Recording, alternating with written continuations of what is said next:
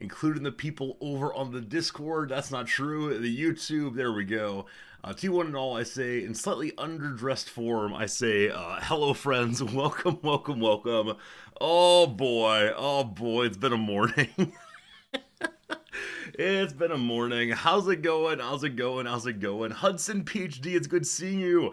Welcome in, Jim. Hello to you, Mike. Hello to you, Tarak. Hello, unnamed Comet Puthru. Welcome. It's good seeing you today, Farinanthus. Jim, welcome. How we doing today, everybody? Stunna, thank you for the resubscription. Welcome in, Asaria. Welcome in, Thrumbo. Thank you for that resub, Stunna. Bluffing, welcome. Steve, welcome. YouTube viewers, welcome. Everyone, welcome. Welcome, welcome, welcome.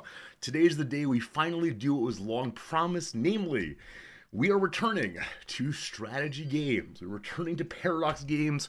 We're returning to the grand strategy of Crusader Kings 3 because overnight, my time, a brand new DLC has released. Have any of you played it? Have any of you enjoyed it? How are other streamers reacting?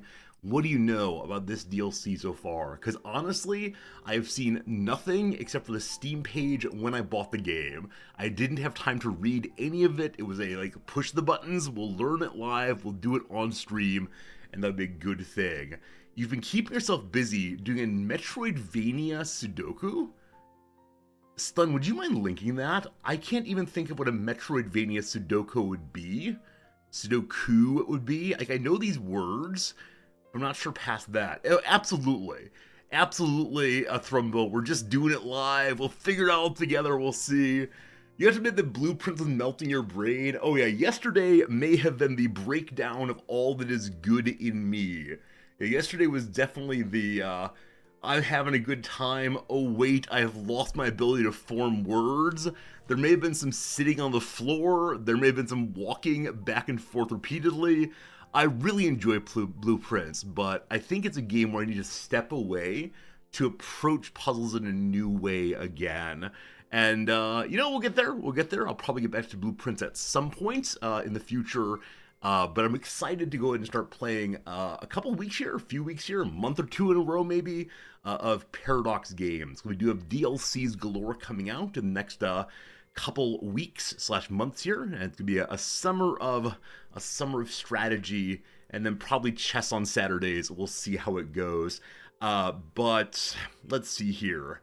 Yeah, we'll see how this goes. I keep saying let's see how this goes a little bit here because I'm slightly in a different place right now. That is. So I've been long told that the people on the Japanese eBay, the one moment, green screen problems, the Mercari are constantly worried about being scammed. Like, they are so on guard for scams all the time, and it's a very explicitly clear way to do things, and don't deviate or else you're going to cause problems. So, yesterday afternoon, I sold a little card on the Mercari, packed it all up, nice and ready to go, put it inside of my little bubble mailer, carried to the convenience store, put it in the convenience store box, pushed the sent button, logged in and sent a little message to the person who bought it saying, hey, your card is sent, it's on the way. All this in Japanese, but the Japanese phrases have been pre-approved by NOMs to make sure that the correct level of formality and they say what I want them to say, all good. So, about 2 hours later that night, around 7 p.m. or so, I get a message saying, it is not showing that it is sent on my end. Throw back saying, hey, dropped off the convenience store about 2 hours ago. You know, definitely it is on its way, and you'll get an update soon. And then I went to bed. And overnight, I received multiple messages saying, what is wrong? I have not received notification. What is wrong? What is wrong? Where's my card? Not a great thing to wake up to. So, I wrote back saying, I have dropped off your card at the convenience store. It'll be picked up later today. As I understand the process, the card is sent on my side, and then you get a notification when the postal person picks it up from the convenience store. Before that, it shows if it's going to be sent from your side. And they were back saying, like, that's not the process. Why did you tell me it was sent? Why did you tell me it was sent? Etc. And I thought I was doing a nice little thing by telling them that it was out of my hands and into the great system that it is.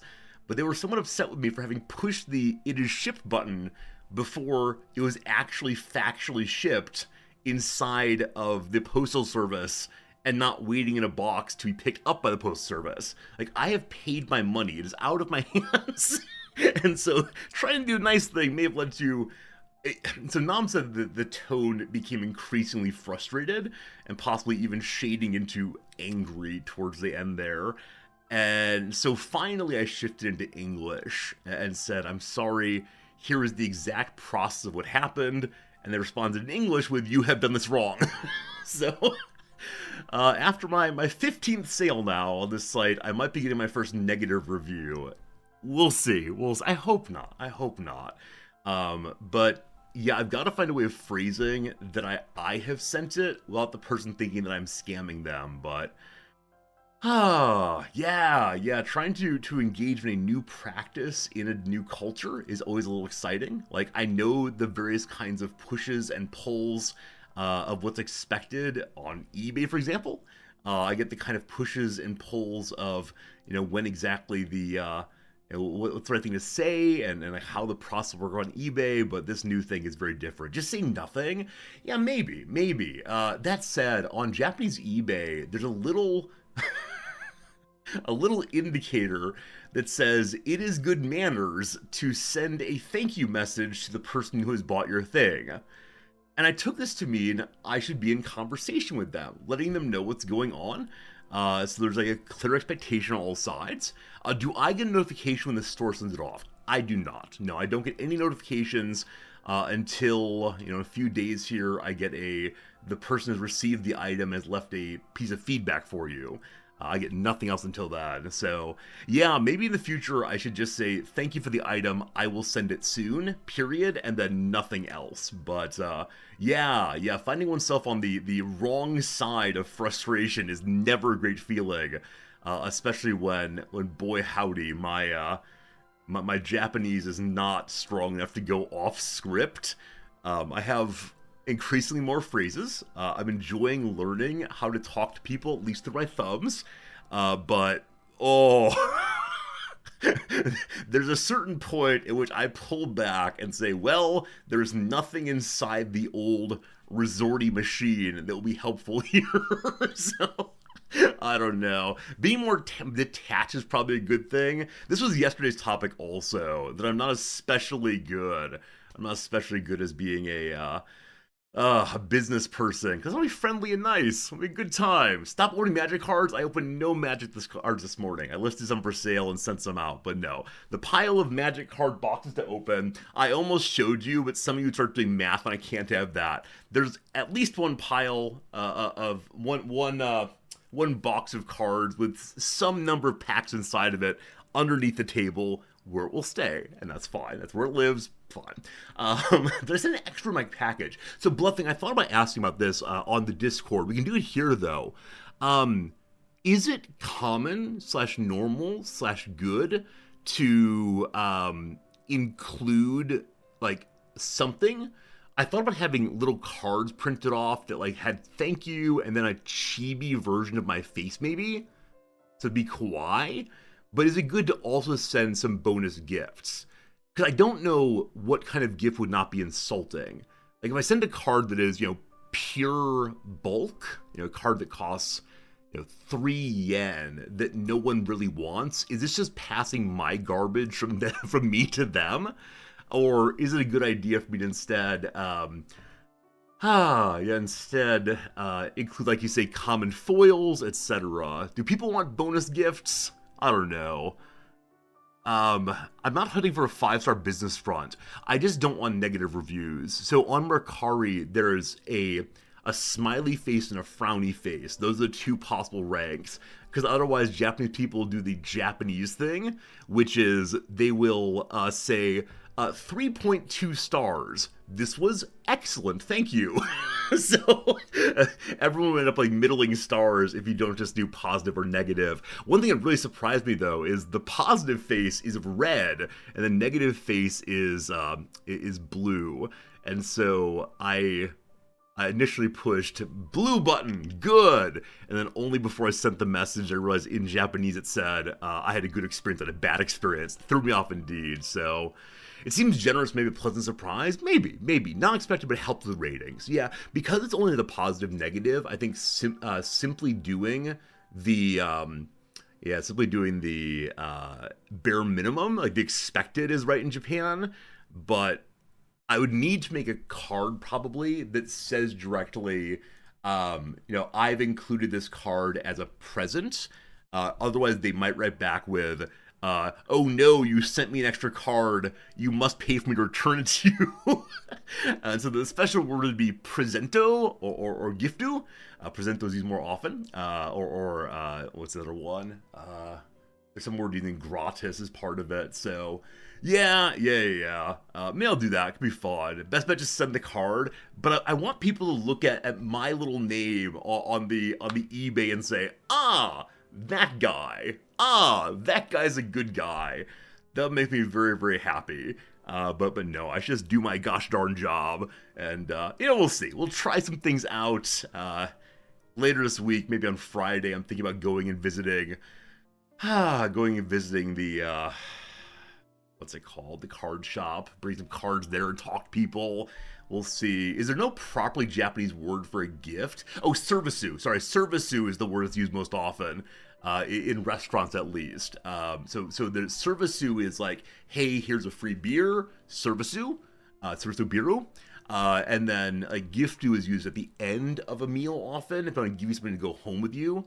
That kind of thing. Is there really no properly Japanese word for a gift? I don't know a proper word. I'm sure there is one. If we asked Noms, she would have one in mind. But yeah, Japanese, perhaps more than English, really likes grabbing onto words from other languages and just forcing them in.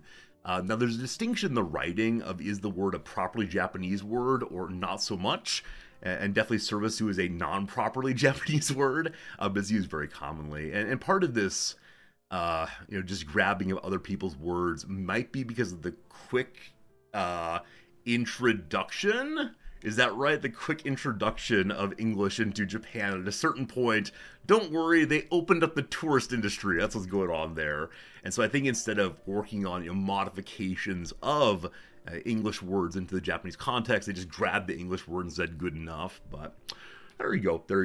So that's the current issue of the day, is how to ensure that the people I'm trying to give things to or sell things to do not in fact hate me. If only they could see as a bumbling American. Currently my profile picture is little cat Fritz. Little cat Fritz doing one of his cute faces. Don't worry, zoomed in only on his face, which is the most adorable part of him. Maybe I should change over to this, and people understand that I'm a well-meaning, though basically confused human being. I don't know. Friends, it is Golden Week. Happy Golden Week, everybody. As mentioned on stream the other day, there is there's an upcoming period of a number of holidays, one after another. And I don't know what all we're doing. We have a lot of good ideas, but basically none of them have come to absolute fruition yet. That said, Noms is home. Noms is upstairs, I think, reading a book. She wants very, very much to go and do more work, but hopefully she's forgotten about that for a little bit, has a little space, and it'll be good for her, I think, for us to do some things. I think this afternoon we're going and having a picnic. How exciting. I think later this week we might go see a baseball game down in one of the open domed baseball areas, or one of the open fields, because the summer's not too hot yet, so that should be a good thing also. Got some walks coming up.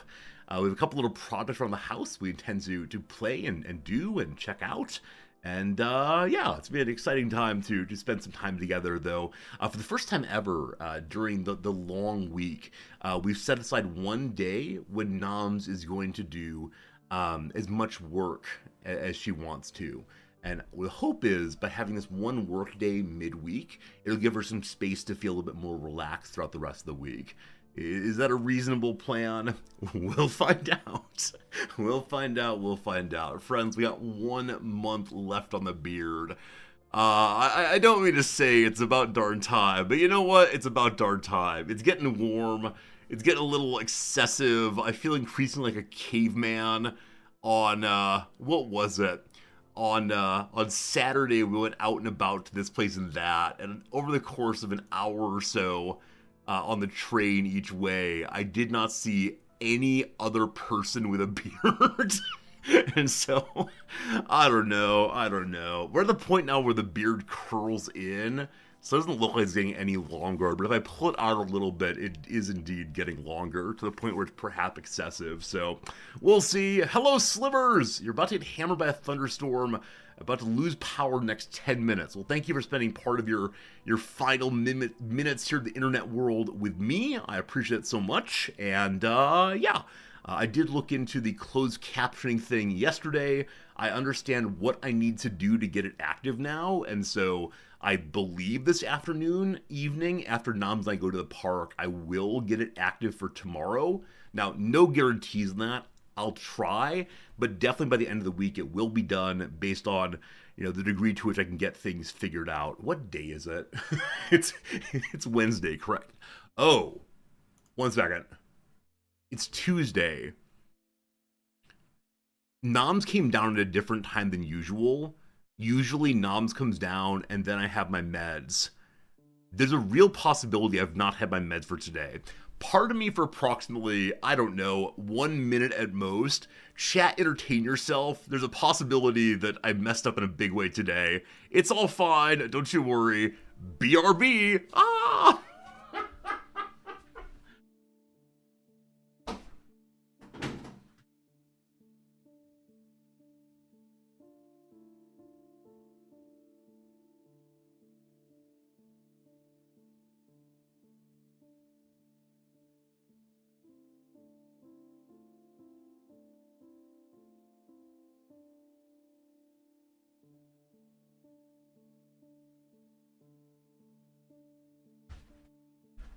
Hello there. The oven's not on.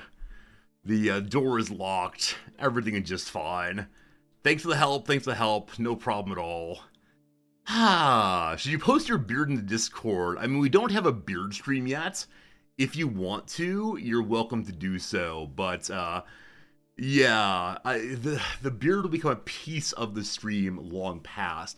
Now, on the Discord, there is an introductions channel. Thus far, no one's posted a picture of themselves in the intro channel, but I see no reason not to do so. It is kind of cool to know what people look like. I've met a few of you in person throughout the years, and so it's nice, thinking, this person looks like that. So if you want to, go wild, but, mostly you're gonna deal with my face, I'm afraid, around here. Hello, Joe G! How's it going? You've been playing Gwent lately. Gwent is the in-universe Witcher game. I spent so many Witcher 3 streams just playing Gwent over and over again. Do I have any tips for Gwent? Joe G, the number one tip I have for Gwent, at least inside of Witcher 3, is that the spy cards are the ones that you should build a deck around. The spy cards are completely unbalanced, and I don't know why they're so strong, and I can tell you why. I don't know how the devs let them become so strong, but yeah, in Gwent, in Witcher 3, spy cards, yes, and absolutely brokenly good. Hello, Black Point. If I don't take my meds, I turn to Mr. Hyde. If you don't know, the Dr. Jekyll and Mr. Hyde musical for some years back, man, there's some weird musicals out there, has a scene in which Mr. Hyde and Dr. Jekyll meet each other called The Confrontation. And as you might know, in this show, both characters are played by just one person. Usually at the professional level. At high schools, they often have two people playing it, in part to get more kiddos involved. But this scene in The Confrontation often has one actor, singer, switching back and forth between the roles as this song is going on. And the best performers, from line to line, they change their singing voice in a way that seems really quite natural. It is absolutely amazing. And so, often the makeup people and hair people will find a way for that scene to have the actor's hair prepared in different ways on each side. And so, when seen from this side, the right side, dextro, the actor's hair will be put into a fairly proper English gentleman's hairstyle. And on the left side, Sinestro, the devil, it'll be long and disheveled and so on. And still switch sides back and forth while different characters are singing. It's absolutely amazing. Have you seen the Hasselhoff version of that show? I have. I actually don't mind it. I think David Hasselhoff is not like the world's greatest actor. He is not the world's greatest singer, but man, he gets out there.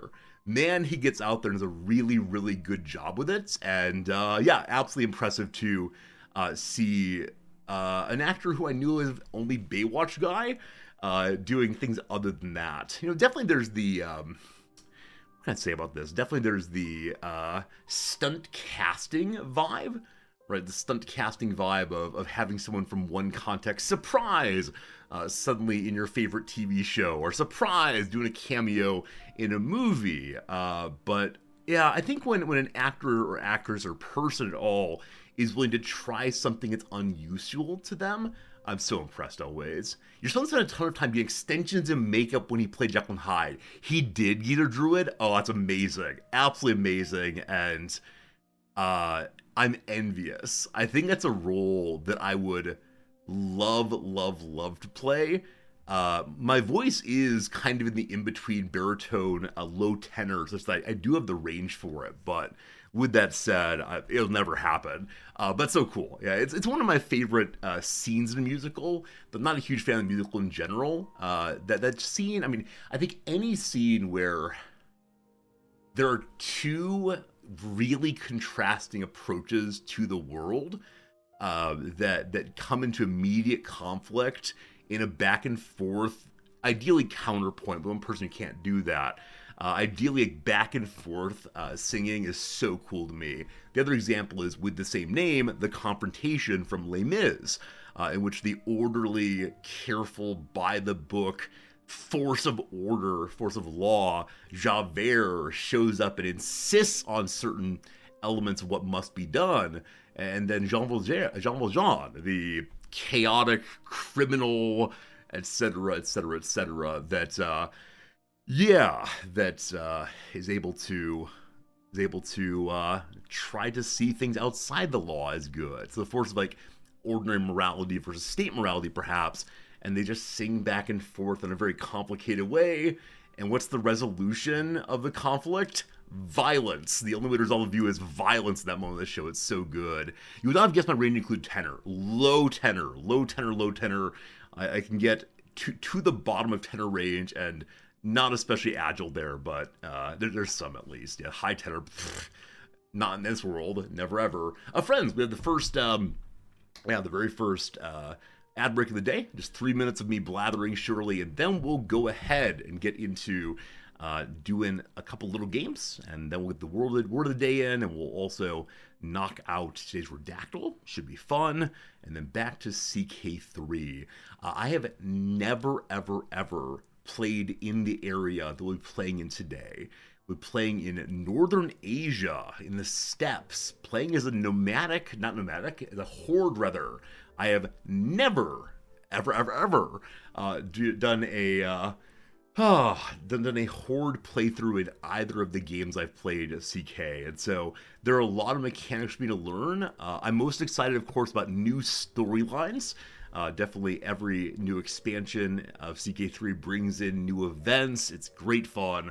We'll have to choose an achievement to work on, probably some big challenging achievement just to sort of guide our playthrough, and that's going to be exciting. I'm very excited to be back in this directory, and it'll be a lovely thing. Steve, you say you love these chat sessions. Look forward to them every day. I thank you for that. I can never decide if I have enough content to fill them, but inevitably we wander into something interesting, or you will ask a great question that gets us off to the races. And yeah, it's a fun time for sure. And as always, thank you all for taking an interest in the things I have to say. I'm sure you'll be even more interested in what I'm saying once we're into CK3, but for now, this feels good for sure. I want to Rizcord multiplayer CK3 versus Genghis Resorty when. That'd be a very funny multiplayer stream. The idea of having me play Genghis Khan and you all have to stop me possibly. Let me learn the mechanics first at the very least. Okay. So I'm going to be showing some ChatGPT art now. I know for some of you, this is the worst thing in the world. I don't want to, what's the phrase, deal with that right now. And so sure would appreciate if we just enjoy this for what it is.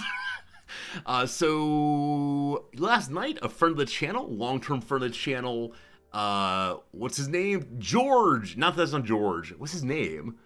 Oh no, this is very rude. I actually met this man in Japan. What's his name? Oh no, not that button. Not that button. GeoRacer. GeoRacer. There we go. Really long-term friend of the channel, another streamer actually, and so I was sent this last night as a, isn't this fun, isn't this cute, won't that be a good time? And so I got ChatGPT to do a Ghibli, not sure as usual, of you and Noms the other day, thought it was fun.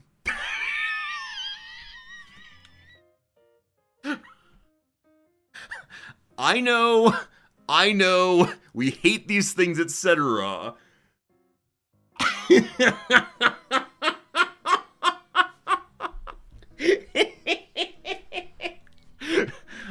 Oh, it's not wrong. It's not wrong. It's not wrong. Now, I don't know why I have a blue band around my arm. That's of course a little bit incorrect, but I think I'm okay with that being the presentation of me.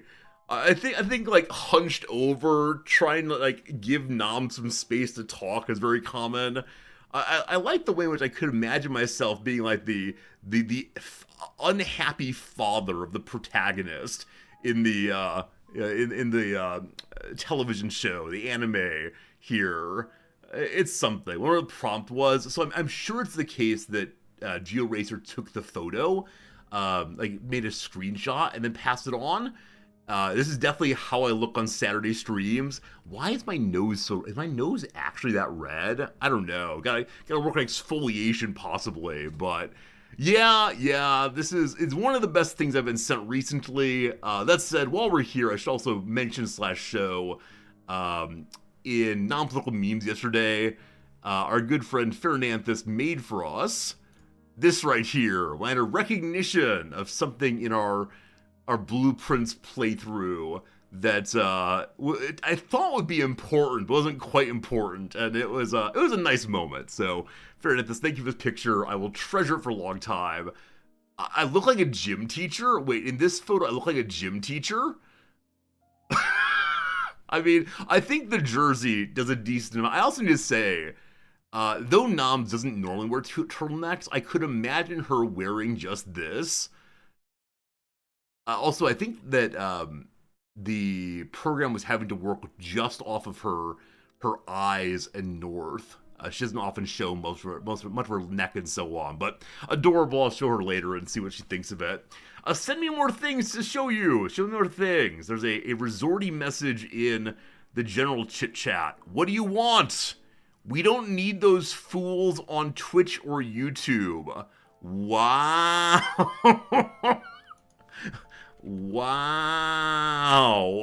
Wow. All right. Very good. Enough of that. Friends, let's go ahead and play a little game called Not That One. I have not logged into this one in quite a while because I have other concerns now, but I should probably unsubscribe from that one. All right, where's the thing I need? Friends, today, guess, we start the CK3 DLC. The intention is for this playthrough to go at least through the 6th, which is to say the 5th in your neck of the woods, because the Stellaris DLC comes out at roughly the 7th or maybe even the 8th. I can't remember exactly when it comes out, somewhere in here. And so I intend to do CK3 until the Stellaris DLC comes out. Then on the 9th, we have a full sponsored stream. And then the 10th and after, I've marked as Stellaris, but that could be back to CK3. We'll see how it goes. The changes to Stellaris look insane. I've honestly not looked. I know there's a DLC coming out. I've not taken a look at the promo material. Stealership, what are the big changes that you've noticed? If you want to mention a few of them. I don't feel like looking through the Stellaris DLC announcement right now. We may have watched the video for it. Did we? I'm actually not even sure if we watched the announcement DLC video for the DLC we're playing today. Not sure. Regardless, on through Mother's Day, I don't know, maybe we'll take a vote of all the mothers in stream on the 11th to see what we play then. I also need to modify this so Saturday is chess. And then going into June there, well, number one, I need to make a little note here. This is Hirsute Liberation Day. An important day in the history of the stream. Very good. It is important, and so important in red. My favorite color. That's an important one to keep in mind for sure. And we got Flag Day, and then Victoria 3 DLC coming out. Pretty excited for that one all the way. Oh, right. Thank you, Blue Link. Yeah, in Stellaris, there's a big change to how population works. Where, I don't know, in Stellaris in its current form, population is handled in the millions of people. And so you end up putting 1 million or so people to work in the mines, 1 million or so people to work in the clerk's office and so on. And I have absolutely no idea how they're changing it, but I can't wait to see how it goes. In North America, May 3rd is the Kentucky Derby. Do you want me getting sloppy off of some mint juleps and wearing a big hat? I can do that, sure. No more donation rewards for ever growing a beard again. Oh, I'm totally fine with it. I mean, I think I've been complaining a little bit as we get closer to the end of this thing. Like, I think that it's gotten to the point now where it's somewhat unpleasant for me. But up till now, it's been absolutely fine. So I think it's likely the case we're going to do the beard thing again in the future. Maybe... Maybe on June 1st, I should, or maybe before that, maybe on the week before June 1st, I should have a week-long tipping battle. Keep the beard or get rid of the beard.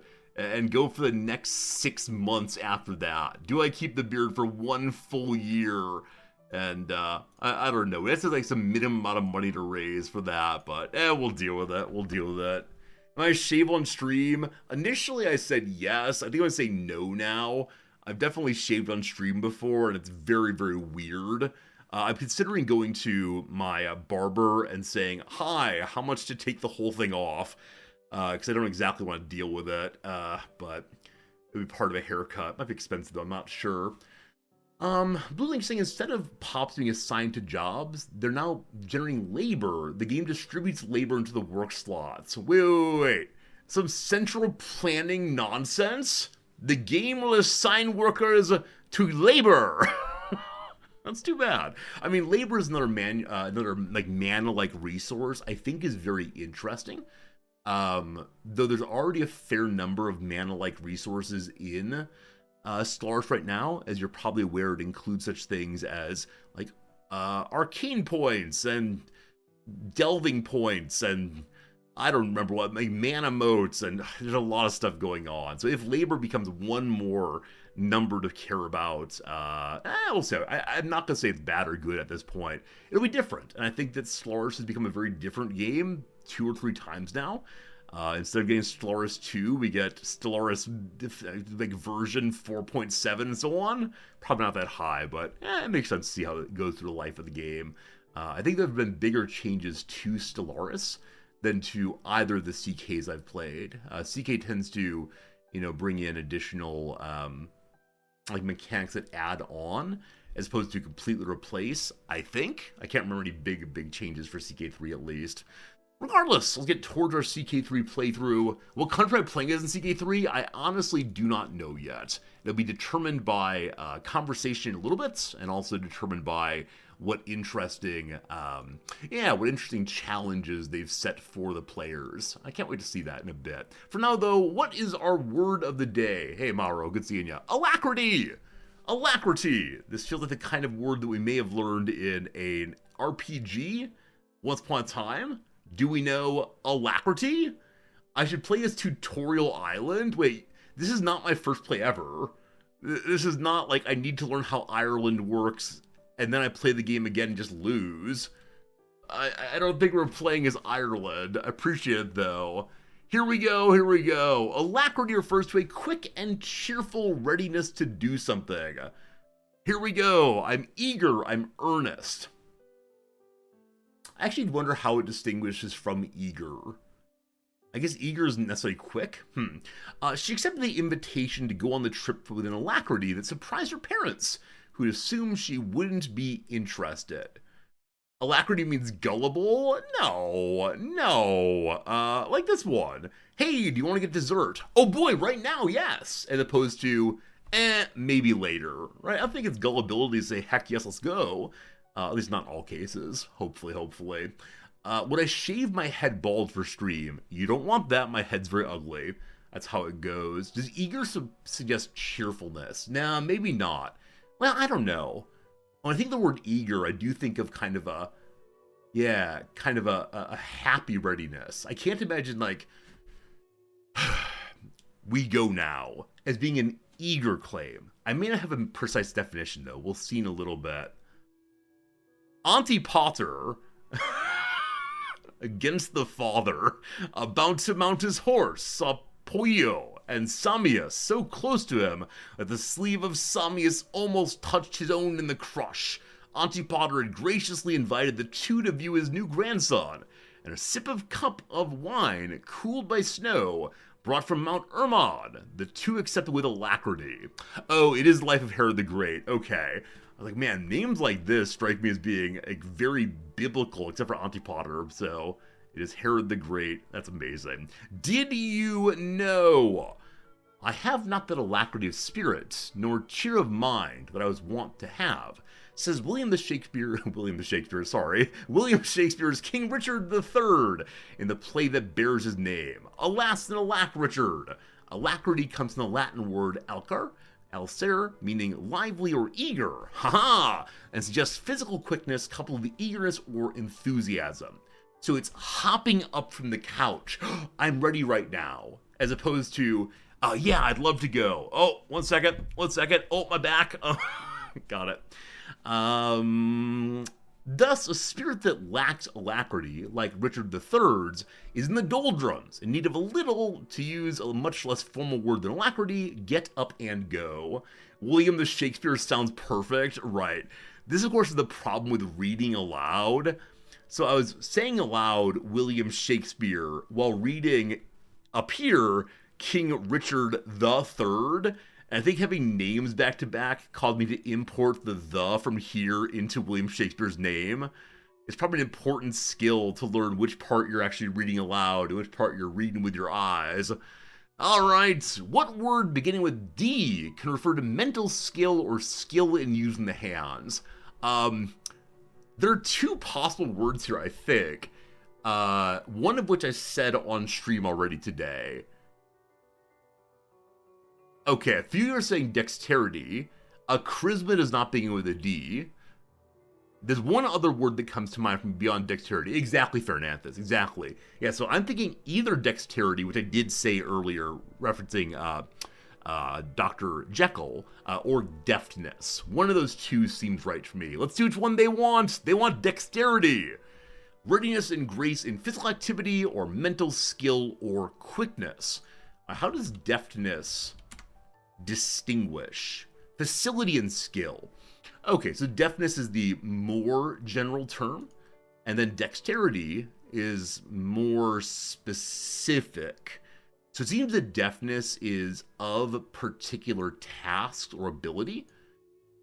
Deft fingers, deft use, where dexterity is more the general ability to do these things.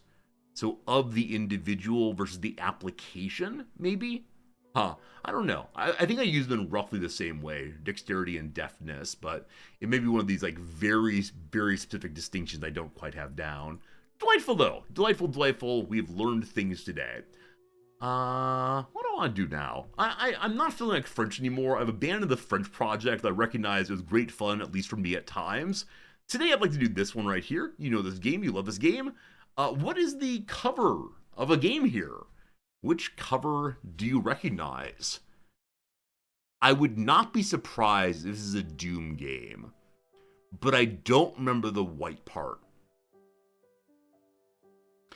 Because I remember on the cover of, I believe, Doom 2, there was a large hulking red beast charging on forward. Or no. Was Doom 2 the giant floating, again, red and blue monstrosity? So I'm thinking maybe Doom. That said, this also could be like a shoulder and a gas mask. So it might be a person inside of an irradiated area. These on the wall are possibly televisions or grates for outside. I do not know which one it is, though. And so I'm going to go with one of the Dooms. Though I see there have been 6 average guesses, so probably it's not a Doom. But we'll see how we start there. Doom 2! Nope, Doom 2. Doom 2 Hell on Earth. Okay, everything is different. That's an ear. I know that humans are in some measure pattern recognizing and thus pattern creating machines. And so, gosh, the little machine was trying its best. Okay, I do wonder if this is a decapitated head. I will now say directly, I have never seen this cover. We might get the name if we see a letter somewhere, but no, I have absolutely no idea. I'm guessing it's a horror game, so I'm gonna say it's one of the Silent Hills, because I know it's horror stuff. I'll say so Silent Hill 4, The Room. It's not that. Oh, is this anime nonsense? Okay. In the background, we see some creepy faces. 1, 2, 3. So the whole time, this was a face that was screaming. I didn't even notice that. And I wonder if in picture 1 I couldn't notice that, but I was so stuck on it being someone's arm or shoulder. Huh. Possibly android-like figures? So are you an android also? Is this iRobot? I do see the eye of a robot. Robo Recall. Sure, that sounds right. This robot is recalling all the women who have spurned him. Not that one. Well, if it helps, this person has a second eye also. That's great. 2 eyes. Kind of symmetrical. We see more electricity going through. The red people seem very, very unhappy. Is this a red versus blue kind of game? I have absolutely no idea. I have absolutely no idea. That they're covering the mouth still makes me wonder if this is some interpretation of I have no mouth and I must scream, and yet I must scream. Though definitely that fellow does not end up with eyes. We're going that anyway. I have no mouth and I must scream. I doubt it's this. It's not. They do in fact have a mouth. Alright, friends, I have one more guess, but really, really, really I do not know. And so I'm gonna... Should I recognize this person?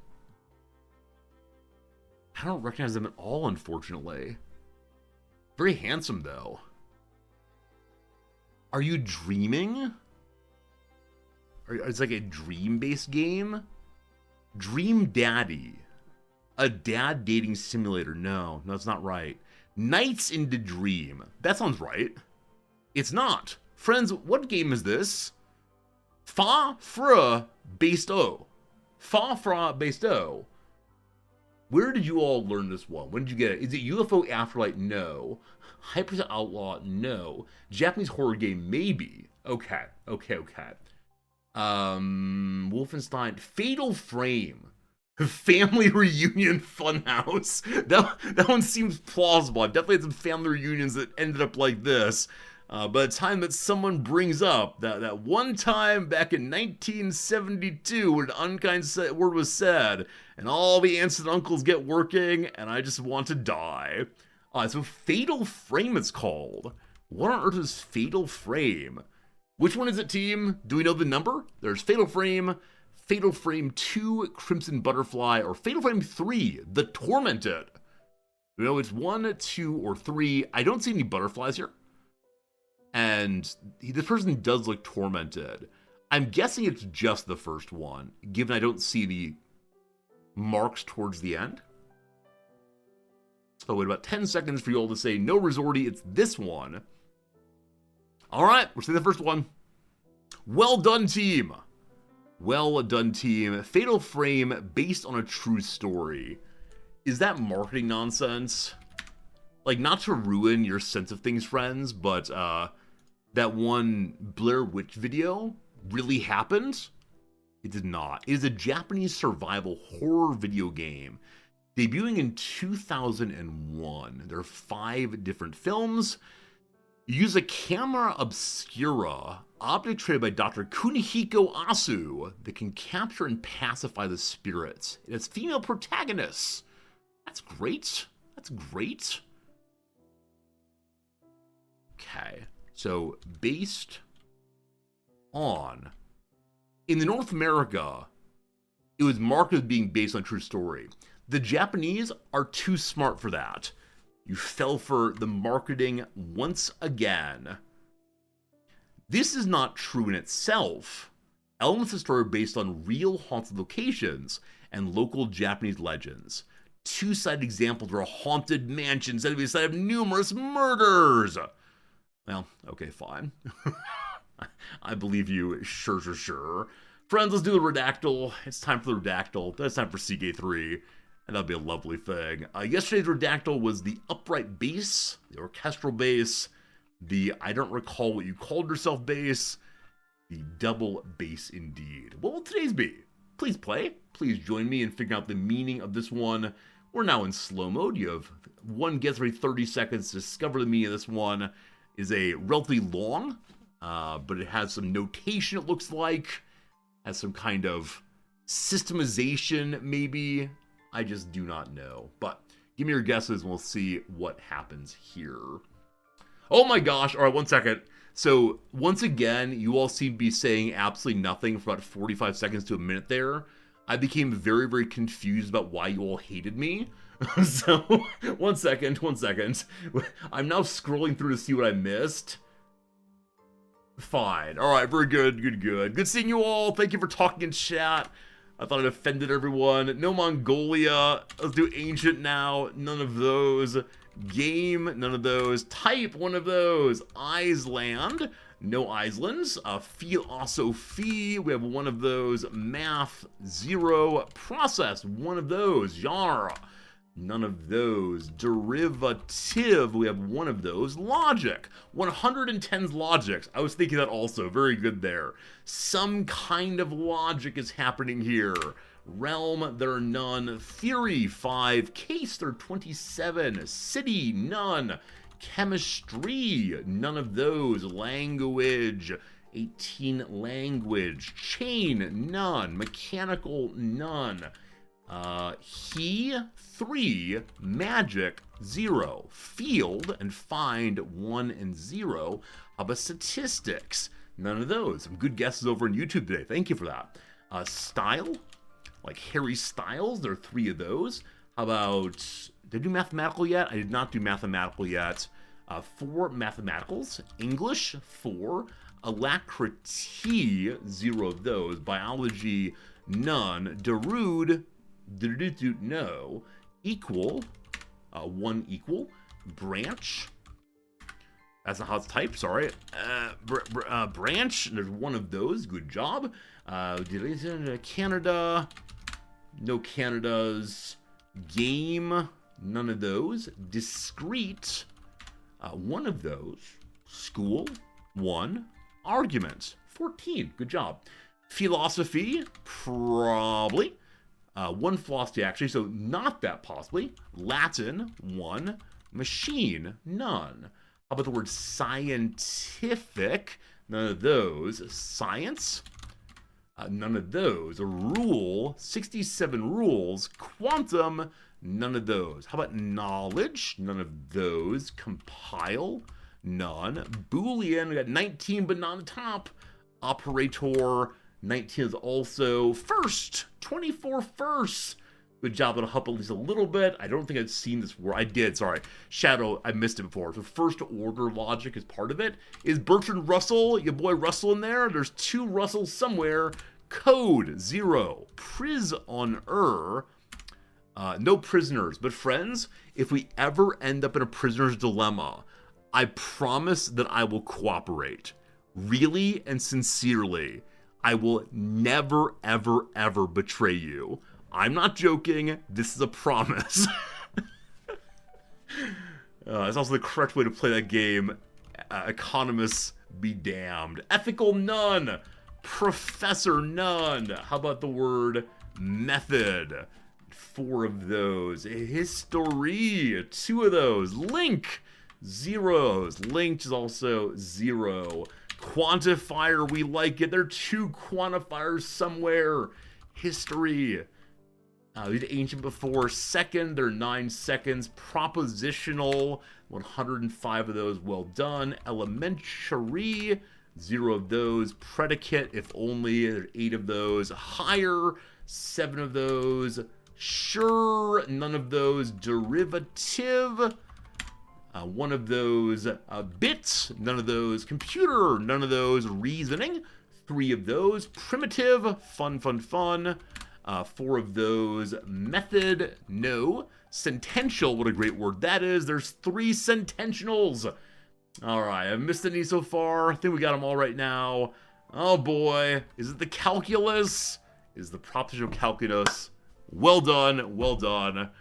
Non-first order logics are confusing but delightful. Took us 71 guesses. The average guess is 38.5. I don't believe it for a moment. There is no way on earth that people are getting propositional calculus off of anything fewer than 20 guesses. I just don't believe it. It's a great phrase, a great word, a great bit of ideas, but no. Like, the people over here, I think, are being honest. I believe that we are appropriately here, but that's rough. How do you know this logic so fast? Hey, let's try to get through how this happened. So that's a good question. That's a very good question. I mean, we had philosophy 1. We had type 1, philosophy 1, derivative 1, logic 110. Oh, good call. The presentation of the ors and the ands here requires something involving, like it could be, okay, like grammatical ands and ors, but no, definitely those standing out as being unredacted is very, very clear. So I think that my seeing those words when I was scrolling made me think similar thoughts, but yes, that's a legitimate guess all the way. We got cases and language and so on.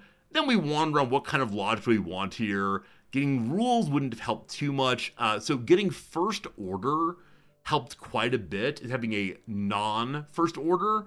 And then the question like, okay, is it intentional logic, is it moral logic? Oh, what kind of logic are we going? Machine logic. And then finally we got propositional, which helps quite a bit. And then propositional calculus, even more interesting.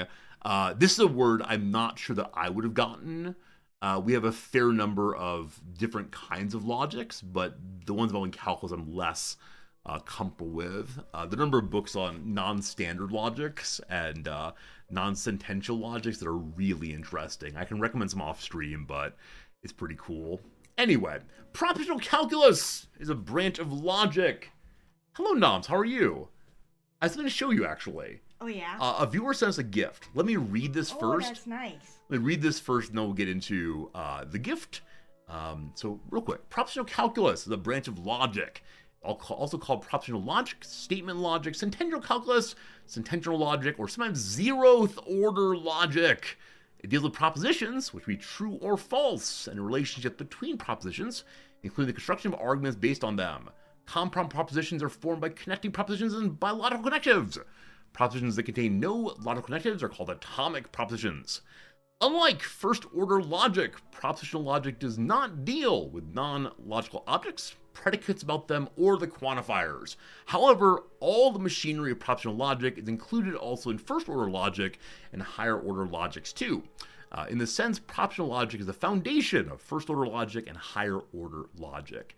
This tends to have complete sentences as the variables of the logic. So it includes things like, if Noms is wearing a yellow shirt and Noms is in the room, then Noms is wearing a yellow shirt in the room. Right, so it's the construction of relationships between full sentences as opposed to internal relationships of sentences. So first order logic includes things like Noms is wearing a shirt. If, not the same thing, sorry. Noms is wearing a shirt and Noms' shirt is yellow. Therefore, Noms, never mind. It's the combination of predicate level as opposed to sentential level. Regardless, Noms, I wish to talk to you about other things and show you things that matter and all the rest. And then we can talk people about things they have in chat there. And it's good to see you. I didn't think we'd see you today. Yeah, you're on break. Well, I had two things I wanted to share. Let me show you this thing first, and then I invite you to share. Okay. And I'll have to invite you a little closer to the mouse, not mouse, closer to the microphone for this one. To move my mouse closer to the... Oh, that's so nice. Yeah, no, again, this is definitely a boo AI moment, because I don't want to talk about it. So this is a horrible thing to have made. Uh-huh. However... That's so nice. Yeah, someone took a photo of us off of the stream on Saturday and put it into the LLM machine and said, please make a Ghibli Ghibli version of this picture. Yeah. And like the thing that I don't mind so much about this is I would have never ever asked anyone to do this. And I would have never ever said, I will pay money for this to be done. Now, the person who sent it to us, friend GeoRacer, I don't know if he would have ever said, I want someone to pay money to do this one. Yeah. But I think it's delightful. Yeah. It's delightful. Yeah. The presentation of me, I don't exactly mind. Yeah. Though I noticed it's actually marked out that I have arm hair, and that feels very, very weird. I don't like that at all. And it's like smooth arm in anime world. And I feel like I look like the town blacksmith, maybe. I like to be a blacksmith. How do you feel like your photo there? Yeah, it feels fine. It feels fine. Yeah, it's good. I was thinking it was like working off of less than your full face, and then learning what would do your chin and so on. I think it's actually fairly accurate. Yeah. The beard needs more gray. No. In anime world, we never, ever get old. That said, I was told earlier that red noses are a common feature of these kinds of films, but Noms does not have a red nose. Why is that? Or is it only like whitish people who get the red noses? Yeah, maybe it's only white people. Yeah. That's too bad. That's too bad. Males get red noses. Okay. So I'm in fact the Rudolph the red-nosed reindeer of this thing. And Noms, you are apparently Santa Claus. You look like a cat burglar. I can imagine you trying to break into people's homes. It's great though. It's bad. It's terrible. It's horrible. But I like it. I'll take it absolutely every day of the week. That's pretty good stuff. All right, enough of that. Now I'll do a couple quick stories, and then we will get on to today's Crusader King 3 day. Yeah. Do the stories include me, or are they all you stories? How's it going? One includes you. Okay, I forgot to get myself a drink this morning. I have no water or coffee. So I invite you to please go ahead and tell a quick story here. Whatever it is. I don't have my glasses on, so woo! Yeah, you might have to. Can you read chat still or no? Oh yeah, I can read chat. Yeah, Dr. I'm Possible. trying to remember what my stories are. Yeah, Dr. Possible, absolutely the case. I'm not trying to defend it. I just wanted to show something that a friend sent over that I thought would be funny.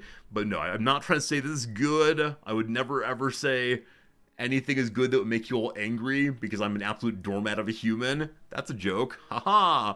And I'll be back in just a moment. Noms, all you. So I should tell the story that doesn't involve you. If you would, the story doesn't involve you. You should be here for the story that involves you. That sounds good. Noms, you're on the air. Oh, look, my hair is flying everywhere. Sorry, folks. Okay, and I don't have glasses on. Woo! Um, the story that does not involve Resorty has to do with my trying once again, because hope springs eternal, to study kanji. So I was studying along in a little Duolingo, and I thought, oh, this is.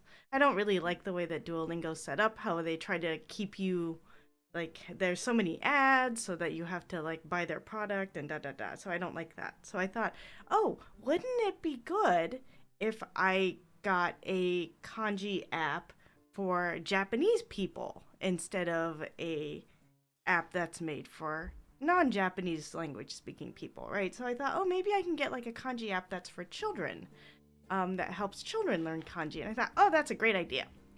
And so I went and I searched for such an app, and I learned that there was an app that was created and published by the company that does the kanji tests.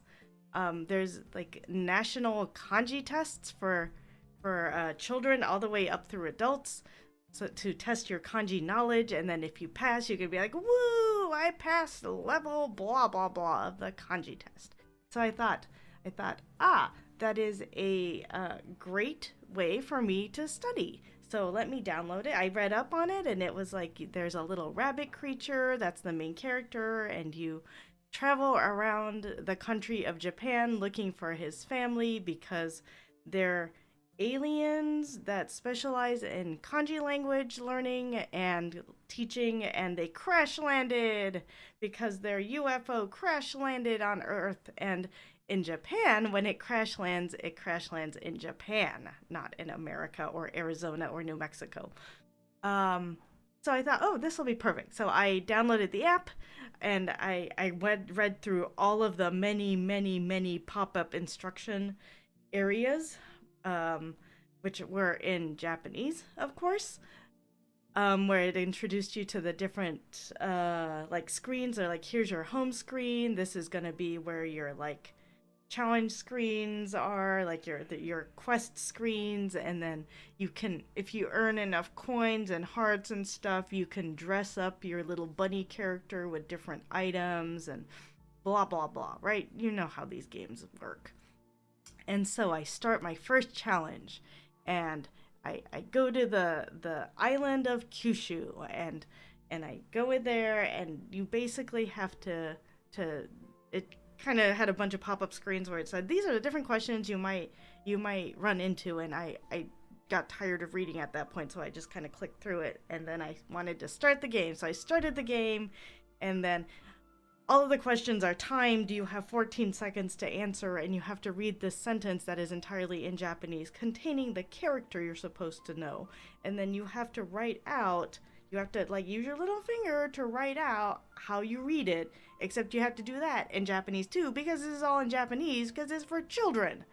And so this is at a kindergarten level where there's a sentence and there's a kanji, and you have to be like, this is how you read the kanji, except you have to write that out with your little fingers, which means you have to remember all the hiragana, and you have to write them in the right order, and it has to look right.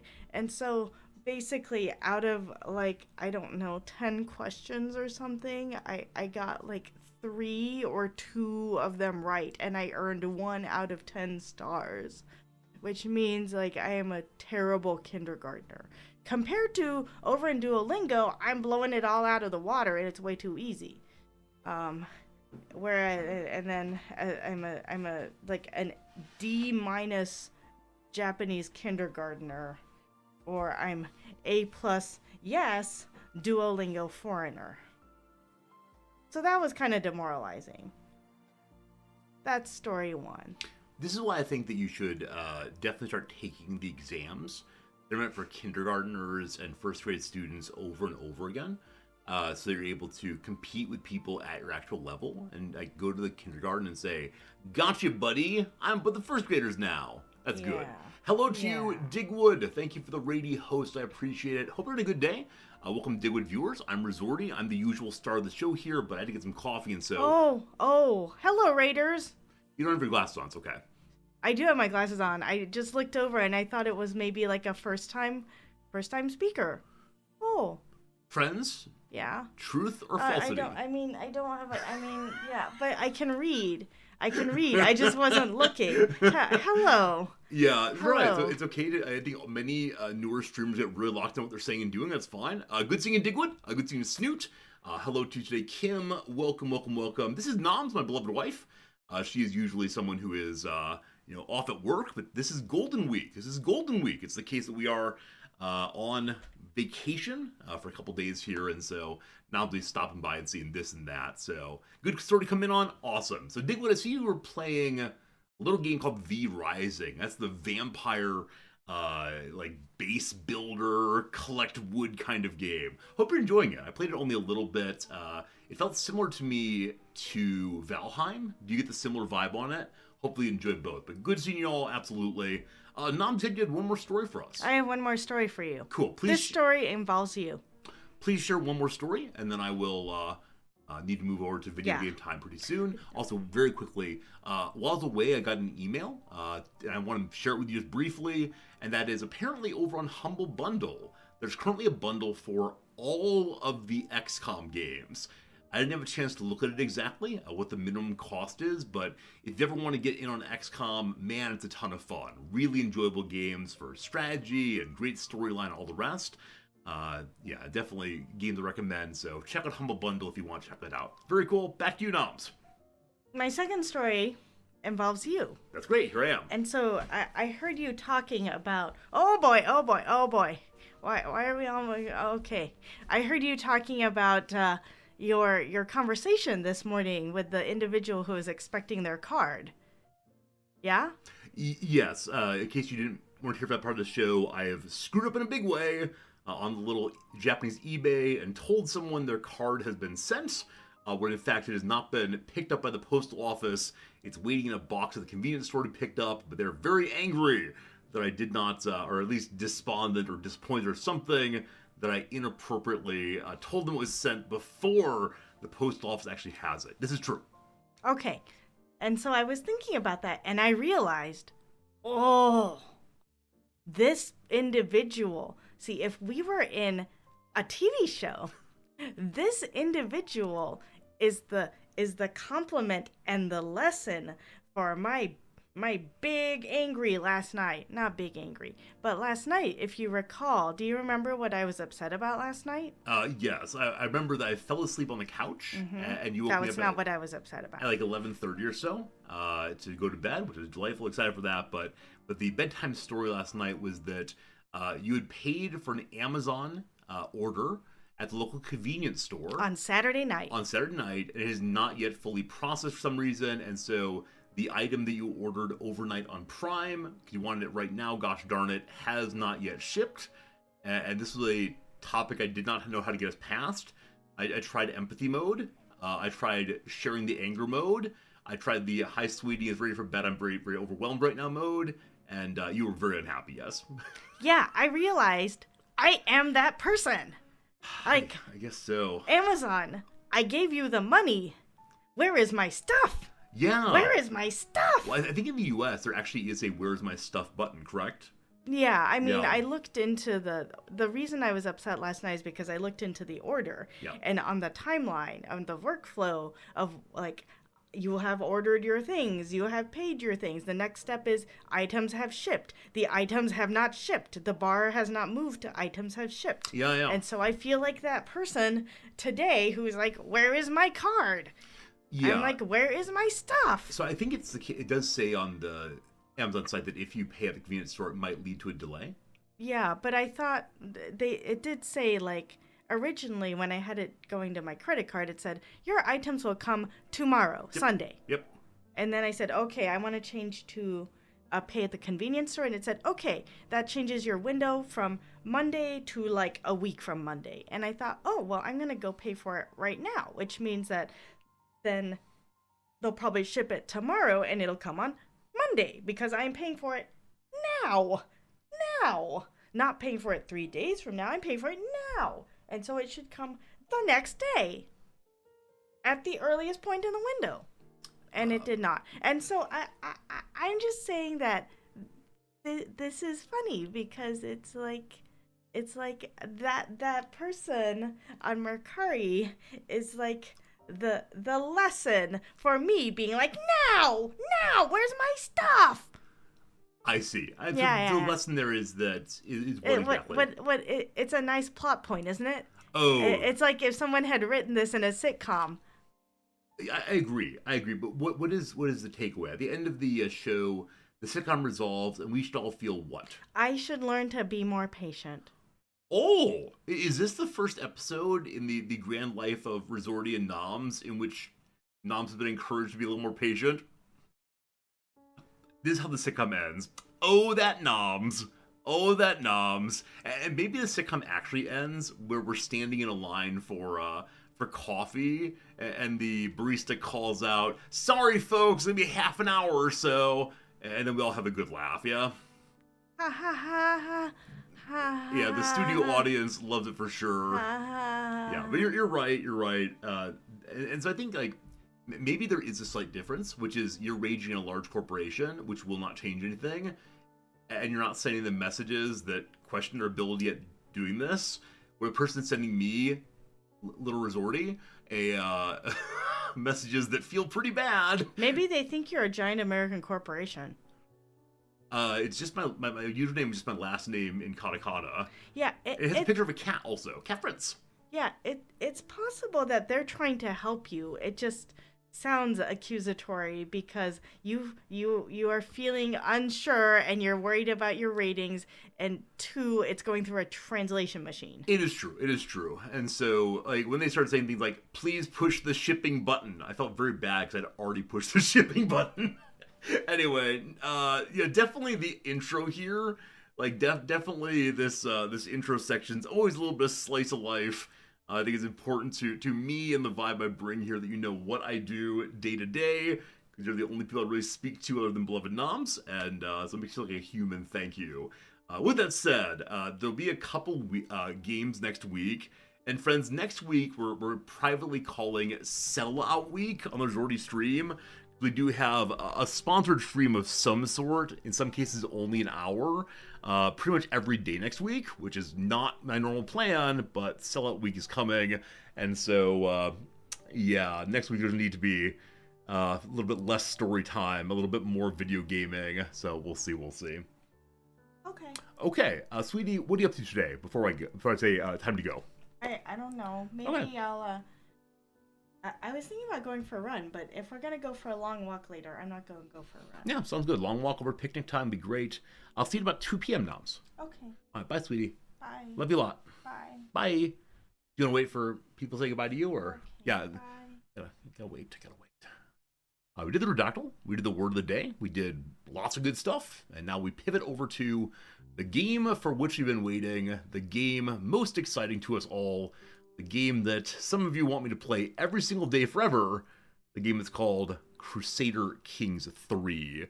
Apparently a very small update for me to download real quick, so we'll go ahead and do that. Playing U-Boat? No, not playing U-Boat, unfortunately.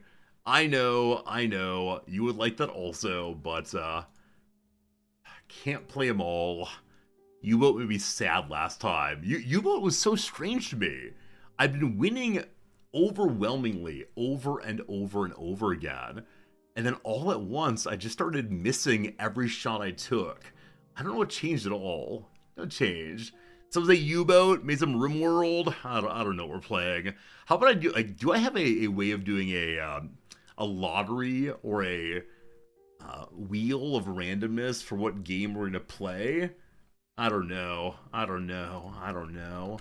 All right, CK3 is ready to go. We push that play button. We go to the screen right here.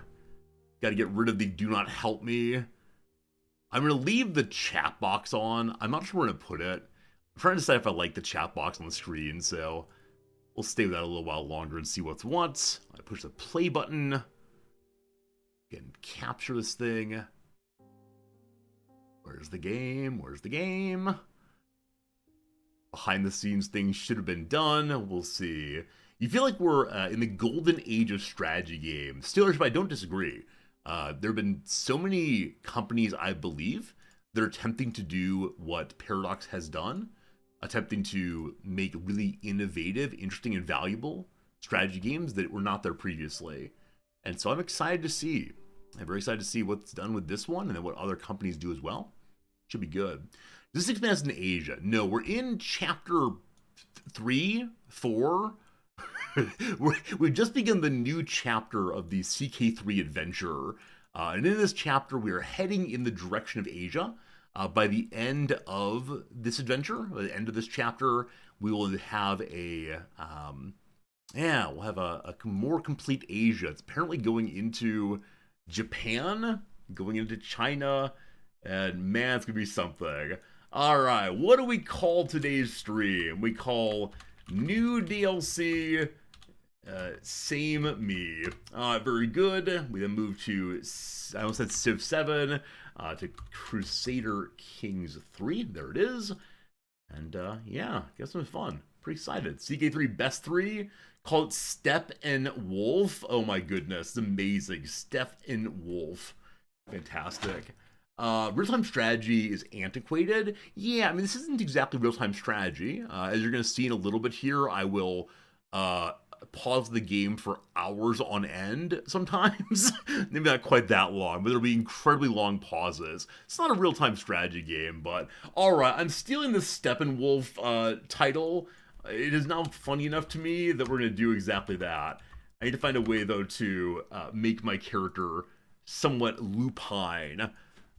Like that one character in Harry Potter, for sure. Perfect title. Good job, HPG. We appreciate it very much. I need a jacket. Getting a little chilly in here. Should probably turn off the air conditioner. Here it is. Lupin the Third. Is that one of the detective guys, possibly? Also, why are we stuck on initializing for so long? This feels new, different, and in fact bad. Alright, got that brown jacket today.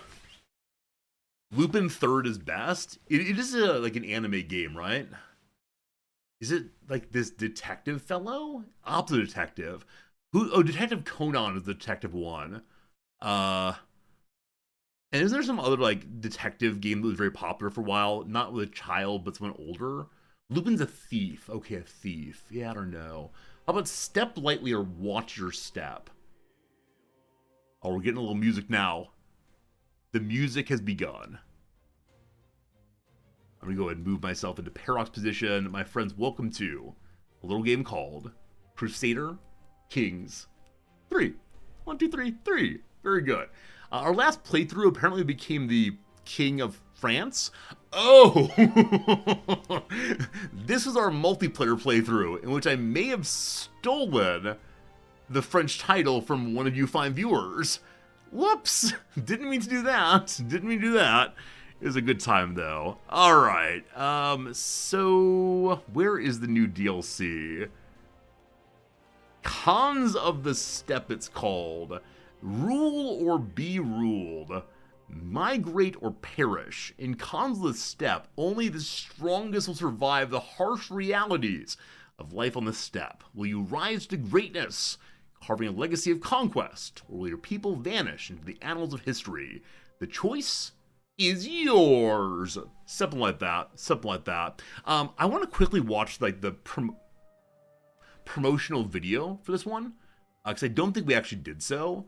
And I always love the little videos they make. So let's see if we can find it briefly on the Steam, I'm guessing. Okay. And we go to the store on this thing. There it is. I want to see how they teach us about the new DLC. I think we may have seen the Chapter 4 video possibly. But how about this particular one? Which is Cons of the Steppes. Do they have a video for it? They do have a video for it. Okay, I'm going to go away. I'm going to let's listen to this together, unabated and unperturbed. Which one is it? This one is the promotional video. It's 1 minute long. We'll probably watch both of these and see how they go. So number 1. The grass beneath our feet has turned brown and withered. The rivers, parched and lifeless, faded to dust. And so, we ride westward to lands green with promise, No ink upon parchment can tame the storm that rides with us. No wall of stone nor iron gate can withstand the might of my horde. Under my banner, the whole world will crumble, and from its ashes, a new one will rise.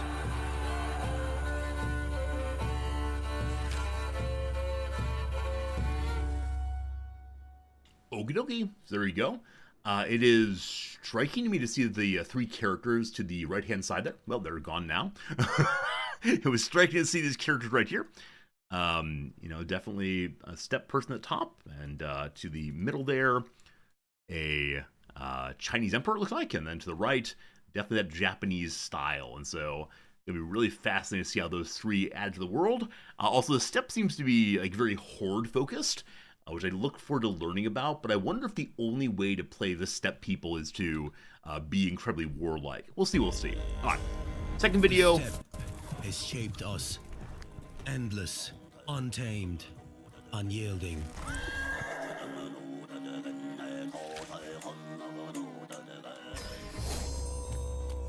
Our strength is in the riders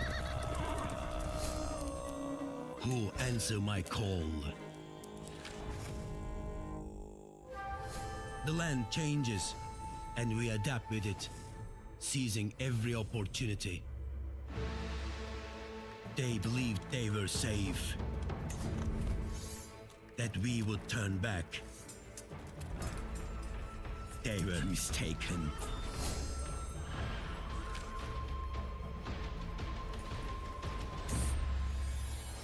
The world will know my name.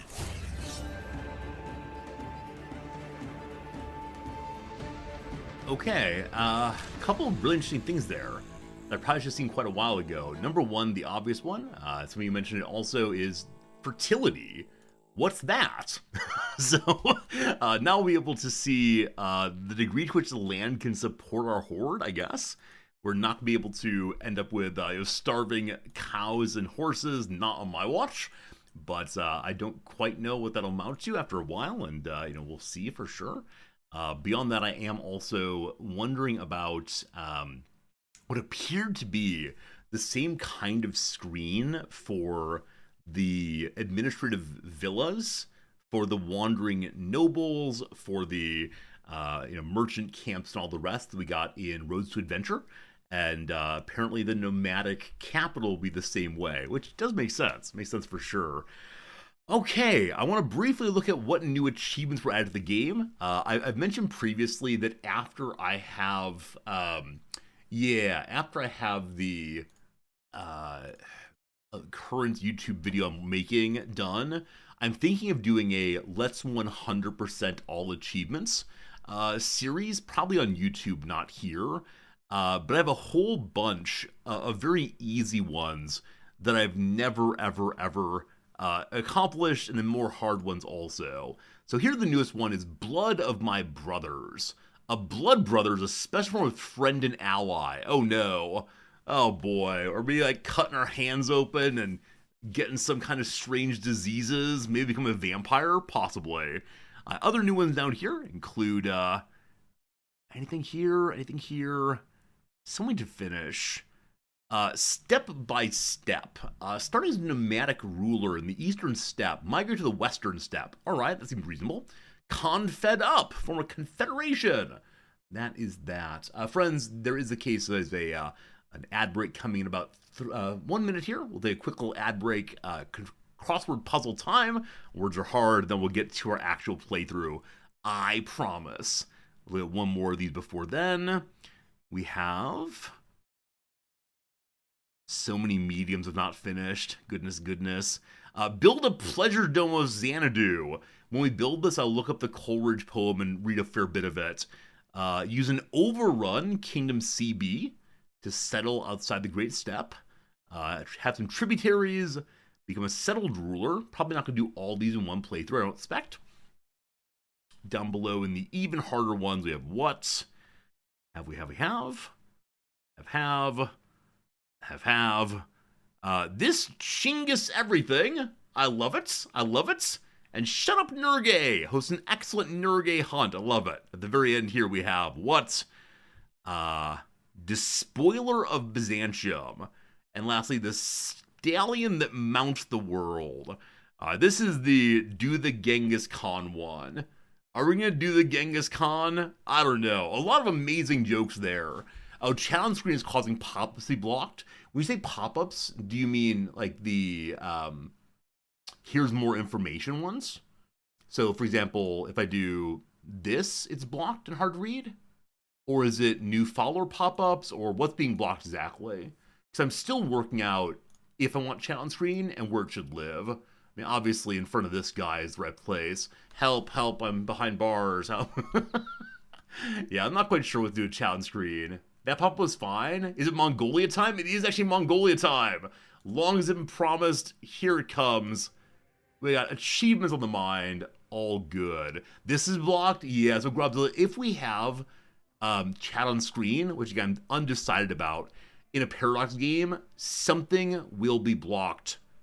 Unfortunately, always. And there's just no way to avoid that. All right. So in the oldest era, there's no guaranteed, no guaranteed starts of the Far East. In 1066, we now have At the Gates. Since time immemorial, peoples have migrated across the steppes and followed the ways of the nomads for countless generations. Now, the world beyond encroached their homelands.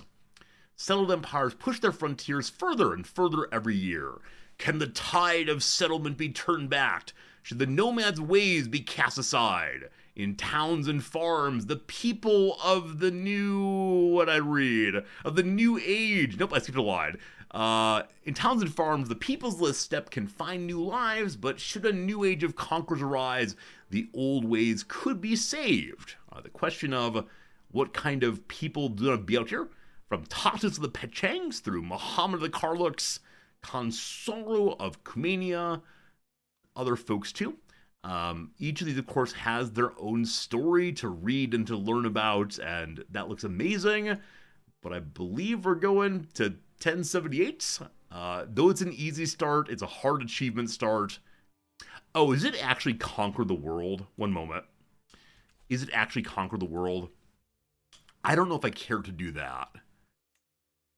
It is indeed Conquer the World. Something USB just disconnected. No idea what that was. Team, I've never conquered the world. I was waiting for a time to do it. We can always start and then do something else if we get bored. Just after a while, in a successful playthrough, it becomes trivial to conquer the world, but takes such a long time to do so. So I don't know, but all right. We're going to try the obvious playthrough first. This period called the Endless Sky, the 1st October, 1178. The migration movement of nomadic people is an incredible sight to behold. A living, thronging sea of lives and livestock, venturing vast distances in search of pasturage. The seemingly endless hoofbeats of the herds and flocks beat like a war drum. A reminder to sedentary neighbors the horde could strike at any moment. For what are such wandering tribes if not armies forever on the march? Here's the big question. The world of the sown lies reap for any chieftain courageous enough to claim its bounty. Will you lead your tribe beyond the endless expanse and carve out an empire from horseback? Gosh, I'll try. And good call. 1178 is a fairly late start, is the latest it starts, and so presumably we will have not that much time to figure out how to take over the world, and it is a very hard achievement for a reason, so we'll see how it goes. All right, we choose the High Chieftain Temujin. How do we say his name? Am I saying it correctly? Temujin? If not, I'm happy to look it up. Temujin was born with a blood clot in his right hand. I had no idea. A sign of extraordinary destiny. Though still young, he's already faced grave trials. The murder of his father, crushing hunger, and imprisonment by a rival tribe. Yet his resolve remains unbroken, and now he is gathering bold riders under his banner. Let the earth quake beneath the thunderous hooves of your endless hordes, and make the world bend to your will. Alright. We do Iron Man in this family. Achievements available. Normal difficulty. Let's get down to business. To be the Huns. Alright, what do we call this one? From Asia to the world with love. Lovely. Alright, so new activities, new mechanics, new things to learn. New, all the way new. You've seen during the intro I've been moving around the chat. I will not be able to do that during the actual game, and so we'll see what we go up there. We got horses, that's true. We need fertility. So I suspect it's the case that this particular playthrough is going to have story events. One of the recent introductions is more clear storylines. I think a lot of players get kind of confused on what to do next. And so for the recommended starts, the devs have started giving more hints and pushes to show players both what can be done and a good way to think about what to do next consistently. But here we go, out here in the Great Steppe, an endless sea of grass and rock.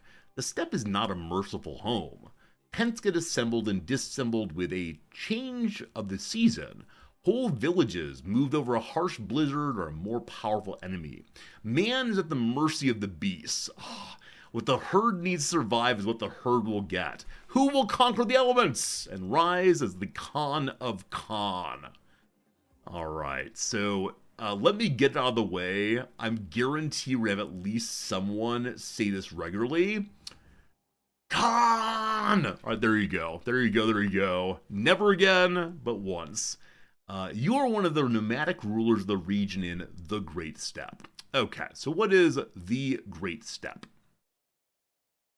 It's the endless sea of grass, the Eurasian steppe, and the climate conditions that shape it, and it's divided into 3 regions, the western, the central, and the eastern. The different steppe seasons depict these both positive and negative adverse effects. One second. What mode is my... There we go. It's a middle click lock-in. The different steppe seasons depict these both positive and negative events, offering opportunities for special actions only available during that time, and modifying the county fertility of each region. Only nomadic or herder rulers... I'm gonna play a playthrough of this as a herder ruler, and I'm gonna base it on the poet herder, and we're gonna read poems from a herder constantly. That'd be amazing. I can't wait. It'll be a terrible playthrough. We'll see. Herders are unplayable. Mods, please fix. Dev, please fix. Anyone but me, please fix. You can't play the herder. This is ruining my fun. Like, ha ha ha, I'll enjoy this. Ha ha ha, life is nice. No, Resorty, you can't do that. Anyway, they take part in situations, and the Gurkhan represents the most powerful ruler in the region. So the Gurkhan, which sounds like a pickle, is the nomadic ruler with the biggest herd in the entire region, making them a powerful ally or dreadful enemy. Only the Gurkhan may reach the highest level of dominance, allowing them then to become the greatest of Khans and marking them as a target. Dominance represents the projected power of a nomadic ruler. It's increased by herd size. There are 5 levels: unruly, limited, high, absolute, and unrestricted. So really, I wish to acquire more cows constantly. 3 important icons. Number 1, county fertility. It exists in counties located within the Great Steppe and can be grazed by nomadic rulers to increase their herd. Alright, so eat more food, make more babies. Got it. A county's fertility represents the quality of its pastures. Fertility stabilizes around the fertility equilibrium. This is what I need in my life. One more mechanic. Alright, fertility equilibrium. Is it determined county by county, or is it absolute? Prediction of how fertile a county will become over a long time. If it's below equilibrium, it will grow, decline if it's above it. Fertility equilibrium and speed of change are mostly dependent on growth and consumption modifiers of the county. If growth and consumption are small, any change will have a greater effect. So I suspect that as development goes up, fertility goes down because you can't grow grass underneath the buildings. Cool. Now we have seasons also. A steppe season represents the current climate of the Great Steppe and the effects it has on county fertility, as well as the effects available to involved situation rulers. So, two things to mention. Number one, of course, there are seasons in the main map, main game, feudal world, etc. When I'm playing as Vikings, I tend to ignore these entirely. When I'm playing as feudal rulers, I tend to say I should care about not sending my people into battle in the winter, and I do it anyway because I just forget regularly. Number two, this is a closed-off area in the same way as Persia and Spain. There's an event going on, a situation going on, and that situation, I believe, is who gets to be the greatest of the Khans around these parts. Alright, steppe seasons are independent to each region, and nomadic rulers may want to move to those with positive active seasons. Is that strange? I wonder if it could be like winter on one tile and then a blazing hot summer on the next one? I hope that's not the case. I hope that the different seasons are things like, it is now raining, it is now snowing, it is windy here but not there, but not full seasons. We'll see how it goes. Alright, on occasion, the same season may occur in more than one situation region at a time. Got it. Lastly for now, migration. Essential to the nomads. When county fertility in the realm is low, they'll often move in search of greener pastures. Migration can only target de jure titles, and the accessible tiers are limited by a ruler's dominance. Okay, so migration is a targeted move, attack maybe. It's not simply go to this county, but instead engage with the de jure ruler of this county. Now, what happens if there is no de jure ruler? What if it's de facto held? Maybe you're going for the de jure title, which can never truly be destroyed because the law is deep in our heart. I have no idea. A proposal will be sent to the nomad with the biggest herd in the desired area, and they can decide whether to leave their lands willingly or go to war to defend them. Herders will always leave their lands, as they do not have the means to defend themselves. Okay, so this migration movement only happens within the steppes, and we push other people off of their land. Cool. I hope there's a mechanic by which I can recruit them instead. I don't want to steal from the local herders, but if they want to join up and be soldiers or, I don't know, carry our bags, I'd be all about that, sure. We'll see, we'll see. Together we ride. Welcome one and all to the far east side of the map. Like I said, I've never played this area in any of my Crusader Kings playthrough, CK2 or CK1. I know a little bit about India down below, but then, man, until we get roughly here, I know nothing. Like this portion, I always like looking over and saying, oh look, it's you, that kind of thing. But my knowledge of the interactions, the rulers, is slight to say the least. So it's been awesome to see a new area filled out. I think one of the greatest joys for a lot of players on every single DLC or expansion or even content pack is to see what's been filled out that previously was not filled out. So previously, again, for me, this area meant nothing other than the Great Khan comes from here eventually. But yeah, it's going to be another great way to see the world. Is this new? I don't recall seeing this before. This is the fleur-de-lis, of course, but then the fox was quick to say, however, Sir, whither so fast away? Are you afraid of me, that am your friend? A fiend or worst, I should be to intend. You harm or practice villainy upon you. Dear sir, I was not even spying on you. It isn't new? Then how on earth have I not seen it? I guess I haven't zoomed out enough recently. Also, sorry for the very bad scanning of that. Just missed a sentence carrying on. Anything new out here? I mean, obviously, The question of the East is new. Is this sword new? I know that the rip map is not new. Is the bear new? Welcome to the question of I don't recall it's on the table, but I love the things all the way anyway. Okay, so what do we know? Let's start with our character as always. Hey look, at age 16, Brother Man is looking like a serious business kind of person. It's fairly obvious why they may have become the greatest of them all. Age 16, questionable diplomacy, questionable, it's above average, but still questionable relative. Crazy martial, crazy intrigue. You're a Tengri. I've never played as Tengri before, so what do we believe in? An unreformed faith, of course. Esotericism. Children with learning might become wise men, which is a virtue. Cool. Next up, ancestor worship. So more level of splendor for newborns, and the same for marriage, the same for long range. Also, close families are better, an opinion, and characters of faith gain additional bonuses for pilgrimages. Alright, I see there's a holy site that is held by the Nestorians, right there. Also, a holy site right here, held by someone else. So these two are obvious targets the time ahead. And a warmonger.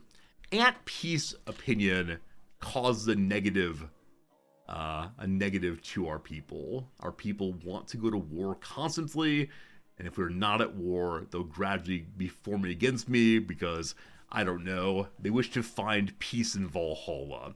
Number 2, rulers have a conquest CB. This is always hilarious. So there's always a good reason to fight. You don't have to develop one. It's just, hey, people next door should be attacked. Prestigious rulers can use an invasion CB once per lifetime. We'll probably not be doing that in our playthrough because I believe invasion is to resettle in a new kingdom. If one exists, the head of faith can declare a holy war. So there's the crusades. And lastly, the clergy are allowed to join the military. We love that most of all. Alright, the sins are deceit, cravenness, and arbitrariness. You gotta follow your claims. Not allowed to be a coward. And lastly, no tricking people. On the good side is honesty, bravery, justice, and being a wise person. Men are in charge of this thing. We are theocratic. We like pilgrimages. We can have concubines. We can divorce. A lot to legitimize. We can marry our cousins. We do not believe in homosexual relationships, nor deviancy so-called. In fact, everything that could be a crime is a crime. And of the clergy, women can join the clergy. Sky burials. Alright, so it's the case that we get eaten by the birds if we die. Looks good to me. Looks good to me. Okay, beyond that, we don't have any virtues, but we're shrewd, good in open terrains. The way of the nomad. Temujin has been shaped from birth by the harsh life on the steppe. His ways, though strange to the meek, settled peoples, offer unmatched strength and cunning. This is a lifestyle trait. We'll have to go and look at lifestyles then. They're probably different for nomads. Myself against my brothers and I against my cousins, my cousins and I against the other tribes, all the tribes against the world. Fantastic. And then standard. Alright, so we begin saying, hey, what's this? So along with ordinary gold, one also has the herd. So the herd is going to attempt to grow to 8,100. Why is that our current cap?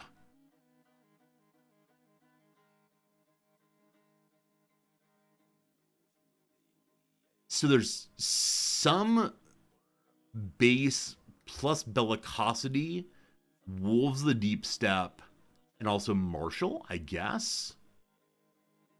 These larger percentage. I don't fully understand how the herd size. Oh, here we go. So our tier plus a building, millet storage, plus these things. So there are capital modifiers. I see. Our grandfather, Barton, is dead. Our father is dead.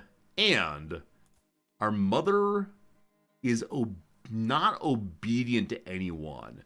So obedience is a new mechanic. And my mother's a disobedient so-and-so.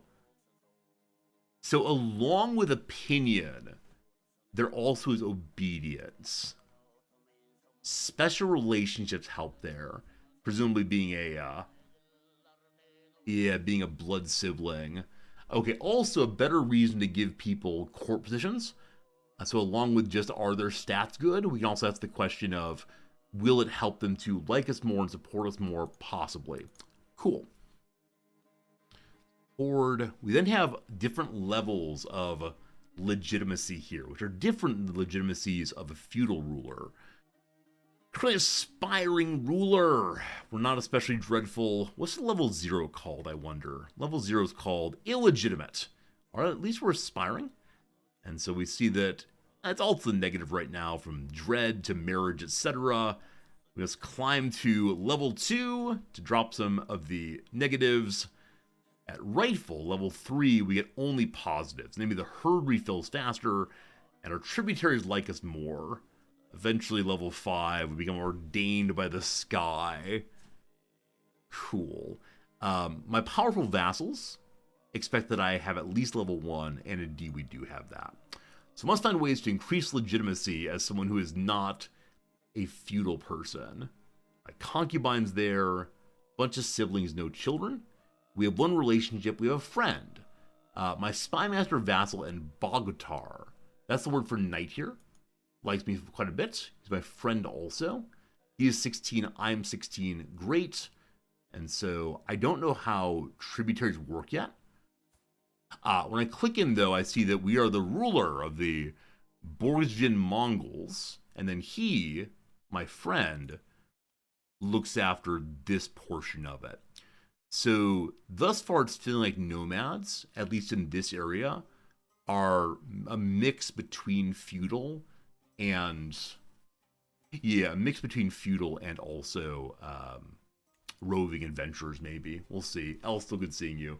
Hello, everyone. I should say that. Hope you're enjoying your day so far. It's 10:30 a.m. The great unpausing has not yet occurred. We're trying to figure out a bunch of mechanics. I know some people will just push the go button and get running. But in my case, I want to understand what we're doing first. But thanks for being here. Hope you're excited to see some more CK3 content. It has been a while since we've done this, and we'll see how it goes. God. Who is our wife? Does she like us? Wow, age 17. She's an honest person, which is something we love very much. She's also a pretty lady. She's also disobedient. She obeys no one. Must fix that. So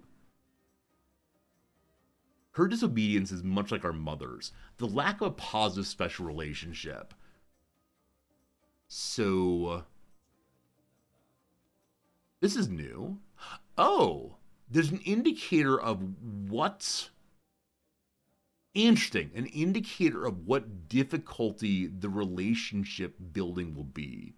Often before, when I had to click in and figure it out, we see that making friends is very easy. Seducing, very easy. Romance, we'll see.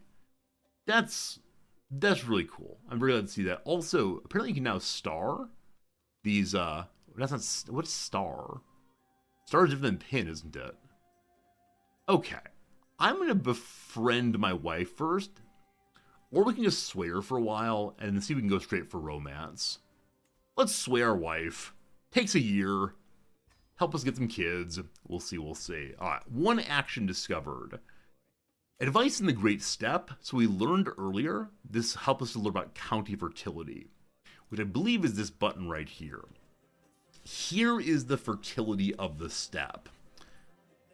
I see fertility. I see Eastern Europe holding out on me. Okay, no. Fertility is not a mechanic in the West. At least not until we get out that way. So we learned there's an Eastern steppe, a Central steppe, and a Western steppe. And it looks like right here, at least currently, has the highest fertility. So for the moment, in our neck of the woods, right here, 31, 41, and 15. So, unfortunately, it looks like our vassal, tributary is the word, needs some help with fertility. Not trying to do it, but we'll see. The situations button will show me more about how this works. So, situation is this button. The Great Steppe has multiple levels of possible fertility. Each of the 3 regions is affected by a steppe season. These seasons are not your regular winter or summer, but a long-term effect on the county fertility. How and where the effects? Chat's blocking this.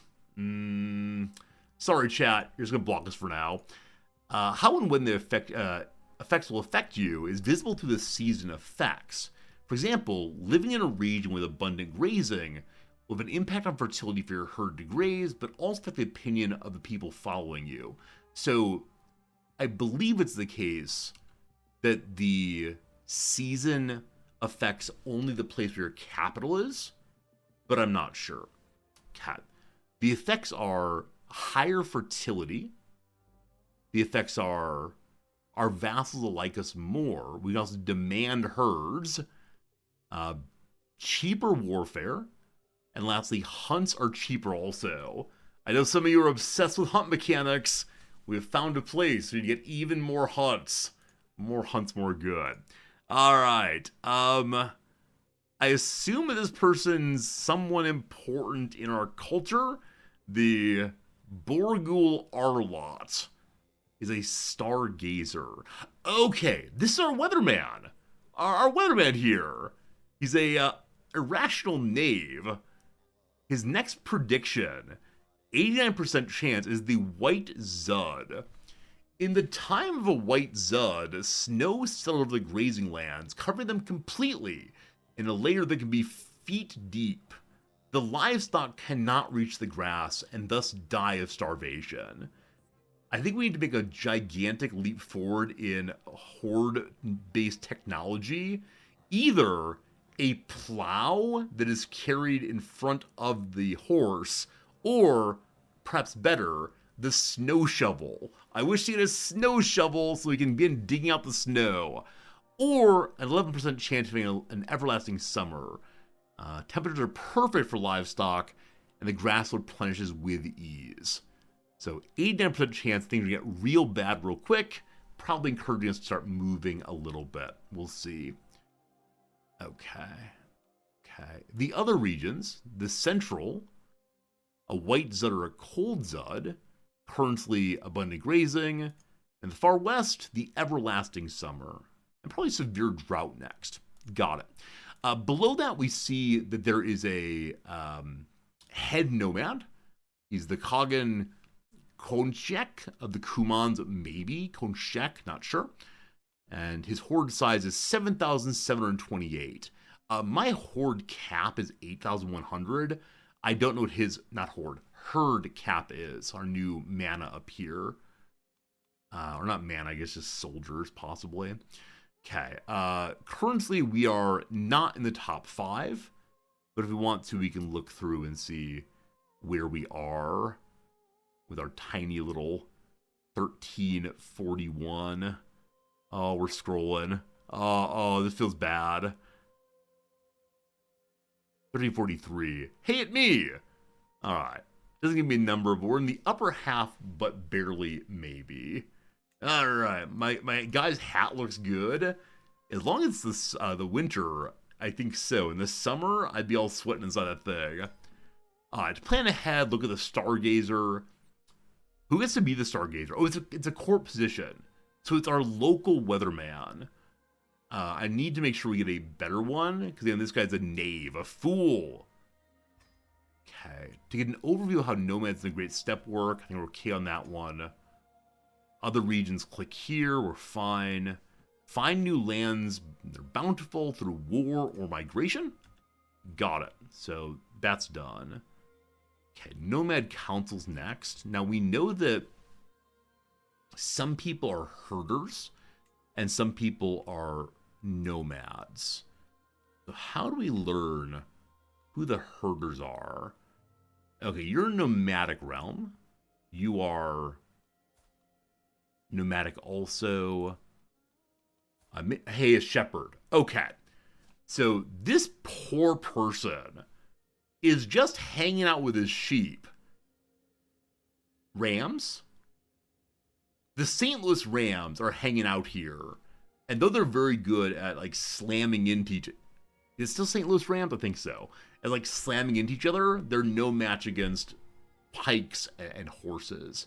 So I believe it's the case that we can move into this place without being challenged at all. And if we go to the fertility page, we see that they have a fair bit of fertility. I believe I know where we're moving next, probably. All right, next up, a new kind of council. You have a Kurlatai council as a ruler in the Great Steppe. You Migtits...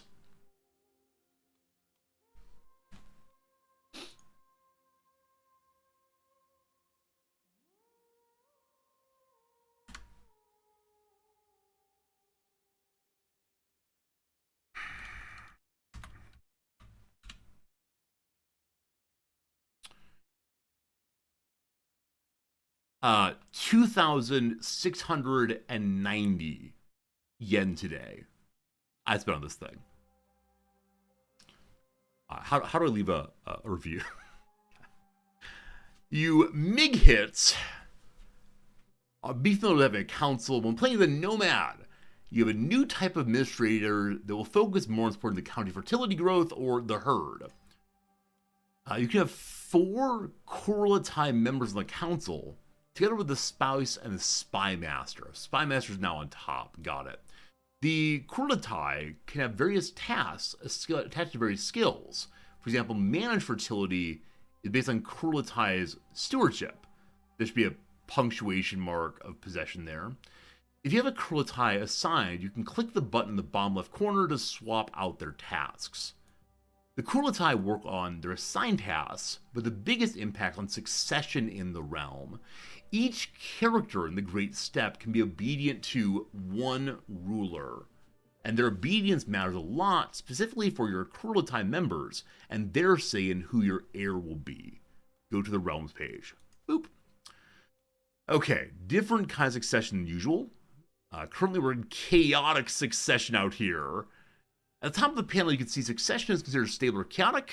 It's an indicator of if your heir will inherit all your realm, or if it'll be divided amongst other more powerful characters. So we can get primogeniture early if we can organize well. In the bar highlighted,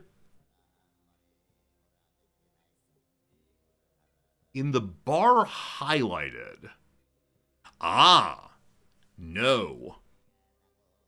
I don't see a highlighted bar. Regardless, in the bar highlighted, you'll get an indication of if your Kurlatai and oldest children will approve of succession or oppose it. To get to the point of having a stable succession, you need to keep the Kurlatai obedient to you in the right tab. The right, I don't know. It's all fine.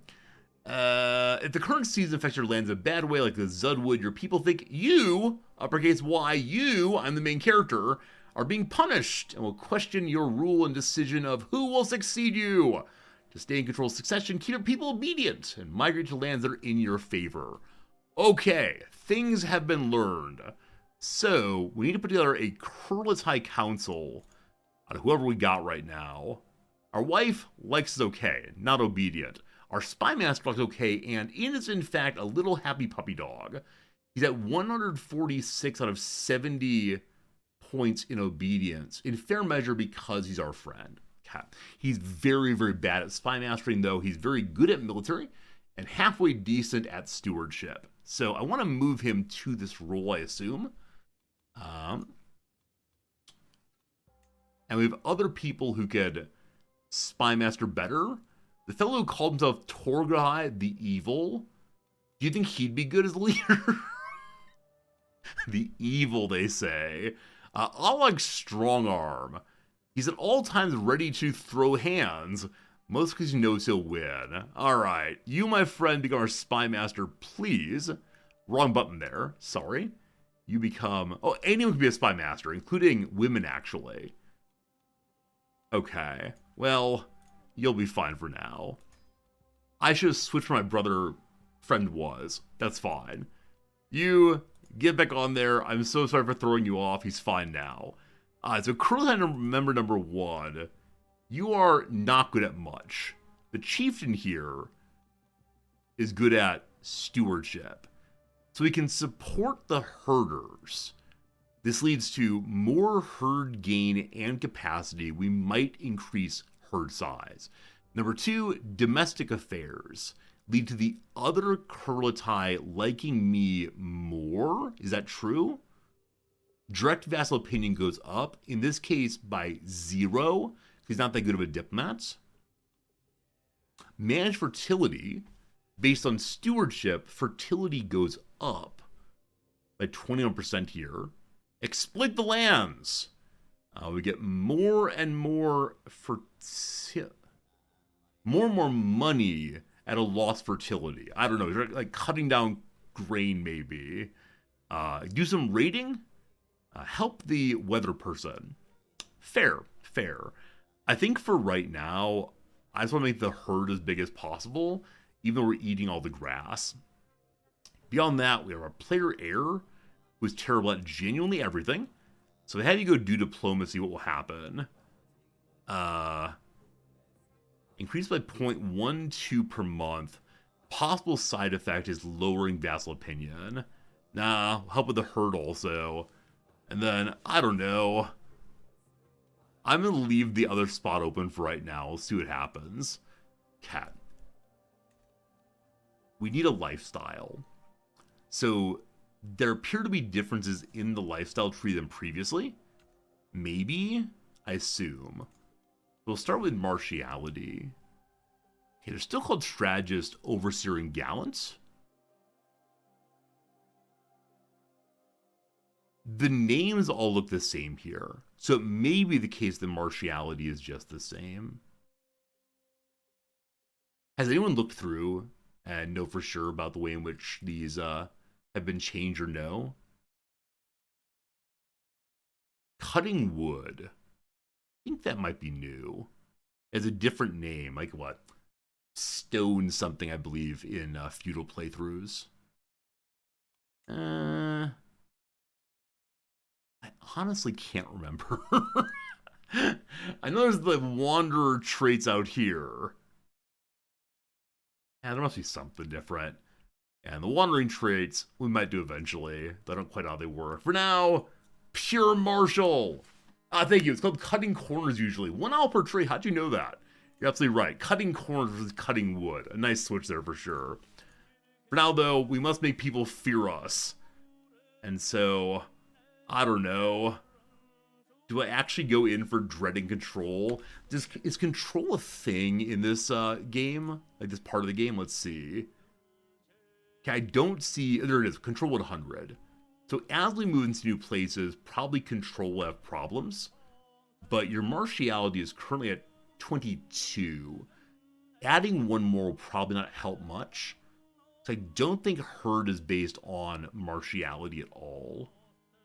No. I better into fight at some point though, so maybe I should lean in that way. Let's just take pure martial for now. Okay, good. Do you have any items? I start with nothing. Very good. Empty council position. I'm probably leaving that way for now. We can look at our court position also. Oh, this is different. I'm gonna briefly hide the chat so you can see it, or put it over here for right now. My goodness. So previously, as you certainly know, it was just a nice long list of various positions, and it was interesting to see. These are, so everyone has their own job now. Previously, the antiquarian did not have the ability to improve or exhibit or search for artifacts. The Yurtji has jobs also, frugality or revelry. So a lot more focus on what happens inside of the court. I think this looks much nicer, but the introduction of so many more buttons is going to lead to confusion for a while here, and that's okay. So surely we need a physician. My stargazer's the best we got. An irrational knave, but he's learned a lot. You are with me. Good. So for now we can say control the plagues, do more research on lifestyle for himself and for me, or improve his skills. Might learn more about being a physician. The cost a little bit of money, I'm not sure. Check Hunter's resorty button. Check the Hunter, it has a resorty button. Is it be the legendary button? Track regular game, track dangerous game, track the legendary game rather. Alright, I've never actually completed a legendary hunt.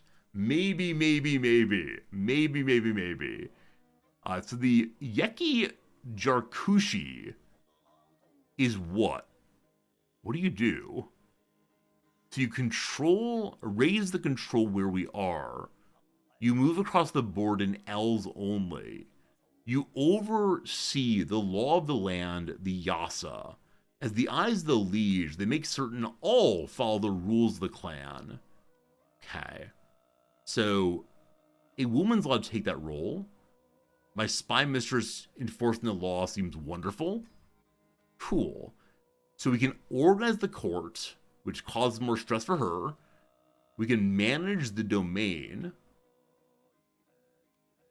Also, I don't know if you're hearing that throat singing in the background. I'll turn it up a little bit so you can hear it better. It's probably one of these CK3 things where you get very loud suddenly, but occasionally throat singing here. I don't know. All right, so manage the debates. This is like steward is in some measure. Eventually blend cultures. Well, we'll see. So for right now, organize the court, which leads to greater aptitude on everyone else. Cool. Physician, work on improving your skills. We love it. Nicer firing and replacing buttons right there. All about it. Caravan enough right now. The Noyan. The Noyan is what? A leading general in the army, ensuring success in battle. The herd turns into horse riders more often. Especially if they're belligerent and so on. Okay, we have no one who's worthy of being the Noyan right now. Had a celebration. Have our weathermen look for things. Okay, so without a royal court, the antiquarian cannot go hunting. Keeper of horses seemed important for us. No one is worthy of my horses. What's a Chirby? What's a Chirby do? Oversees the Keshig. What's that? I think the Keshig may be the horde or the herd. Guaranteeing the safety of their liege. As head of liege's safety. It's one of the most prestigious positions in the clan. Alright, boogity. Let's get going. You lion-hearted person. So, like, personal bodyguard, possibly, but also guard of the horses. And lastly, a foreign emissary. More taxes, more prestige, etc. Recruited from afar to impress their liege's court with exotic stories, acts as a diplomat to neighboring leaders. So we want someone who is not of our culture, most likely. Cool. There's more to say there, more to do there, etc. In the corner, we can see our sway, as well as our wars, I assume. Here's the dominance we have right now. Okay. There's a tutorial. I'll figure out myself. So different levels of dominance are, I believe, our level of rulership generally. How in charge we personally are. So of the current tributaries, the current counties, 2 are on board and 1 is not. Mousing over does not show me who's involved and who's not, unfortunately. We'll have to potentially hunt them down through a vassal's equivalent page, maybe? Is there a vassal page? The subjects. So only have the one dude. He's terrified of me, apparently. But why, oh why am I not seeing who else is against me? I guess who gets to vote is the question here.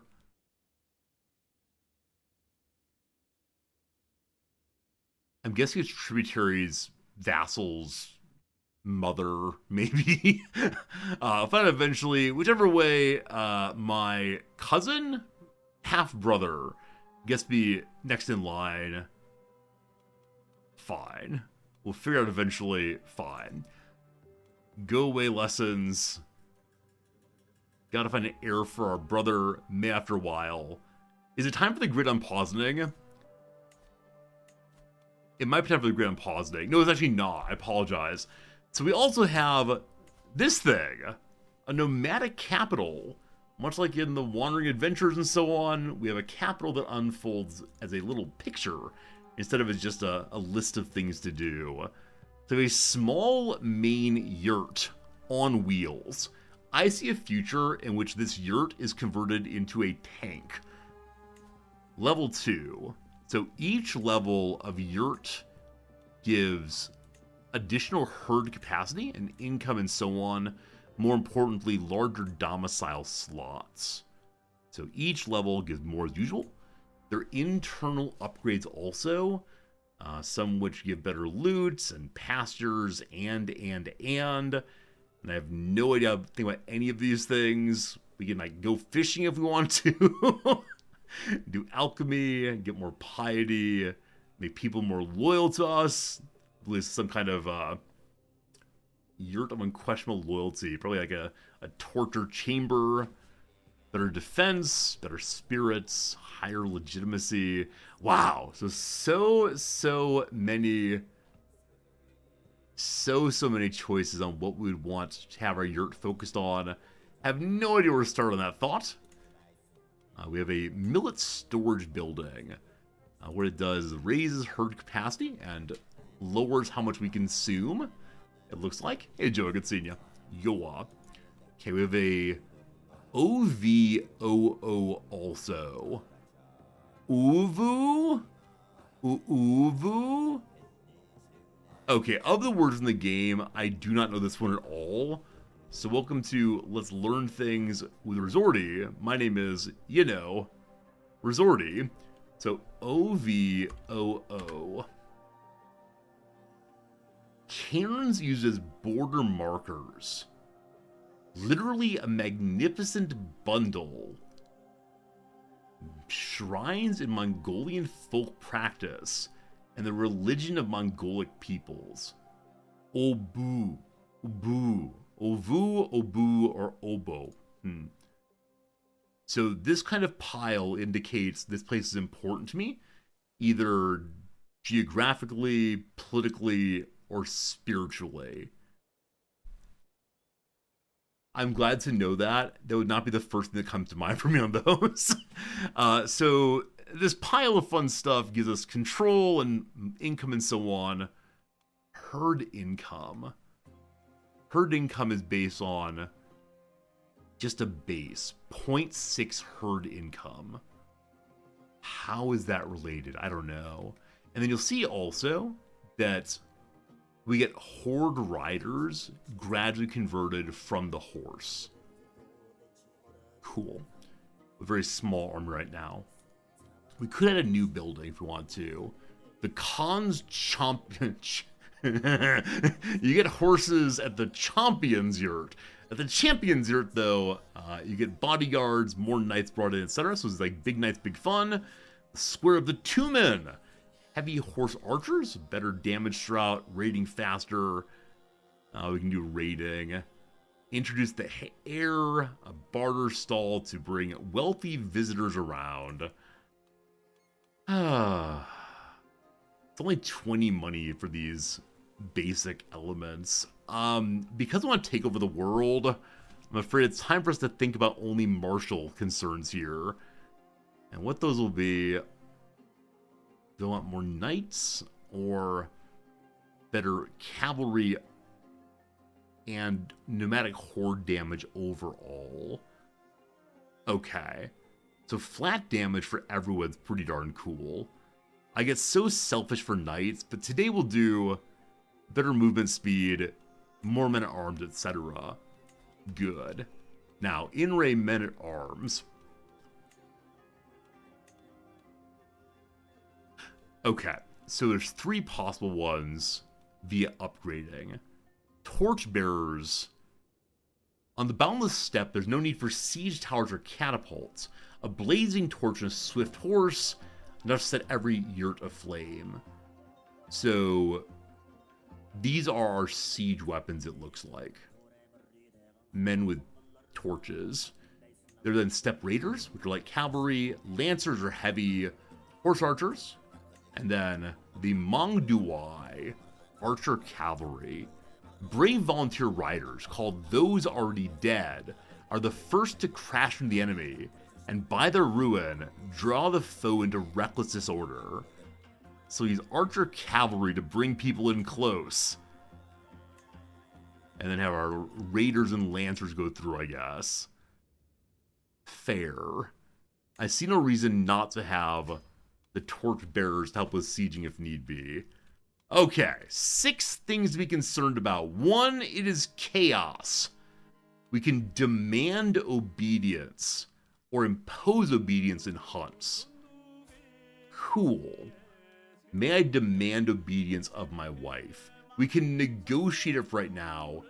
If you have more than 45 dread, you can be then demanding it. So negotiating, she's not into it at all. Because my legitimacy is too low. There's also an honor stat now.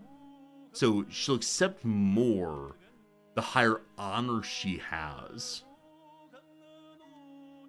What on earth is honor? Okay. Station the men-at-arms. Yes is yes. Just pick them up.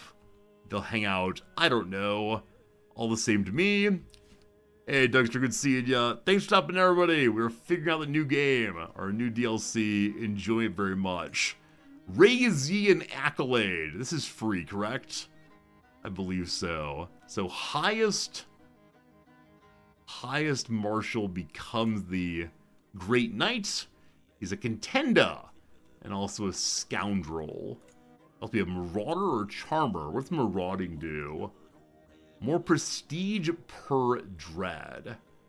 Ultimately, better attack in uncontrolled territory. Scoundrel, cheaper mercenaries, higher martial and stress level. Try to avoid stress generally. Alright. Hey, Olafson! Thank you for gifting a subscription to Markov Dolphin.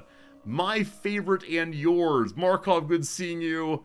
I look forward to Markov using resorty emotes now from time to time. If you don't know Markov Dolphin, it's a bot in Dolphin Chemist channel that works off of Markov chains. And so it takes over, or it reads everything that Dolphin Chemist chat has ever said, and then attempts to say likely things. And of course, they're absolute random nonsense. And Dolphin has credited this Markov Dolphin chatbot, which he himself did not make, for being the reason his channel has done so well, because he always has one active chatter, and so Markov will say something completely crazy. Like Dolphin will be playing Faster Than Light FTL, and Markov will say like, wow, the ship is the priest, Darkest Dungeon is great, Peglin. And, man, it's an amazing thing, because people then start talking in chat like, hey man, you okay? You having a little bit of a weird moment? Those games sure are, like, they'll imagine that it's either a person who's struggling with themselves, or if instead they, like, don't speak English natively, and they're just trying to have a conversation. When active chatter makes all the difference, it does, Dougster. People are much more likely to chat in an active chat room. People hate being the first one to say anything. So I've considered stealing the idea and having a chatbot running here all the time, but I don't quite know what it would be. And yeah, good call, good call. Markov is the primitive ChatGPT all the way. Contenders do what again? Makes belligerents like us more and does better at tournaments. If you're in charge here, Marauder probably. Do I think I need a chatbot? I mean, kind of. That said, yes, some of you are very good at being chatbots already, and we appreciate that very much. Alright, you, Alog, could also do this. Not a knight currently. You could be a disciplinarian. Better levy. Is levy how fast my horse riders refill also? I'm not sure. I'm not sure. No, I probably do not need to have a chatbot. I like the channel we have. I have considered it at times though, but for right now, maybe I won't. Wire Speed, thank you for the resub also. Beep Boop, 22 months of follower bots and chatbots in the stream already. Thank you, Wire Speed, for contributing with your robot kid. It's lovely. Stalwart does what? Stalwart does what? Travel safety is higher. Army toughness goes up ultimately. I think we're just going to do Marauder because it seems appropriate for the kind of folks that we are out here. Dread, dread, dread. And Scoundrel is mercenaries. I don't really care about that. So, Charmer number 2. Seduction is more likely to happen among our people. Fertility increased when a feast. Isn't this the case? Like, aren't we going to be incredibly proficient at creating the genetic code of all of humanity, I think? How's the DLC so far? I haven't actually unpaused. Yeah, I have absolutely no idea what's going to happen in the DLC. There are a bunch of new mechanics. We've been live now on the game for about an hour, and I have not unpaused. Maybe as a community should try to be a little more chatty. I don't expect anything I've chatted whatsoever, except for not being terrible and occasionally making a couple jokes, but no, I think the vibe that I send out is not nearly as good at promoting chat behavior as some other places. I don't quite know why that is, but it's fine. You know, whatever we do is what we do here, and a long time ago I gave up on the idea of, like, shaping chat any means. Alright, alright. Charmer feels weird.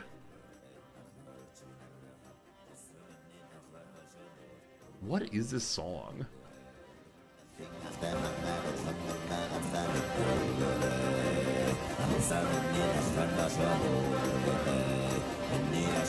Is this like throat singing chaos? Like heavy metal throat singing? That's amazing. Absolutely amazing, this song. Alright, I gotta say, appreciate when a DLC has a new banger like that one, absolutely. That's one of the best songs I've ever heard in my entire life. I might play that on repeat all of tonight, possibly. Have I not heard of The Who? The HU? Who? Is that a real group? The Who? HU? I don't know them at all. Alright, so secondary is gonna be, I guess, just Scoundrel. Alright, so you are the master of marauding. You are the... I mean, first the balance not terrible. Mongolian metal band. Really? That's amazing. Mongolian metal band. I should look into it at some point. The Prime Smasher. The Destroyer of Dreams. There we go. That's what's going to be this time. Is music royalty free? I actually do not know. Usually Paradox mentions if the music in the game will cause streamers problems, and I did not get that message at all, so I just don't know this time. Alright. You're not a knight. You are now a knight. Welcome to the party. Okay. We have an acclaimed knight. That's good. My brother can marry, maybe someday. We need more Bogators, maybe someday. If we want to, we can attack people next door. So who are the Kirites? These ones to the south. Apparently they're quite weak right now. They have alliances, they're truces. So truces are not alliances. They are quite weak. That said, these Mongols are only shepherds. May I move into your territory? No, they're not independent. So the Mongols here, I guess, protect the farmland here. Whew, we'll see, we'll see. We'll see, we'll see. Dance plays good seeing you. Thanks for hanging out with us. Friends, another ad break is here. Here's what I'm going to say. We're going to do a quick 3-minute ad break. We'll play the crossword for 3 minutes. When that's done, we'll come back here and I will unpause. And we'll live in the corner here and do I do not know what, but wipe out Mongolia soon. So many buttons pushed, but not yet the spacebar. We must remedy that presently. Thanks for being here. Appreciate you. Hope you're having a fun time. We'll be playing this game all of this week, at least. And then a little bit next week before we got some sponsored streams to do. That'll be a fun thing too. For now, though, we try the Monday crossword. April 28th. Will it defeat us? It can't. It wouldn't dare. Body horror director David, who made an NFT of himself kissing his own corpse. Well. I assume this is Cronenberg. I assume. I know of Cronenberg only because of the Cronenberg dimension in Rick and Morty. A setting for LA winters. That's a Western Standard Time, I believe. A dance move that might make use of braids or a ponytail. So it's neither the whip nor the nene. Not sure. Let's go and work off the C now. Frolicked. Cavorted? Frolicked. Hopped along merrily. Unsure. Wavy. So it could be like roiling, possibly. Like roiling waters, wavy, possibly. Also, like wavy hair. Unsure. Stumped, say. I was like unsure. So is Cronenberg's name spelled wrong? Or is it not Cronenberg at all? It's not Cronenberg, I know. So, A winner of the 2024 Best Director Oscar? No idea. Great Scott. So EGAD. EGAD saves the day. At least one thing is right. The Atomic Energy Oversight Agency. I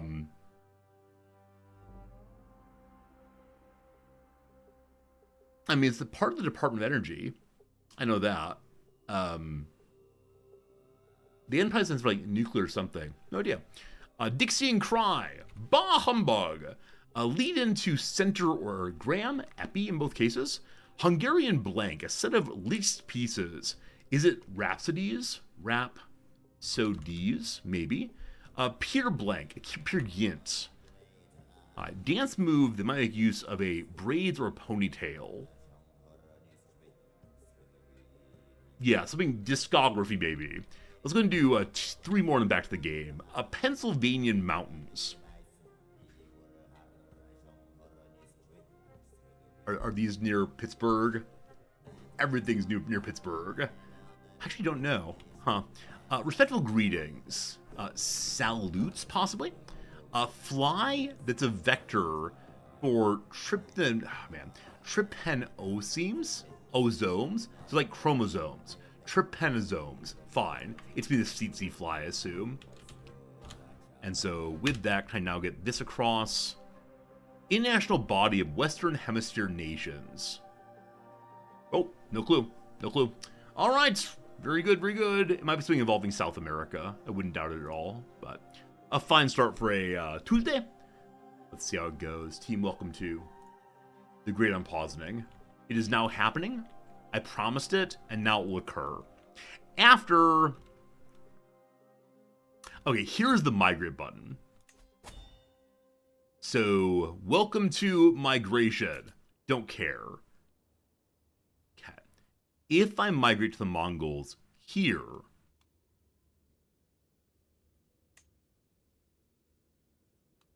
Okay, so migration is actually a request on the current ruler. We can offer them some of our horses, some gold, etc. These people in this area are indeed shepherds, but the larger area is not controlled by a shepherd. So I have to deal with Tamagotchi here. Okay, if we instead head to the carriage territory, they will also say no. So we may have to eventually attack by force. That said, our area here is more fertile than anybody else around us. So we'll see what happens. Friends, welcome to I've unpaused the game. Can you believe it? Things are happening in our world. Should probably get our heir married off. So how does this work again? Who is the largest of the Khans currently? We've paused it instantly. So where's the chat? Chat's up there, fine. So if we go to the realm page, this is us. I need to find the situation page. One moment, one moment. Here? Things are popping up. Things are popping up. Okay, there's a button to see everyone nearby. Disaster on the way? I mean, you're not wrong. You're not wrong. Never mind. We marry him off some random person. He will not be our true heir. Somebody will have our real heir, possibly. Okay. You wish to get married off. I don't know. How old are you, brother man? 17 years old. What are your problems in life? Oh boy, you got a lot of problems. Whole bunch of problems. Problem about children seems nice. The suggested character is Jingyi Zhao, daughter of a chieftain nearby. Where are you from, fair chieftain? And you belong to Kagan Julugu of Karakite. I'm so sorry about names this time. It's just not gonna get worked out. Okay, someone from the far west, it looks like. So not our immediate concern. When I say far west, I mean 3 steps over. But sure, let's try to get friendship time with you people. So we ask for you to be friends. This does give an alliance of 367 people under the local lord there. Does the local lord have children instead? You have a daughter. Would you be at all interested in trading that daughter with my lovely, lovely brother? Not even matrilineally, no. We're going to take the suggested marriage for now. That's fine. And see what comes out later. Everything's different out here. So different. It's all strange. Alright, kid making. Let's go, let's go. We're hoping as time goes by, we'll pick up more people in our capital here. Be able to build up our council a little bit better. A different color on this. I believe it's the case that this, like, nice, beautiful, bright background looks so much better than out in feudal land. So I don't know if this is a change from the prior game for everyone, or it's only for being out here. It looks nice, though. Looks nice. I'm glad you accept your marriage proposal. Your brother, Belkute, and my daughter, Jingye, we joined in holy matrimony. May Siddhartha grant them long life and many children. Hey, it's Buddhists. My Hayana Buddhists. I don't know if we believe in, having a culture of cooperation, or if instead we need to change her religion at once. Let's see. Hello, Mahayana woman. So she will not convert my faith out of right now, it looks like. Though I'm her liege. The Mergid or Mergid offense. Temujin. Borte caws quietly, entering my tent. Her cheeks are flushed and her hair is messy. Ever since I was held hostage by the Mergid, I felt unwell. She covers her womb with trembling hands. Okay. This is a new event. Also, she was held by the Mergids before the playthrough. Okay. Our neighbors to the north perhaps have done something terrible. He will pay for this. Our wife will soon be pregnant. We will attack the north. You are the most important thing here. Immediately, we seduce our wife. We are incredibly fertile. Or why do you bother me with this nonsense? We fall in, like, incredibly aggressive erotic love. Or we march north on our arrival. Alright. So I already have CBs against you. We can try to make them tribute Terry's. They're very weak. Yeah. My beloved! I wish to have many children. You're quite beautiful. We take care of you. Genghis' first son, Jolchi, parentage was questionable. Seems we're seeing that here right now, Seymour. Thank you for telling me about the history, though. Alright. We gained a lover immediately. I believe we're still trying to become friends with her. Let's see here. Bort? Sorry. Yeah, we're already scheming on something. Were we scheming on with you? Scheme button. Swaying her. I think that's done for right now. Thank you.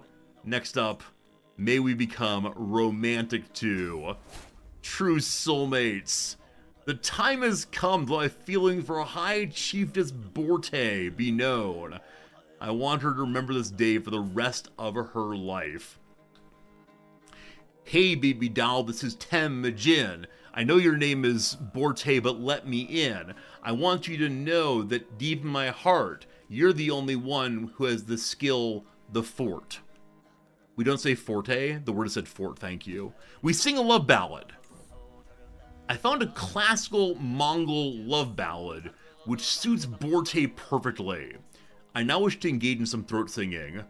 Ooh. Never mind. She says I have a beautiful voice. Thank you. Alright.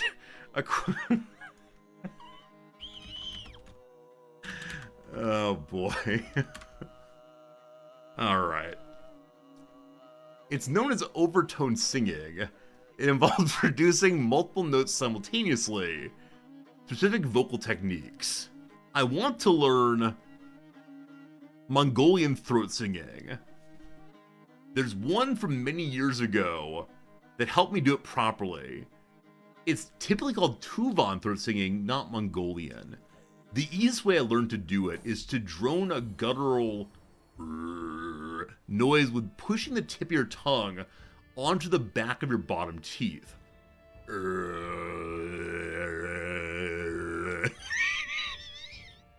Without being there to physically show you, you need to manipulate your mouth into various O shapes and slide your tongue back and forth against the roof of your mouth, keeping the tip pressed into your back teeth until you hear some solid notes.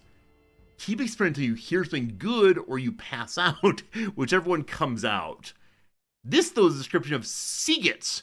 Kume is generally easier to produce for a beginner. Okay. So here we go.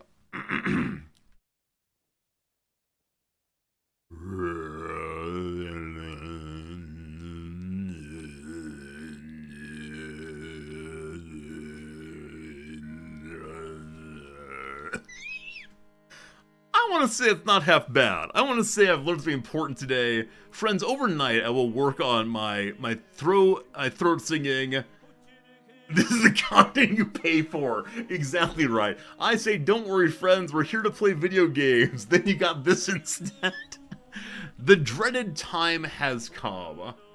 Our wife is indeed pregnant.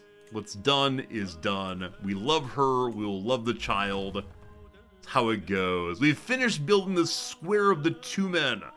We can now recruit heavy horse archers if we care to do so. Cool. My spy master. She's still disobedient. Is her obedience going up, though? It's just 16. I need to be more dreadful. And we need a positive special relationship. The no demanding obedience, but dread. How do I get dread? Hey, we gained money. Our wife found 50 money somehow. That's pretty cool. I think I've heard it's time for immediately to get some nice horse people to help us. More special soldiers at once. So we add to the pile. Nope, that's the raise button. Go back home, sorry. Here, wait, where's the arm button? Upgrade a horde regiment is how you call it. Upgrade horde regiment. Okay, so we can't afford the heavies. I believe these Mongo die might be special to me. 6, 7, 10, 72, 10. is stronger than anything else. So sure, they're bad in swamps and mountains and so on, but they're gonna be great.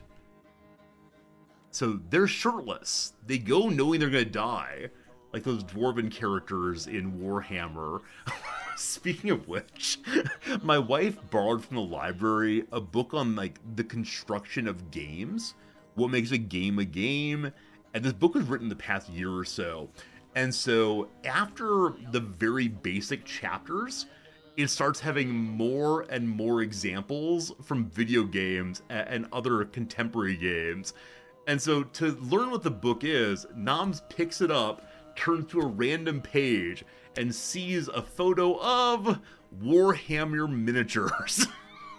She's not sure she wants to read it anymore. She's not quite sure she's interested in learning about that kind of thing, but you know, she tries her best. I'll report on how it goes. Alright, so I'd like more of you, but perhaps adding more men at arms would be good. With 20 money, we can go ahead and build up our nomadic capital once more. We have no additional openings, so may I make a bigger ovu? 44 for that. Larger square of the Tumen. 44 on that also. Wargaming a huge influence games. Oh, I'm sure. I think she expected, though, to see more of games throughout history. Like, so starting with much earlier, like, here is proto-chess, with putting down, various stones, and then thinking about, I don't know, abstraction and so on, and what is the game goal, etc. I don't know exactly, but yeah, my guess is that, sure, it is the case that the kind of games that we play are also ones that matter a whole bunch. Competition. As of late, all my visits to Borti have been ruined by my friend, the Chieftain Jamka. He follows her everywhere, like a lost puppy. His attempts to charm the lady are laughable. I fear his persistence might be rewarded.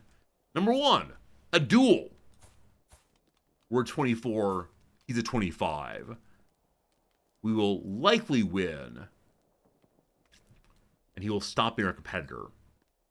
An unfortunate case of food poisoning with a trick. He makes an embarrassing scene at dinner. I'm likely to make him unwell, or his true love is not her, but coin. Alright, we are much more intriguing. We have him go from the table for a moment. Hey man, can you refill my soda? And then we spit in his food. Twice. Oh, nothing compares to the satisfaction of a perfectly executed plan. No one noticed I poured the poison in Chieftain Jamka's cup, and the spectacle that followed will not soon be forgotten. He puked all over her. Like, did Ronald Reagan vomit on, or was George Bush? Either Reagan or Bush vomited on an important person in Japan. Did he vomit on the Prime Minister? The Emperor? I can't remember which one it was. It was Bush? Okay.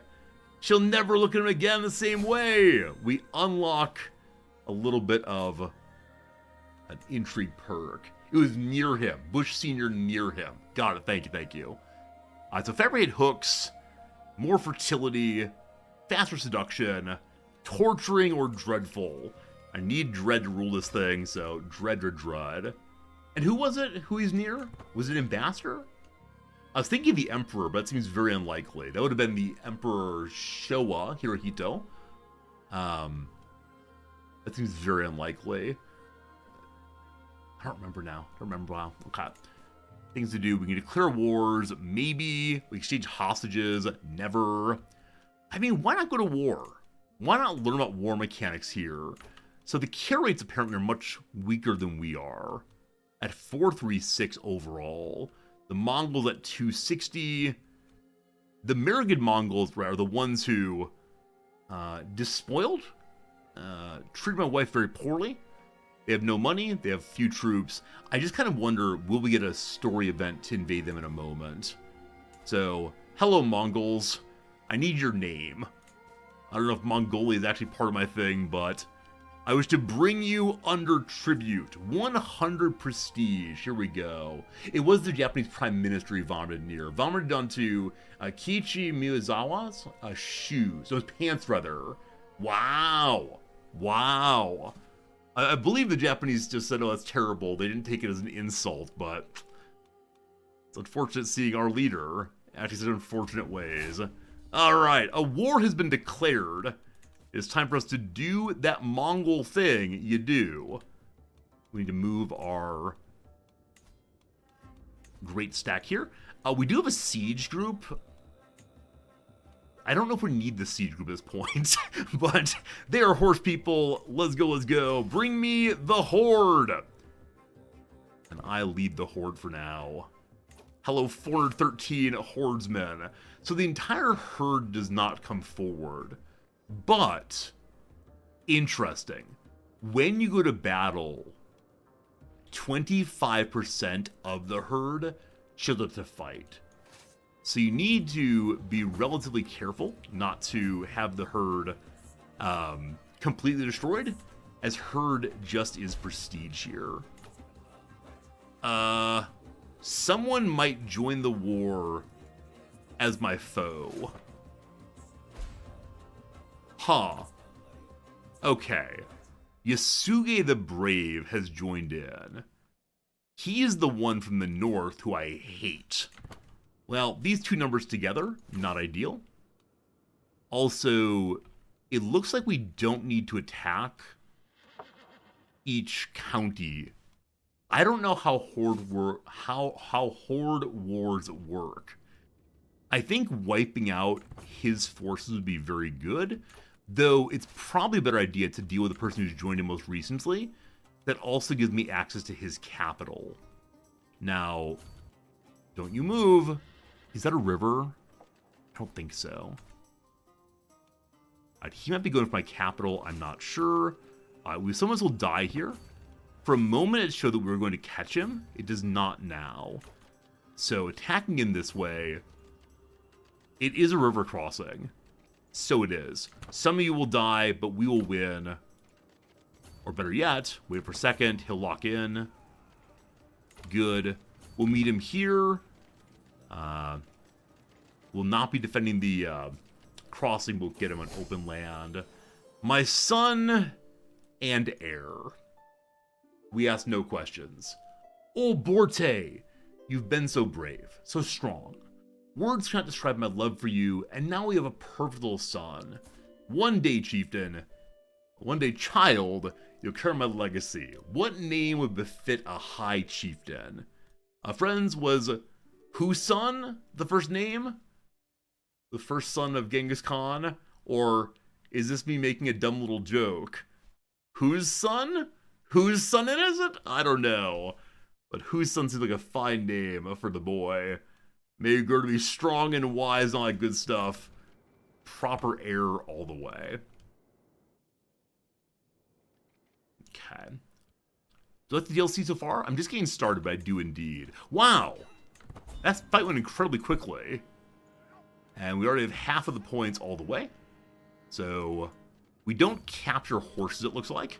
That battle's a very, very fast one. And we captured Inacha, the son of the high chieftain of the Marigans in the north there.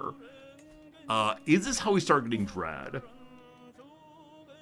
We can ransom, we can release him, we can show all prisoner actions, like torture him if we want to. If we ransom him out, he'll give me merely a hook. He has no money. If we kill him, we gain dread. This is an impious behavior, and the marriages will hate me. If I merely torture him, it's still bad dude behavior. He dislikes it, and his family's also. Well, clearly, you're just gonna die. It's impious, but we're getting that dread we need now. And that's pretty swell. They've re-raised a small army there quickly. So it looks like you can pull horses from your herd into battle very, very quickly. So maybe part of what makes the Mongols strong is that their army refill mechanics are different than ordinary ones. There I go with my capital. we got back just in time, to call it. I believe we have faster speed than average in our armies. I don't recall why that is, but I saw that earlier and thought it was very important to have. We're at plus 50% on the actual war. There is a cap on it for battles, so I should be going to their capital to capture something, but don't mind fighting. I don't quite know what fighting is going to give us. Alright, they give me the defenders. That's okay. I believe I can have the people of my council work on recruiting troops. Is that right? Organize raiders, no. Explore cultures, no. Exploit the land. Okay, no, it's none of these. Somewhere. Oh, maybe it's on the courtier page now. This new courtier page is absolutely fantastic. Double the guard, terrify the court. Terrify the court, get more dread. Yeah, who knows? We'll figure out eventually. For now, our army is still large enough. Hey, girls, good seeing you. You have the DLC, you're contemplating not doing a Mongol playthrough to get the rest of Asia. Makes sense. My suspicion, though, is that when we get the rest of Asia, there'll be lots of interesting, fun, new playthroughs to do in Japan and China. But, yeah, I totally get why you might want to wait. Romance. The Wild Hunt. Together, we sit on the couch and begin playing Witcher 3. She wanted to hunt. I wanted it. Because I also wanted a glimpse of her. Borte, you are nearly Forte. You are half of Forte. In fact, you're 18. I wish to get in between you and my son and take a family picture. Alright, here's Scream. Here I go. Defeat another group. We're at 100% war score. Because we wiped out entirely, I believe. And no prisoners. So we'll end the war. Spend all of our time with our wife. And we now have a tributary, the Mongols. Now, I don't exactly know if it's better for us to take over territory directly or make tributaries.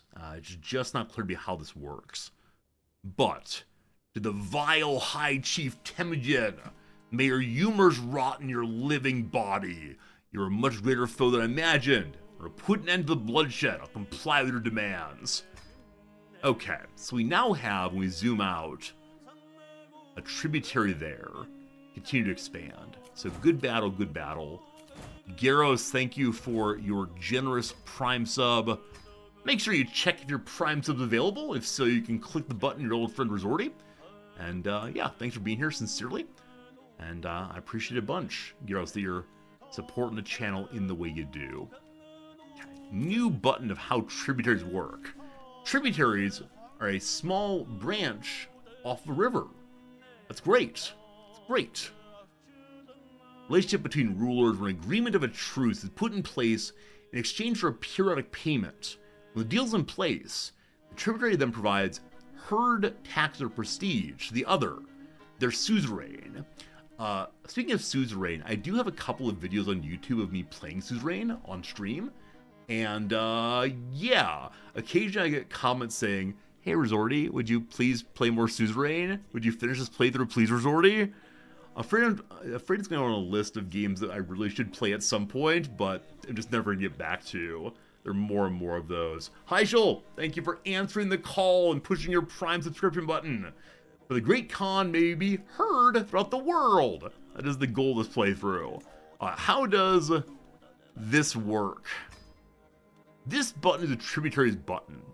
In comparison to normal subject types, vassals... Sorry.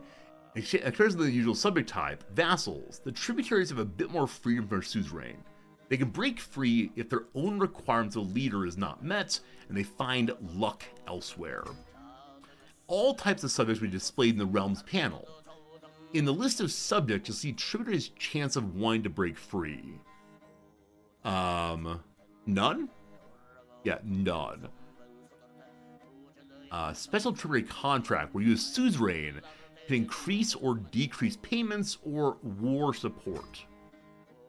As migration is a common action of nomads, moving away from tributaries' lands is a big impact on their willingness to stay as your tribute. If they can't witness your greatness, they'll soon look for protection and truces with other rulers close by. If you yourself were a tributary, it could allow you to grow your herd in peace until the protection of a bigger suzerain. But power can trade hands quickly in the Great Steppe. Make sure you and your people consider friends, aid each other when you need to grow, and don't be afraid to break free and enjoy the sign of a greater Khan when the situation demands it. Got it. So he does not want to break out. Here's the contract. Am I unilaterally allowed to change this? You can only change it once per character, though. It's very similar to feudal in that way, but I can do it without a hook, it seems. So, suzerain guarantee. If attacked, the tributary can call me in. I can always make videos of on YouTube of suzerain. There are a lot of things I need to make over on YouTube. Unfortunately, in the afternoon when I should be working on them, I always get a little bit distracted. Now, previously I was getting distracted with grading. Grading is very important. These days, though, I've been working on cleaning up more. I have these just boxes that need to be unpacked. Gotta unpack the boxes. We're still moving in, and so I don't know. There will be YouTube videos eventually. Alright, so the other side is force them to come fight with me. So I fight with them, they fight with me. Nomadic prestige is how much prestige do they give me? I could make videos of opening the boxes. That does appeal to me a little bit. I think we're going to do normal low for right now, because he's my first tributary, and I don't want him to hate me, so hopefully he hates me a little bit less now. Yeah, so taking any prestige upsets him a little bit. He'll get over having a war declared him eventually. Romance the Wild Hunt! Borte is on the ground. A huge stag considers stabbing her. My arrow strikes true and the beast falls to the ground. For a moment, all she can do is stare, but then she stumbles towards me and throws herself into my arms. Alright. We are now soulmates and lovers, and should begin having many, many, many children. Okay, so having gone to war now, everyone should like me a little bit more. And yes, indeed. Can we get ourselves additional loyalty? Hello, my wife! My wife is now obedient to me. Is that super creepy to talk about? Possibly. My spy master is not yet fully obedient. I need to have 45 dread to demand more obedience. I killed someone's son. What do you want from me? Wow. Our natural dread is -8. Why? Are we too nice of a person? So dread goes up. No dread mentioned ambitious. Diligence, no dread. Wow. I definitely need to get myself a little bit more dread somehow. Lack of legitimacy is hurting it. That's what it is. Lack of legitimacy. So how do I increase my legitimacy? My people want level 2 now, being recognized. Gotta recognize. So legitimacy is gained here. Huh. The mousing over, there we go. Pneumatic road has a special type, that's fine. It's a lot of words. Okay, there's nothing there on legitimacy. The mouse over does not assist. There we go. Nope. I have no idea. I have no idea, team. I assume that killing people helps with it. I assume winning battles. Anyway, a message from my friend and chieftain. The true enemy of every soldier is complacency. Suddenly pirate. My friend the chieftain Jamuka says while maintaining eye contact. We're standing side by side up on the castle's wall, looking down the soldiers conducting drills below. We could exchange the castle's gates for planks of wood and dull the arrows in the troops' quivers, he continues. Lead the soldiers in a mock charge against the castle and see how well they do in action. Alright, so I don't have a castle. One of the key elements of being a nomad is we live in yurts. Now, maybe it's a castle I built just to practice sieging. Number one, good idea, you should lead the defense, or let's actually improve our own defenses. I don't see us fighting.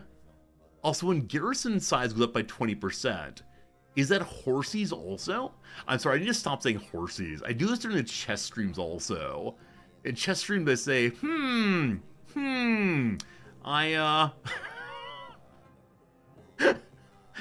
gonna jump the left horsey. Alright, you lead the defenders. We're gonna practice fighting our friend. It's an inflatable bouncy castle. I'm all about it, though my armor looks very, very sharp indeed. Strong arm, why don't you like me still? Terrified court. Oh, yeah. I am trying to increase dread, what it is. We're under siege. It's the first charge. A tightly shut gate and wall looms high into the sky. Archers can be seen as shadows moving behind the battlements, and a feeling of genuine excitement permeates the air. In the lull before battle, I turn and address the soldiers. My order rings out loud and clear across the field. I can charge. We walk in practically unopposed, or bring out the ladders. Charge! We walk in unopposed. My friend does not exactly know how to lead a defense, apparently. Next up, the stairwell echoes as another dulled weapon bounce off the middle pillar. For the second time in a matter of minutes, I curse the tight spiral that blocks us from swinging our weapons at the defenders. The heaving breath of the soldier on me is deafening. With every repelled attack, they grow more resigned and frustrated. Number one, don't let up. We will overwhelm them. That's risky. But one at a time, stay alert. We send our people in one after another. Push, push, push. We do that move. What is it called? The tush push? Apparently in American football, there's been some questioning of whether you can give the ball to a person and then have the big people line up behind them and push them into the end zone. Push them in from behind, like through the opposition's line. The tush push. Don't know. Taking the final step on the walls surrounding the castle, I survey the scene. Many soldiers may have been lost to the archers on the wall, but we will not be deterred. One after another, we overwhelm the defenders and stand victorious over the fallen. I take a deep breath, and it's time to press on once more. We are winning. There's no room for mistakes. Everyone with me. Archers, hit them hard. If you hit them hard with no mercy, we actually wound our friend. It's tyrannical, but we gain dread. No. Normal marching's fine. We quickly level them. We beat up on our friend, but don't you worry. The castle is ours. Among the celebrating soldiers, I found my friend, who congratulates me on a charge well done. Look at them, my lord. The change of pace you did was good. Even you seem reinvigorated, though your castle was just lost to attackers. The enemies will never stand a chance. More martiality, more good. Our first martial choice here, then. We'll be directly leading charges, I assume. That said, reducing the risk of injury seems like a good idea. I'm also allowed to challenge people to duels if I want to, I believe. Is that true? Oh, we can swear blood brotherhood. A challenge to a fight. If you win, you inflict stress. I don't want to inflict stress. We can steal his herd. Demand his herd. Demand he gives me someone. Demand a concubine. Demand. Give the vassal a directive. Have him focus on a specific task. I can order him to work on county fertility. Get to work, you! Get to work! I wonder if it's the same task as the courtiers have here, possibly. Possibly. I don't want to beat it. Well, this fellow who treated my wife very unkindly is the next target. I was hoping we get a story of some story advice to go that way, but nope. You're gonna be tributary also. Wait, why are you red also? 1 second. So we're the Mongols now, correct? Yes, we're the Mongols. You're my tributary. I assume that my tributary can't fight against me? Yeah, they have an alliance with one of my tributaries. I don't believe they can go against me. If he does, I look forward to beating up on him again. Hello. Now, in this case, I maybe don't want to be a tributary because he's been evil. So the sovereignty war means we gain a contested tributary. We gain more legitimacy and fame and so on. His tributaries will then pay tribute to me. That's not what I'm looking for. Nomadic county quarrel. We take over a county. Is my once-a-life invasion? Yeah, I don't want to use my once-a-life invasion on him. So I guess he just become a tributary also. Tributaries do not give additional legitimacy, it seems. So if we want legitimacy, we have to take county by county. Well, I need legitimacy. Alright. Earlier I had the possibility of developing a retribution CB. I did not do so. And so this time we're probably going to go siege his capital and see what happens. If you don't want to manually control every war, you can turn on automated armies. Team? This must be new. You can let the game control your armies. I had to pause. It's in the military view. Up here. Huh. Previous update? Oh, I missed one entirely. Oh, they had an update when they announced the Chapter 4 expansions. I just didn't keep in mind that I didn't play the game then. I think I read the expansion then moved on. But that's really neat, actually. Very excited about that. Okay. A message from our friend. Greetings, my implacable liege. Boar of Mongols. That's my title? I'm the Boar of the Mongols? Oh, I feel like Pumbaa. Don't stand downwind. I would swear myself your brother, the blood of your blood. Through hailstorm, dark of night, always my brother, I will ride your defense and never desert you. Will you spill your blood and swear to the same? Okay. Special from a friend and ally. We may have only one blood brother. Okay. Blood brothers, their children, and primary spouses have increased mutual opinion and may negotiate alliance with one another. So, because I only have one of these, I'm currently split.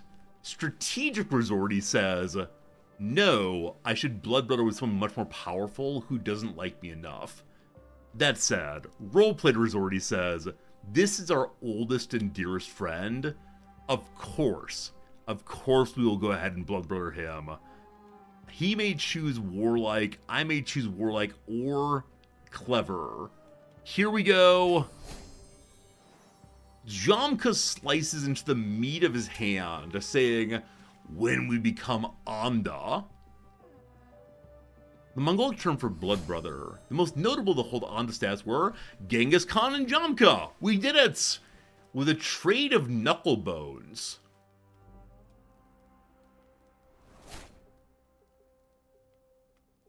Did they cut out one of their knuckle bones for each other? Wait, what is that? Like, literally, what does that mean?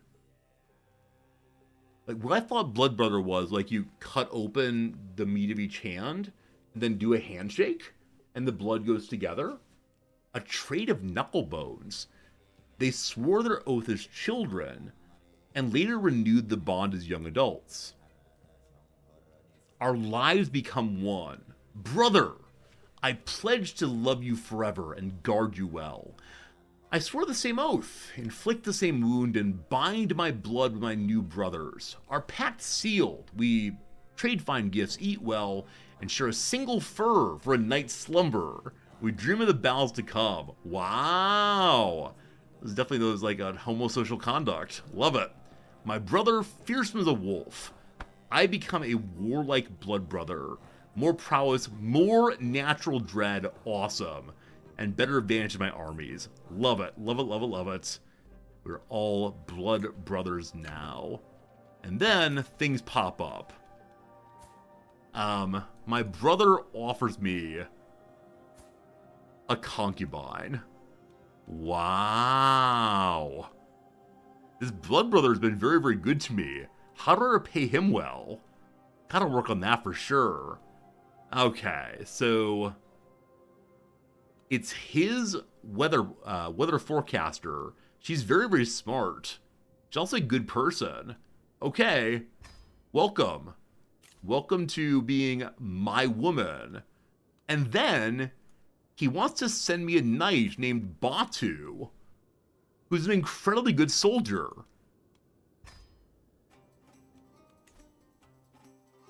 I need to give a gift back. I have nothing of value to give you. I can change his contract. Okay. You do not pay taxes. You also have low herd contribution. The people of your family will always be on my council. Okay. Big smile, big happy, plus 100. Hope that helps. Okay. Got an achievement!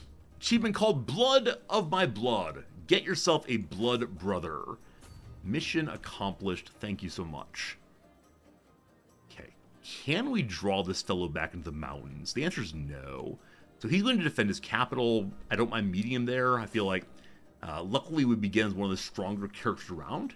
And yeah, let's make sure we lean into that and build up our horde and so on. Want to check out fertility? Hey, my wife is pregnant. Nice. Nice, nice. Second child coming very soon. Fertility here is currently decreasing. So we live here is at 27. I'm going to need to ask / demand that we can move to the nice place after this war. Does anyone know how many legitimate children Genghis Khan claimed? Like, I'm sure it was terribly, terribly inflated in terms of mythos. I'm also guessing that, or I know there's some, like, profound unpleasantness. He did not treat people terribly well, but we know that his first child was born under suspicious circumstances. I guess I should educate him, shouldn't I? Where's my boy? Where's my boy? We educate him presumably in the ways of war. That's what we know, right? Yeah, everyone knows war. Hopefully you're pulling up Wikipedia right now to learn all about Genghis Khan's alleged family.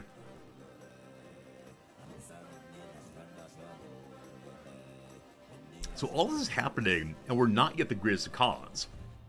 Once we're greatest of Khans, I have no idea what happens. Maybe we get some additional bonus to building up our levies. But someday, all this will be ours. The actual goal of this playthrough is to take over the entire world as Genghis Khan.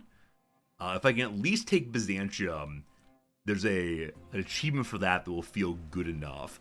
I don't imagine we'll actually take over the entire world on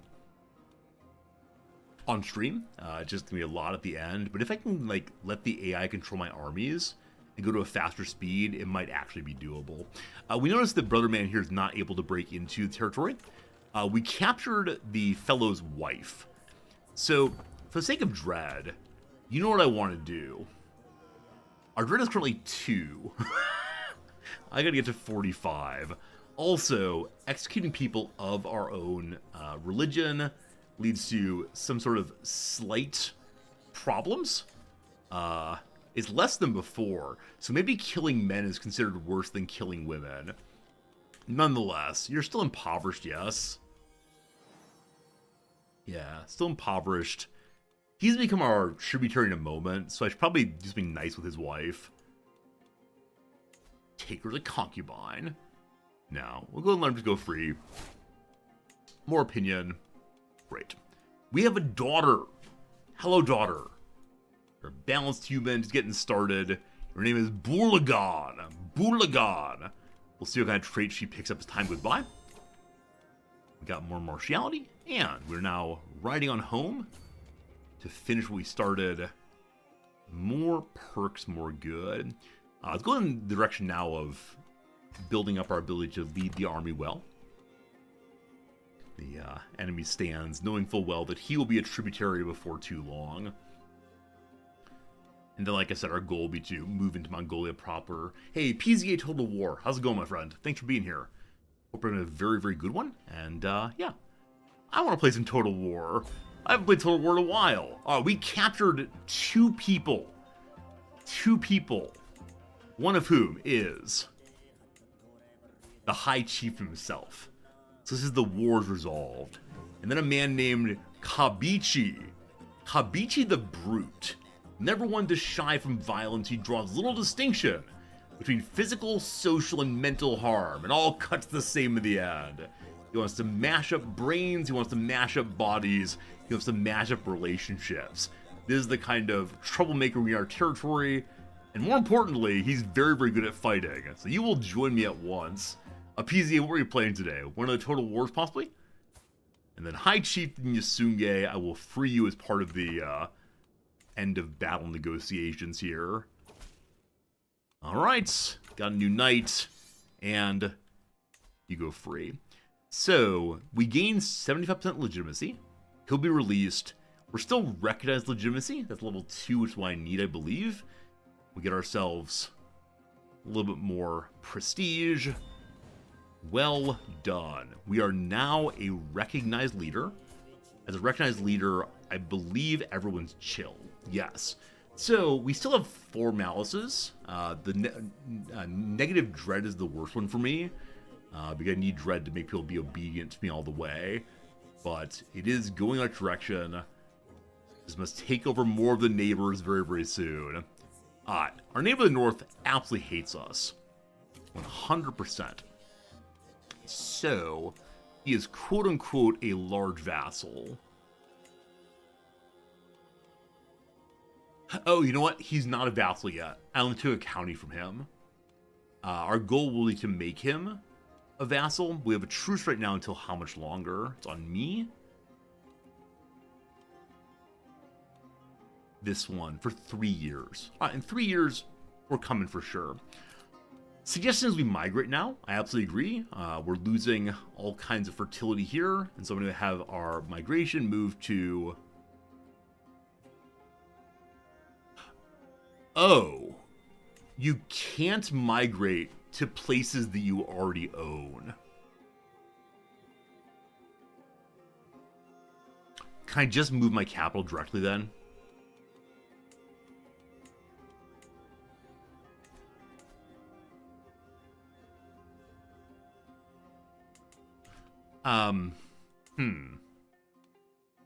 So normally, I would look at the county directly. There we go. No. So you have so much food. So instead of making them tributaries, I should have fought for the county as my own personal domain, maybe? I don't know. I don't know what I've done. Maybe interact with the herder himself. I think he can't do it, though. I can demand it. Okay. I can demand it. It then becomes a herder camp. I'm guessing I convert it into a non-herder camp. That's good to see, though. Thank you very much, TMPV in MX. Tempvin Mix. Well, that's hard. So domain size goes too far, then. I can probably give something up or fix domain in the normal ways. So, thank you for your generosity. To the abhorrent high chief. Yeah, I'm sorry, man. Okay, so is it possible then to move my capital to here? Grant to, raise it, realm capital moves. Some buildings in Orgu might go away. Huh.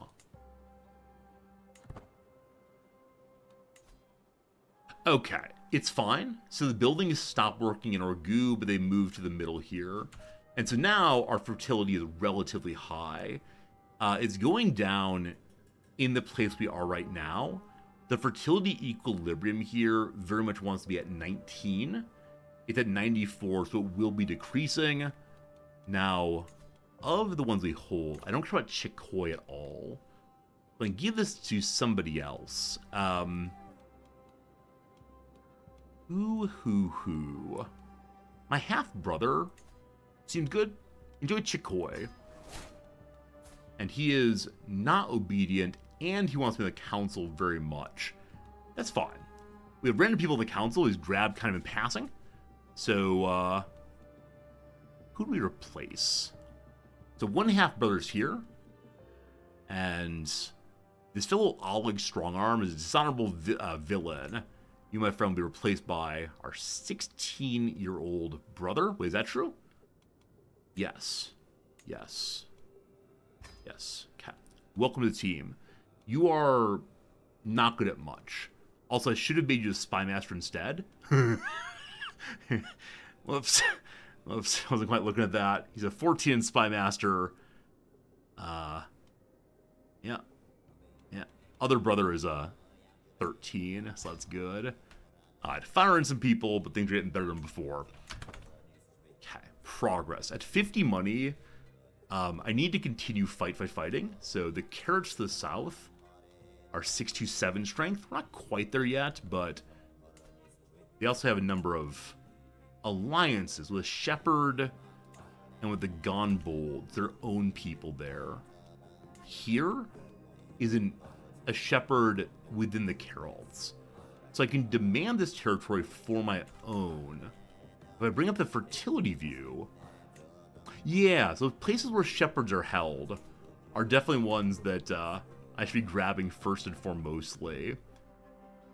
Out here, there are more and more of them. Looks like Shepherds almost always have a suzerain over them. I wonder if we'll ever find any loose Shepherds. Not sure. Okay. How's our dread looking? Up to 5 still. 5!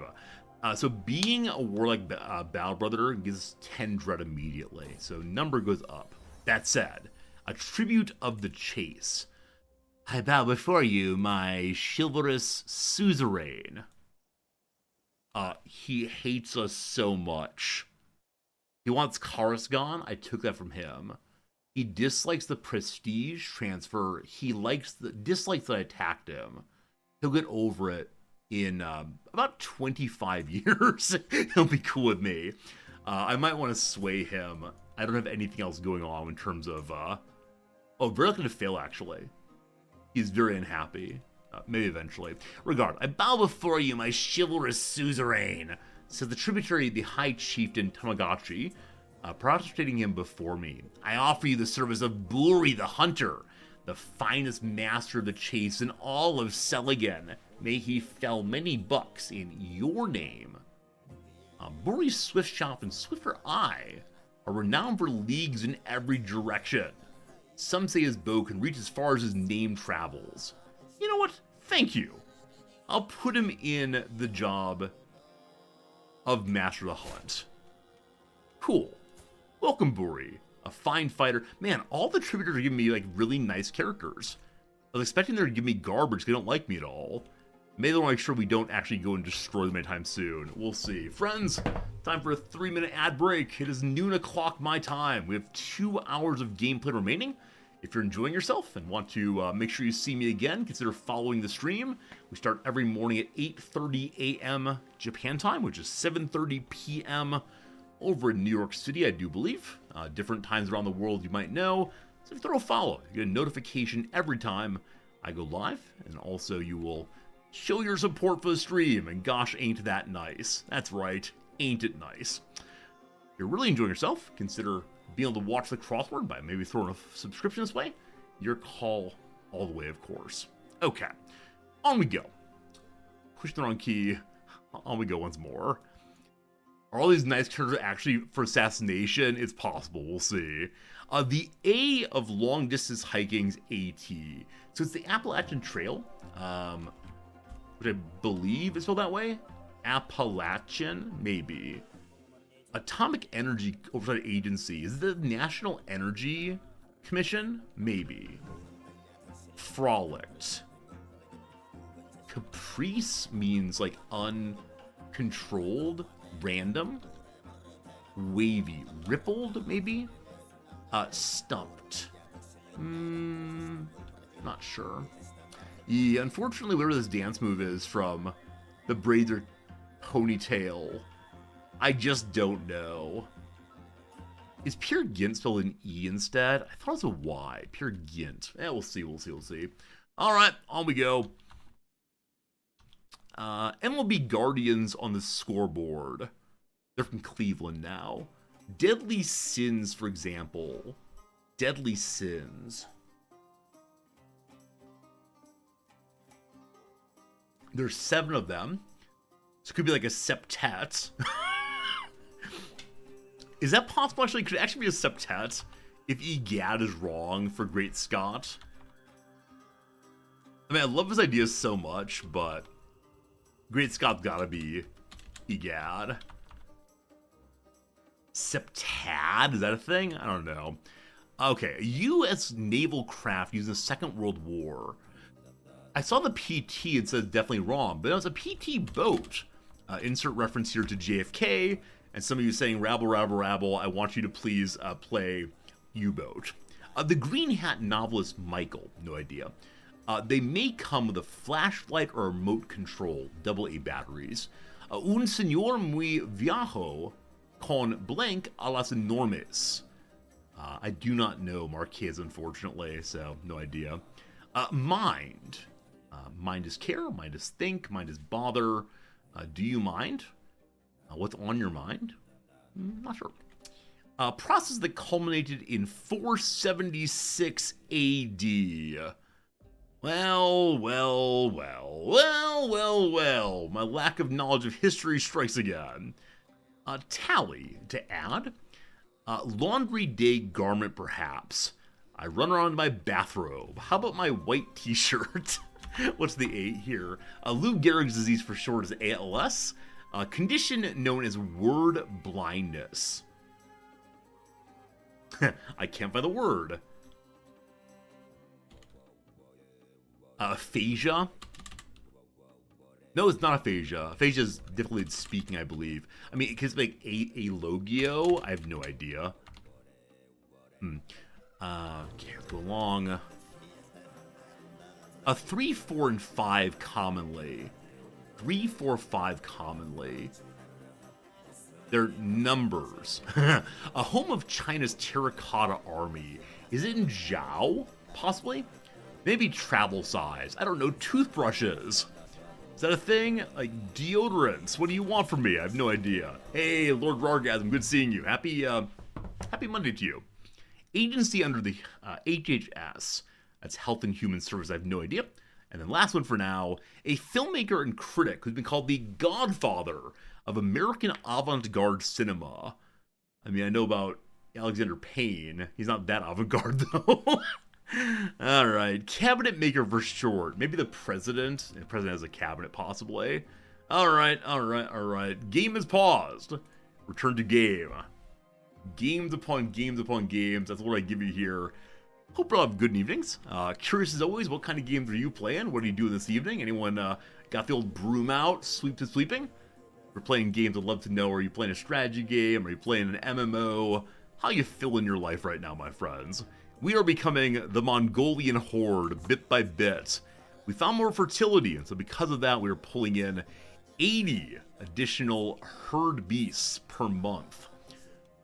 think. Oh, my wife is sick. Do I have no physician? I do. We didn't get a note on that at all. I don't know why we didn't get a note there. Assigned to stand survivors. Build a team, survive hordes of enemies. I don't think I've ever heard of stand survivors. HPG, how old is that game? I do enjoy surviving against hordes of zombies. A message from my brother here. My brother who holds the county. I eagerly propose to formalize ties that already bind us together by signing an alliance between the realms. This is an internal alliance. I tend to hate those, but I'll take it for now as I am the strongest of them all, locally speaking. Writing graphic design direction for the album printing people. Blue Moon, your album's coming. I can't wait to listen to it. Blue Moon recently taught themselves or learned how to play guitar to make their own album. I think it's so darn cool. The Nymans. Heard the name Nyman before. I don't know how I've heard of them. Cat. So again, as we get more and more herd, the herd gradually goes into being more and more soldiers. Our poor pregnant wife. Our poor pregnant wife is pregnant again. Third baby in 3 years. That's no good. Also, I do wonder, my wife's current focus is absolutely nothing. She'd be very good at helping with politics or patronage. Now they're no good though. Trying to find a new game to open suggestions. Your open suggestions for new game.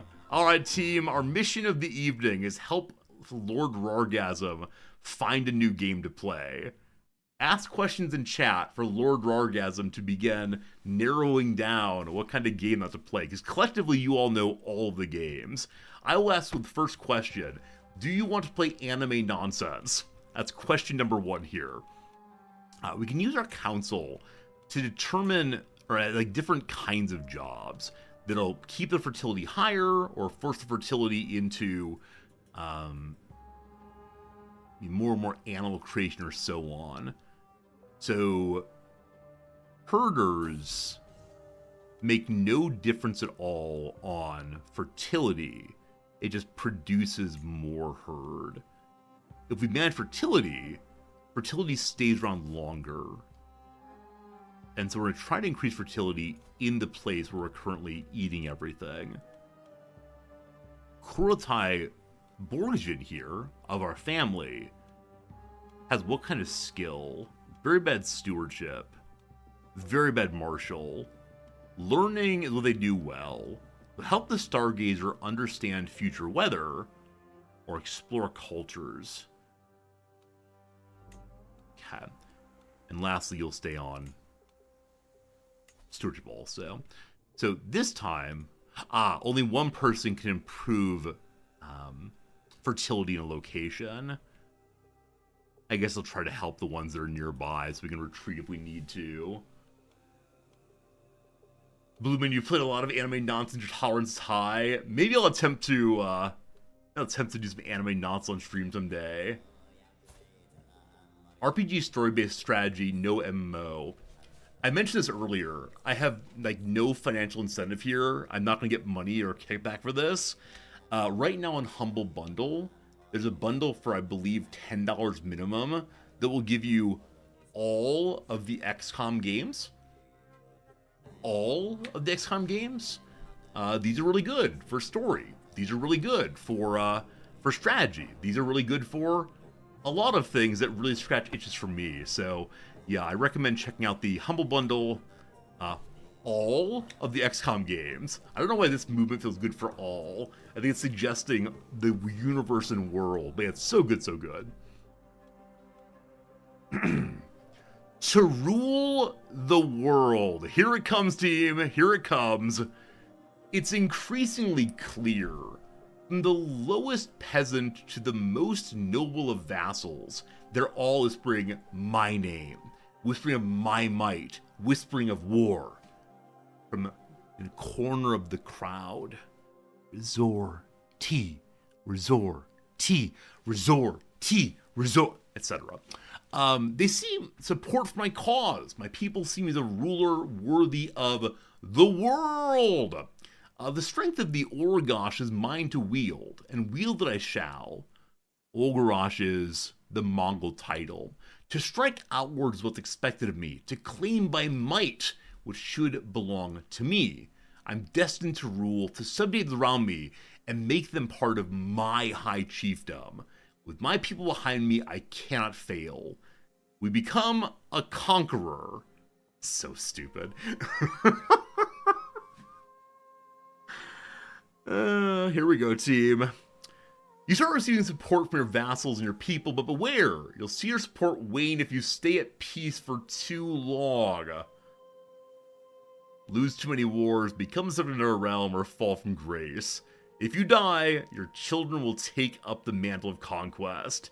You gain the Mongol Empire, 5,000 money, dread, 25,000 prestige. You immediately become unrestrictedly dominant, and your belligerent vassals like you more. The Mongol Empire becomes the jure liege of the Naimans to the south.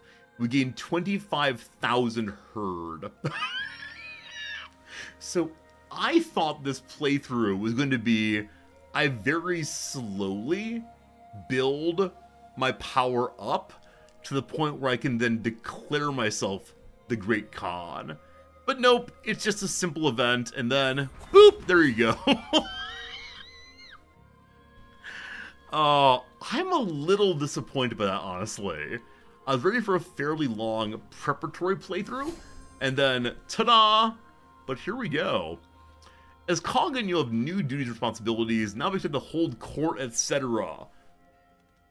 Yeah, Conquer is literally ultra easy mode. It seems like it is. I need to take over the entire world for the achievement, so here we go. Number 1, show me my home.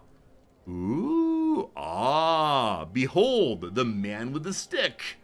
Behold, the man with the stick. All these men with sticks. So I have 2 artifacts which to begin. They're the standard artifacts of my dynasty banner and my house banner. And I believe that this, I think every single kind of court has the exact same slots. I did it! I became the Khan! It'd be really interesting if, like, the Mongols didn't have space for books, but instead had spaces that are, just more furniture, or more, like, heads of their enemies. I think I dislike the exact commonality between each one. I can imagine the Byzantines having books instead of pedestals because they're anti-iconographic.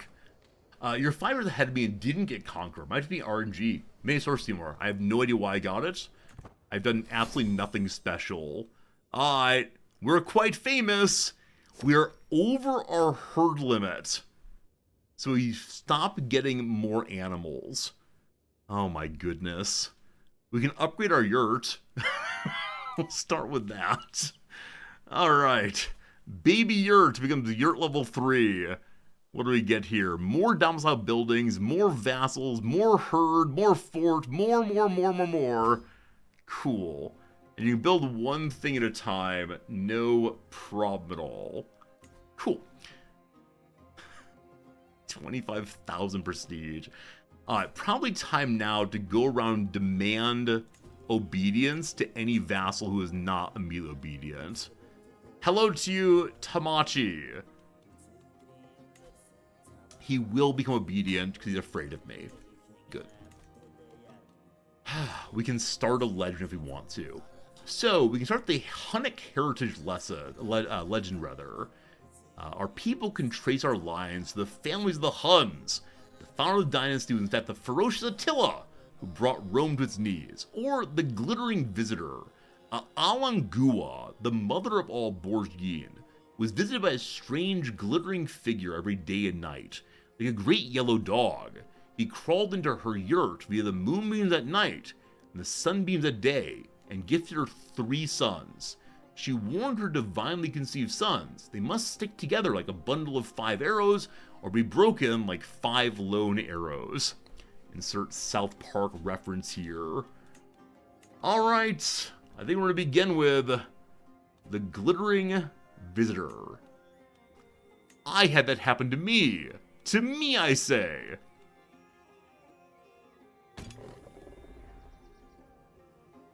Khan Temujin of the Mongol Empire was born from the pool of Alangua's own flesh and blood.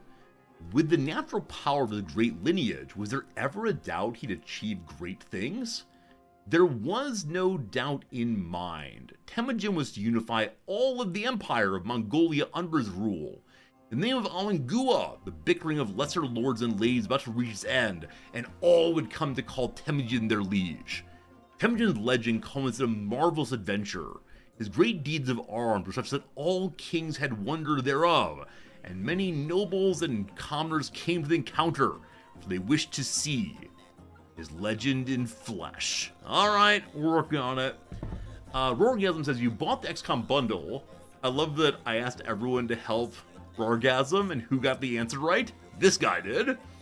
You already own one of the games. Resorting, you good if I get the key away. So Roargasm, if you want to, you can give it away yourself, or I can go ahead and run a quick, channel-wide giveaway, random giveaway, and then tell you who to send it to. Your choice on how you want to do it, though. But yeah, I love it when members of our community help members of our community. It's a very nice thing indeed. XCOM bundle, very good, very good. We're working on promoting our own legend. We need more and more baronies to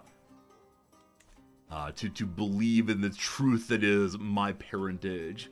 You want to do it yourself? Okay, cool. What game is it, Lord Roargasm? So I can say, please don't enter it if you already have this game.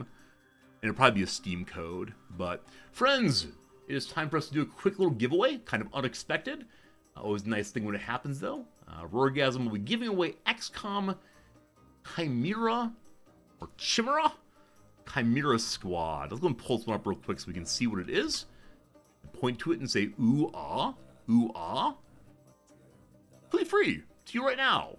A little more cartoony possibly rather than the other XCOMs we know. There you go. To enter into this giveaway, give me just 1 second to get set up first. Enter this giveaway to get a free copy of this game. I'm going to need you to put a keyword in chat. And that keyword is going to be R-A-W-R. RAR. Any of you can enter it. Any of you can win. R-A-W-R. Type it in appreciation of our friend Roargasm, who is entering this key to give away right now. You might play the XCOM bundle too? Awesome. I would love to see more people buying it. Like I said, no financial incentive. Absolutely no sense of I get anything for this, but we love doing giveaways all the way. R-A-W-R. You might have to Alt-Tab on over on this one. Yeah, usually giveaways work best at the very beginning of stream when most people are more active and Jim has not yet fallen asleep. But we'll go and let that run for about 3 or 4 minutes, and then we'll do the drawing. We have 4 people entered so far. Any of you YouTubers wants it, I'll enter the giveaway for you if you want me to. We'll see how it goes. But R-A-W-R to get the gifted item. You already have it, you just want to say RAR? Nice, Shepherd. Nice. We'll go and play for another 5 minutes or so, and then move along. Loving the R in chat. Pirate speak indeed. So what do I do with all this money? Number one, someone has a problem. This is the problem here right now. I beg of you, brother. My brother begged to be approached with pleading eyes. You need to do something about the food served at the court. We all eat like peasants. Foreign emissaries grimace at our table, and neighboring rulers and artists use the traditional dishes, examples of poor tastes and barbaric habits. We spend some money to get some decent food for a time. Friends, last time, if you are interested in winning a giveaway key for the game XCOM Chimera Squad, type in RAWR in chat, and you have an opportunity to win it. I'll do the drawing in just a minute or so, but thank you for being here indeed. We're still in a chaotic succession. I can demand that tributaries immediately join me. These belong, though, to other people nearby, and so I should just go ahead and take them over directly instead. Because, actually, you are independent. I misunderstood. So I can ask that you become my tributary. He says, sure.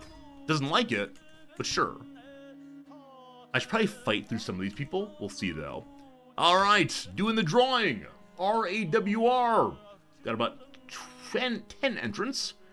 3, 2, 1. The winner is Mike Evilly, who followed the stream a year ago.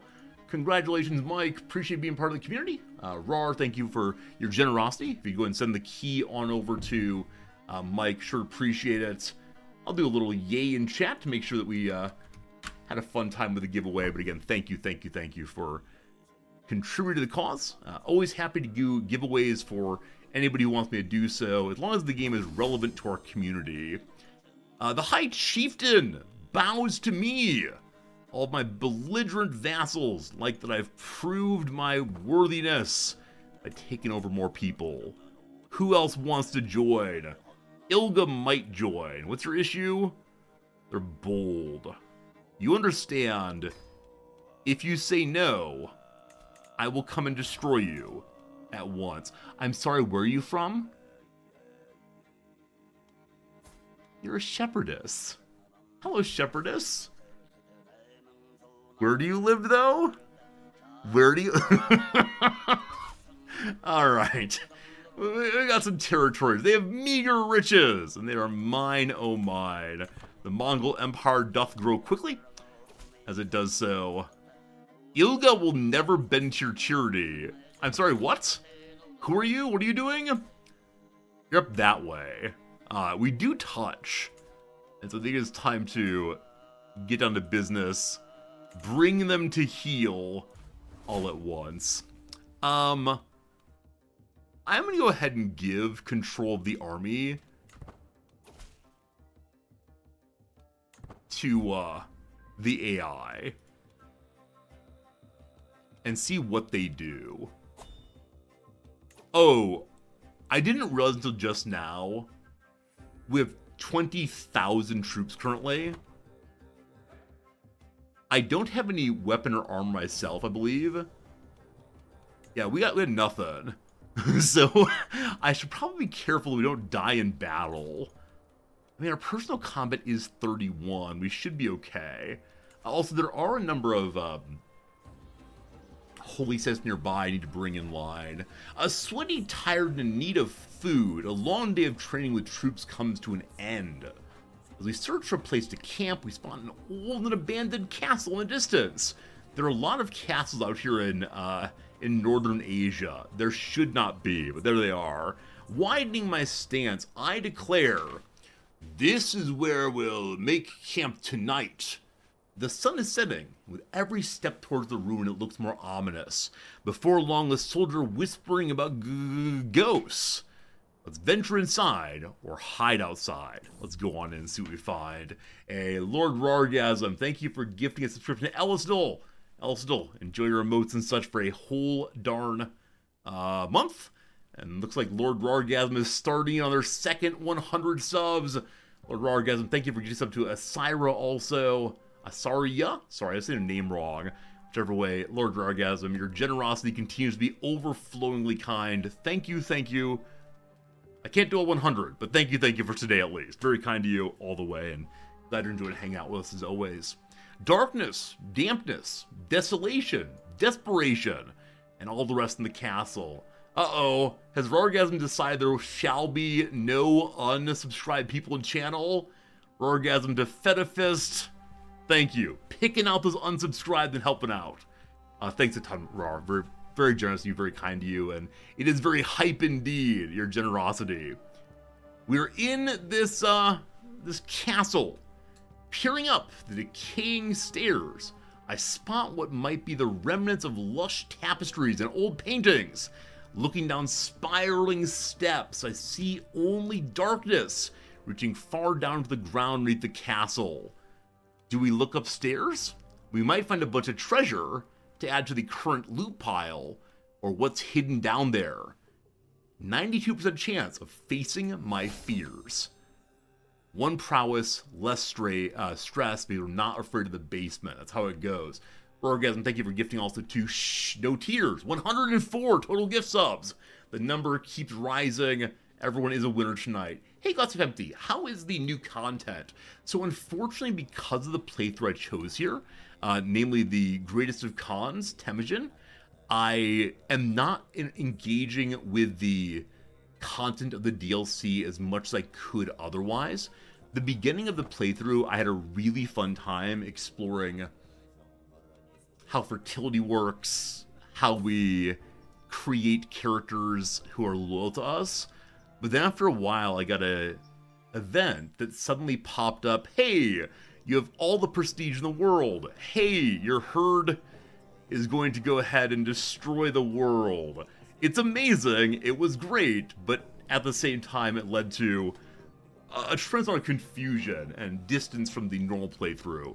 Now, this playthrough is marked on the intro as being easy, so it was kind of silly me to take it. I'll probably be starting a new playthrough in a couple days. It's more difficult.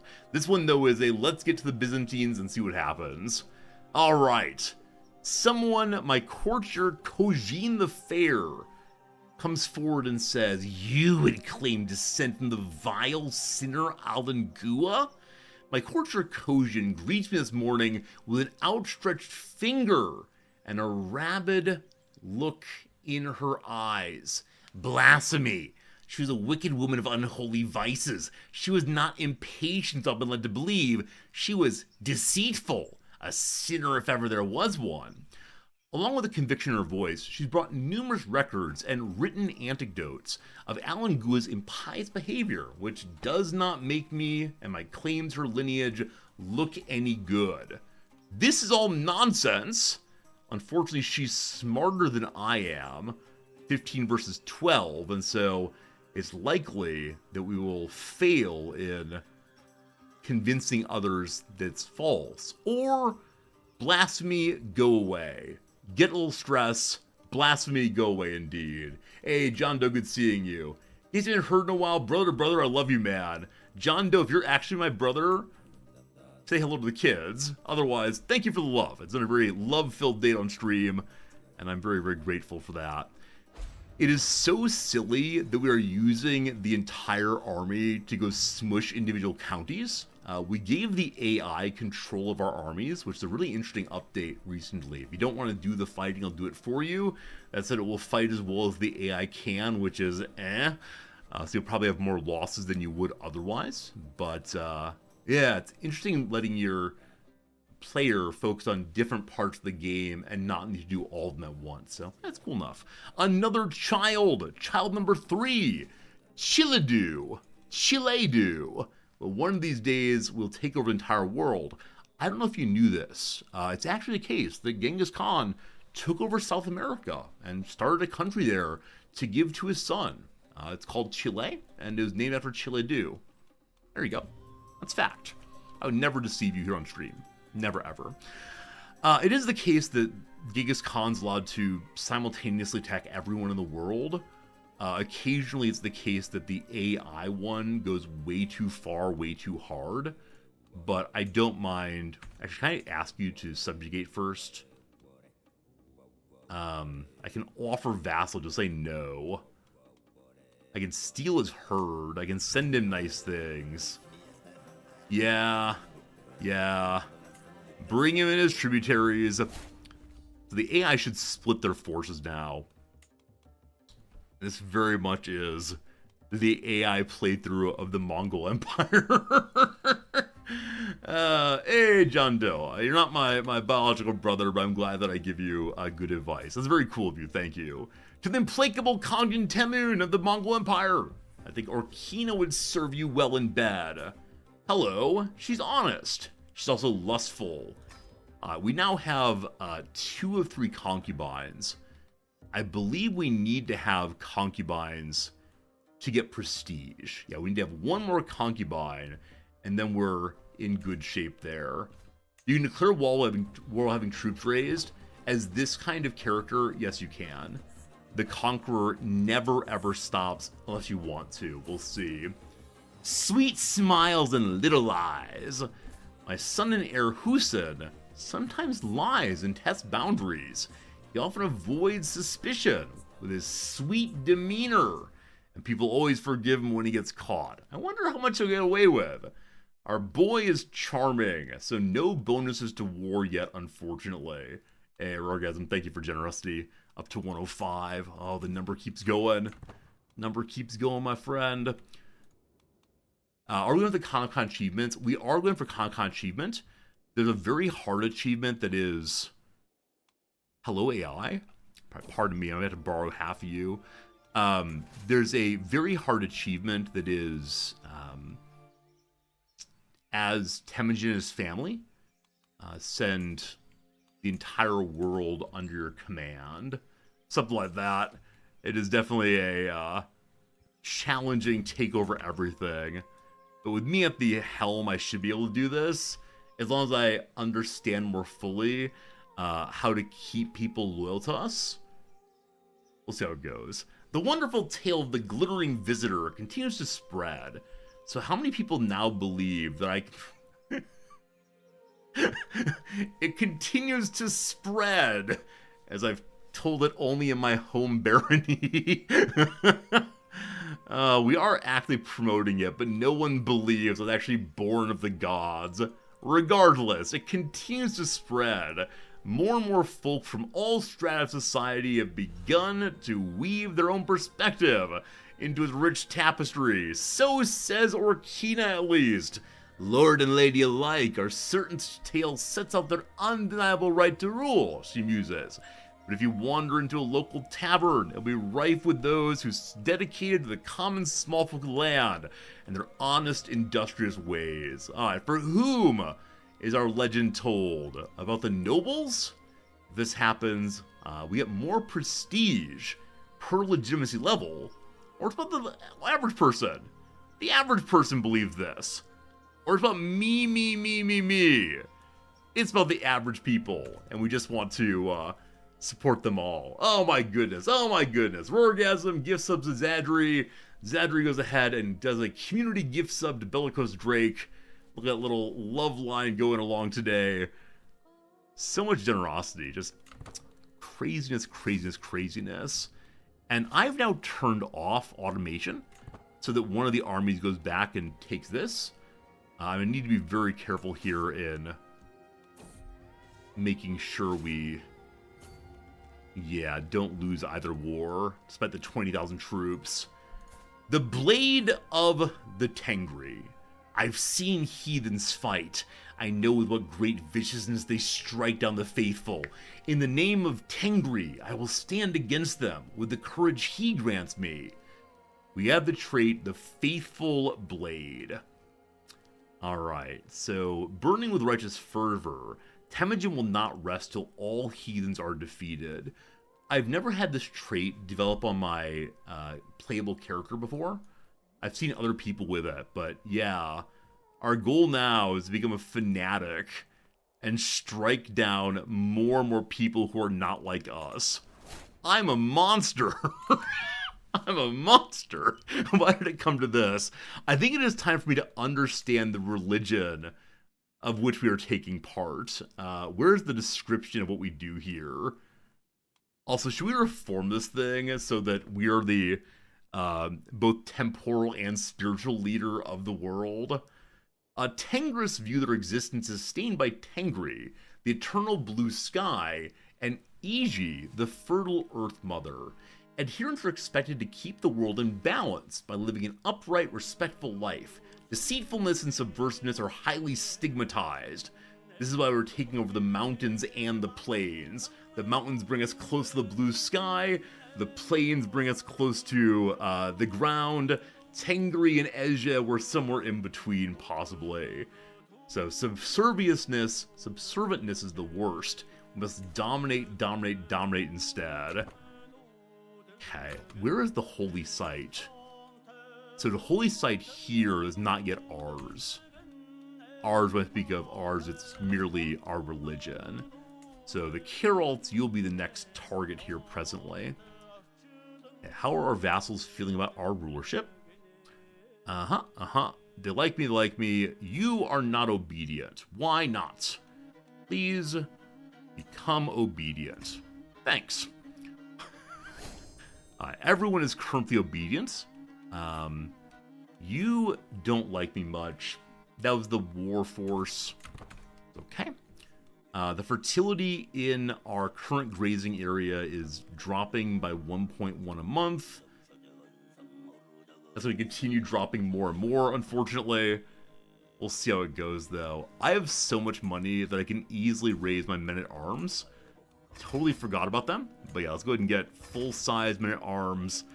I believe it's time also to create a... Yeah, our very own heavy horse archers. Maybe it's like light for now. Let's see, the difference between heavy and light.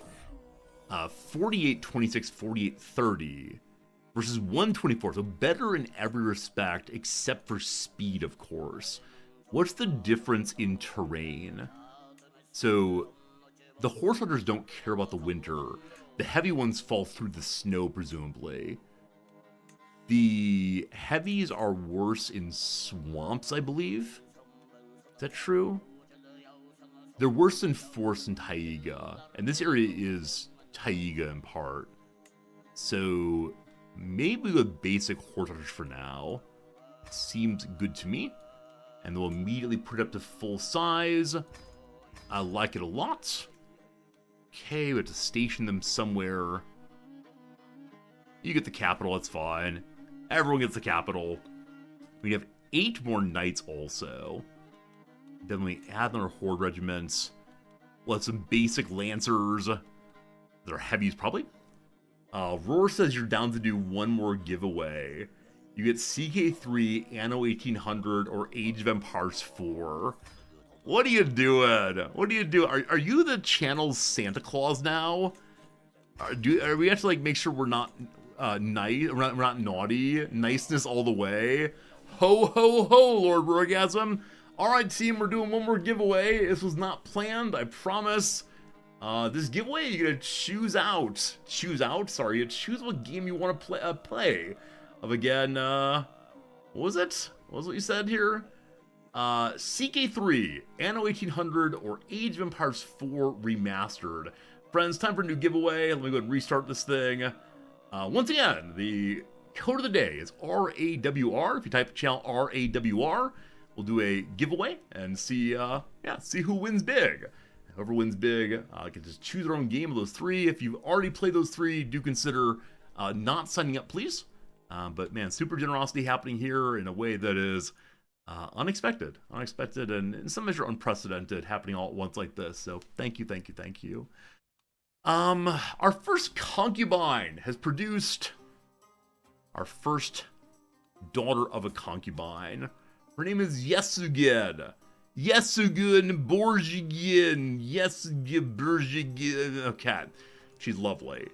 So she counts as being of my dynasty, even though she is born of a concubine. There's no penalty on that.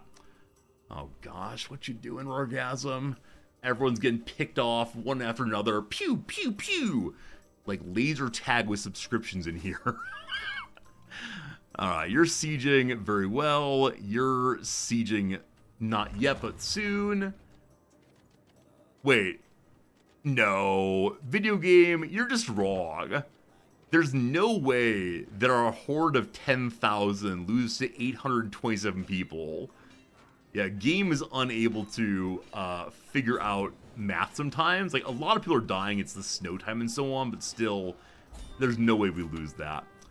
I want to go to peace in a moment. We also just captured a bunch of people, so we could end the war immediately, but we'll look through it. Once again, team, real quick, if you want to enter into a giveaway for CK3, that's this game, Anno 1800, an amazing like boats and industry game, or Age of Wonders 4 on Steam, any of those 3, type RAWR in chat, and yeah, you get it for free. That's amazing. That's crazy. That's generous. Lots of good things. Someone else. Uh-oh. I'm allowed to have concubines, but no one else is, obviously. My wife has once again been absent from my bedchamber. She's honest, so he's gonna ask her. He's gonna say, is it the case that you are unfaithful? Do you have another? We'll find out the answer to that in just 1 second. For now, though, time for another lovely giveaway from a lovely person. Go ahead and bring this up. We push the button, 11 entries. The winner is Shepard, following the channel for 9 months so far. Shepard, thank you for being here. Rorgasm, thank you for generosity again. And my goodness. Be sure to chat with each other in private message and let me know what game you pick, because all three are pretty darn good. Alright, my wife is genuinely upset that I would dare to suggest that she has another. She would never say this. And so, gotta make sure. Probably gonna spy on her at some point. I don't know. She's given us 3 children. One of the children is disobedient. I'm sorry, what? What do you mean you're disobedient? You're 0 years old. Are you stomping around? Can kids even walk at 0? Like, this kid is rolling around on its back and shouting against me anyway. That's weird. I demand your obedience. The child cries. We've taken over both territories. Show me my prisoners. Hello to you, Bamu. Bamu, says the half man, half cow sheep creature. A wise man so well regarded. I'd be delighted to have you as part of my council, thank you. Next up, Sanzima Sartobarga. She's a fool. And she's age 25. I mean, possibly concubine. She's trusting and so on, but no one wants you. Sure, join the team. And then Sodnom the wolf. Sodnom is an amazing name for a lustful person. Sly, vicious, noble, but rarely honorable. There are worse ways to sum Sodnom up. It seems that many more characters in the playthrough today have sobriquets than previously. I don't quite know why that is, but despite being very good at martial, he's not a good knight, and I don't want him seducing people in my court. He is my religion, so I'll take a hook on him in case he gets power eventually. Go away. Okay, we then have Karachi the Honorable. He's an Nestorian, so you're not my religion, which means we like it when we do this. Bye, Korchi. We then have actually captured the Khan. The Khan has quite a bit of money. We have 100% war score. We haven't taken over anything. We're not holding anything, and so by freeing him, we'd not win the war. So we wouldn't win the war just like that. And with that, we expand to the south. A message from someone? My blood brother once again wishes to give me a man with knowledge of troop compositions. His name is Kabul Strongarm. Wait, this fellow was ours before. Did you run away from home and now he's making you go back? Alright. Also, we've leveled up martiality. So what do we care about most of all? We care about marching forward well, moving a little bit faster. I thank you. And my child bows to me. Chilladoo is now mine, oh mine, oh mine. Alright, we should probably bring the northern tribes into line here. Fertility's dropping in a hurry, so I'm going to bring up the fertility page. I see fertile soil that way. So I believe the Carolts might need to be the next target here. And let's make sure that our vassals are loyal to us still. Where is the vassal page? Hello. Also, we make groups larger. And this throat singing is something else, huh? Something else. You're amazed by the coordination for Zero to bow. I pick him up, I bend him forward, and I say, "That's right, kiddo. You will always be in submission to your father." I'm not sure he enjoys that, but how it goes. We have another group of basic riders, basic raiders. And I'm going to have one more group also of, I don't know. They have more siege weapons. Yeah. We got the torchbearers. It's like the Olympics, but instead they burned down the house at the end. Looks like the AI does not know what it's doing to get to win this battle. I mean, I turned off AI control. I think that's absolutely true that I did. Okay, I just stood down my troops. That might be a mistake. I'm supposed to be at war constantly this playthrough, and so I need to probably never put my troops away, because when one does so, they, yeah, when one does so, they take months to get home. The slaughter at Gothrgazer! So I'm assuming slaughter means it's been a complete wipe. One person survived this thing. One and only one person made it away to go tell what had happened. That was the enemy commander, Torgan the Proud. In the north, we win again. We say thank you for your contribution. The Khan expands, expands, expands. Okay, Yurkaburitz. Will you join me peacefully? You will not. That's because why? His realm is distant from mine, allegedly. Huh. It appears to be immediately abutting. I don't quite know if that's true. Also, we can now have up to 6 personal holdings. So it's probably sensible for me to start taking ones that are nicely fertile as my own. So this one here is held by a shepherd. I'm sorry, I need this territory for my own purposes. Okay. I can't take it directly?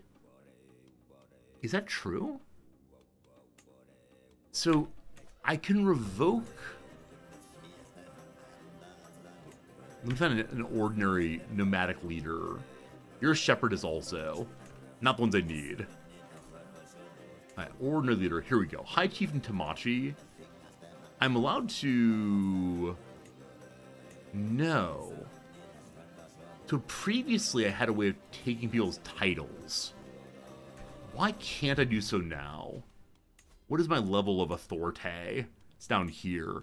So I'm maximally authoritative. There are a whole bunch of things I can do now. I do not understand what all of them are.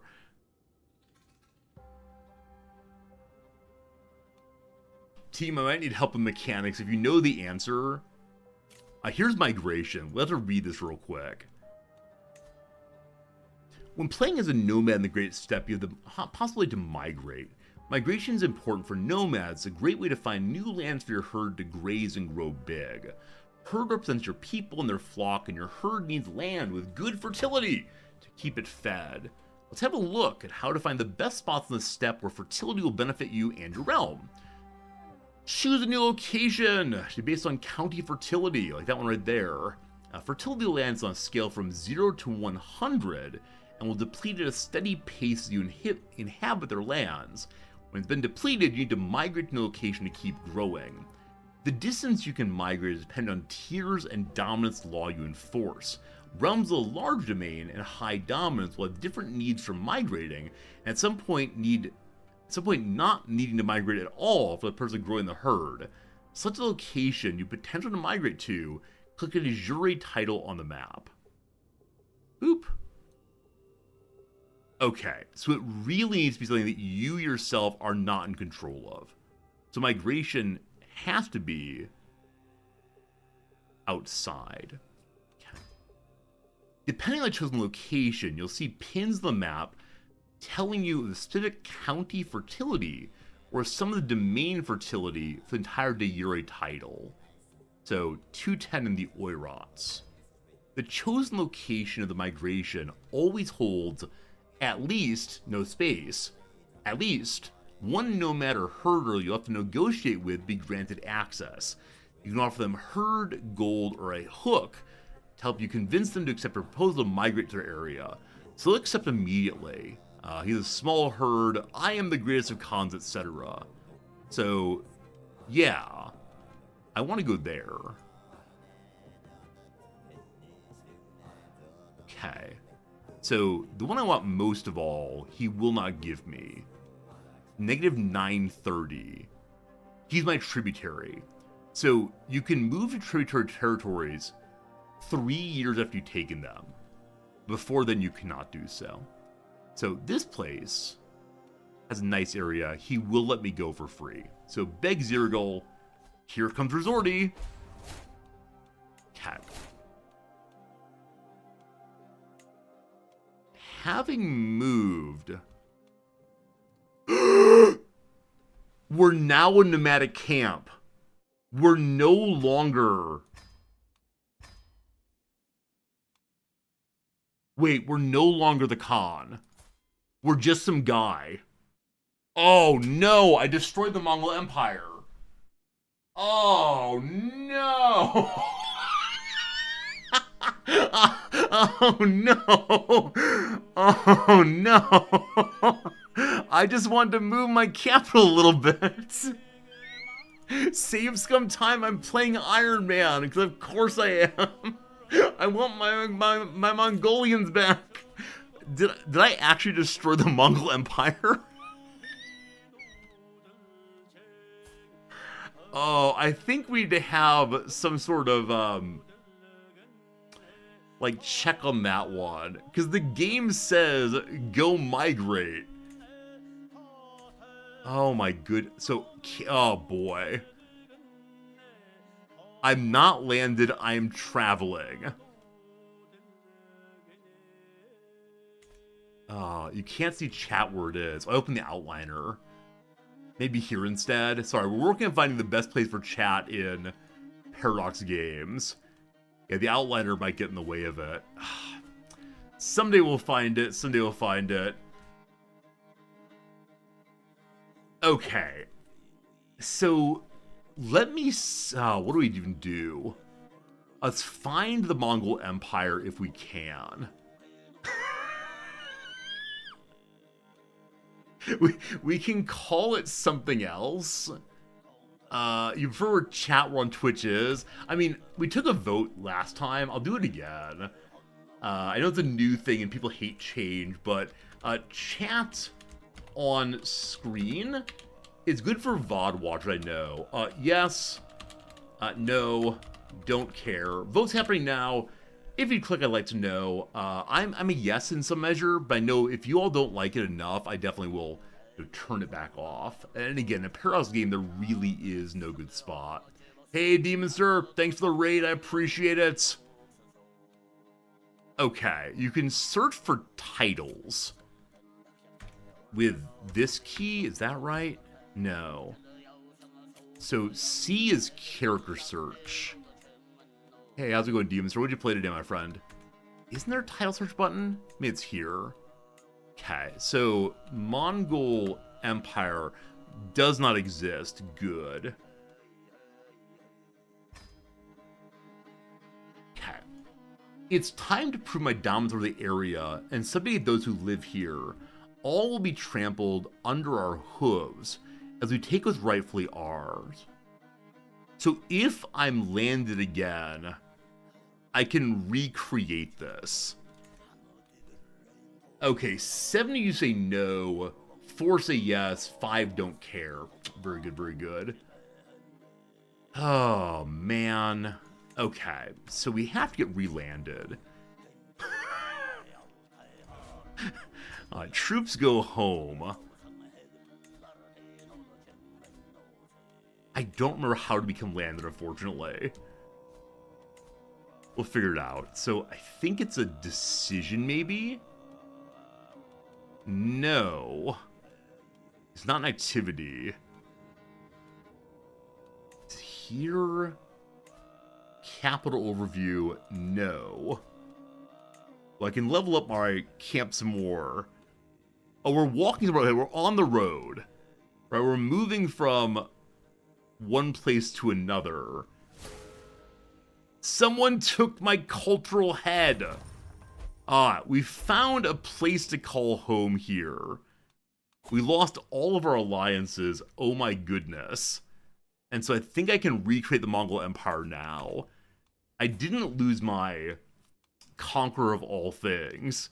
We're just making the game a little harder for ourselves. Sneaky Spudsworth, thanks for the raid also. How's it going, Sneaky? Playing a little game called CK3. You have a good time with that game called CK3? How is it? Have you enjoyed yourself? I hope so. Been very cool hanging out so far today. Also, my friend.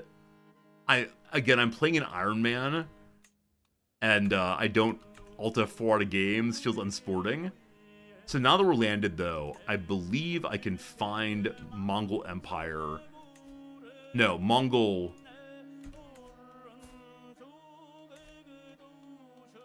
Empire? Empire's not the right one.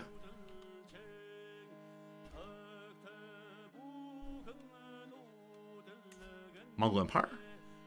What was it called before? I just don't remember what it was called. Love the new DLC so far. Me too. I mean, we can become an empire. Maybe? We are the Borgian Mongols. We just lost our earlier title. Okay, now that we're landed, becoming the greatest of all Khans requires what? I must be at war, then I can do that. Okay, we're fixing it, team. A bit of a mess. We still have a lot of troops. We just lost our title. Hello, Shepard, do you want to join me? Thanks. The Carol's currently are fighting someone else. They're about to end the battle, so when that's done, I'll join in. We're a cultural head again. Okay. So silly. Do you want to join me peacefully? You do not. It was labeled Mongol Empire on the map. This is correct. Okay, cool. I've forgotten the name entirely. I need to be at war, so get to it. Be my tributary. I'm gonna let the AI handle this while I figure out other things again. Hey, Rorgasm! Thank you for gifting a subscription to Sneaky Spudsworth. I was wondering if you were still doing the fun, or if you decided there's enough time. Whichever way, thank you as always. So kind of you to give out those gift subs, raining them down, like, I don't know. What are things that are rained? I mean, hail is rain, that's not pleasant though. Okay, I only have the 3 territories right now, I need 6 myself, but... Okay, we're at war now, so now I can say, number 1, AI deal with that. Number 2...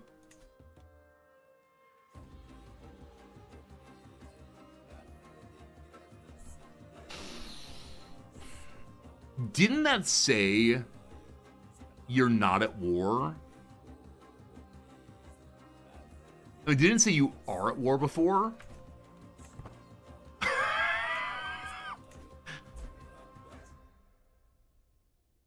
What? What? I may have misread there. We'll figure out in a moment. Friends, it's time to think about our beautiful story. No one else believes my story. All right, one moment. I believe I can ask people to believe my story. Yes? Also, we lost our starting area. I don't know how that happened. Where'd my best friend go? Once upon a time, I had a friend. That was nice. Hey, Microflora, you got caught with a Rorgasm arrow, maybe? Another bank call for fraud. Don't get your credit card banned. Don't get your credit card shut down. Some mad person with a desire to make a Twitch streamer very, very happy got hold of your credit card, unfortunately. You're very nice, though. You're very nice, though. It's multiple transactions in a row, and they want you to do it all at once. I get it. Very confusing. Unfortunate, though. Alright, so you do not hold land. So I think I can't ask you to send my message around. We'll grab someone who is previously ours. Can you spread the good news of my message? You cannot. I like it, Shira. It's good seeing you. Is it possible in Nomad to actually have a legend be spread? Or just not a real thing?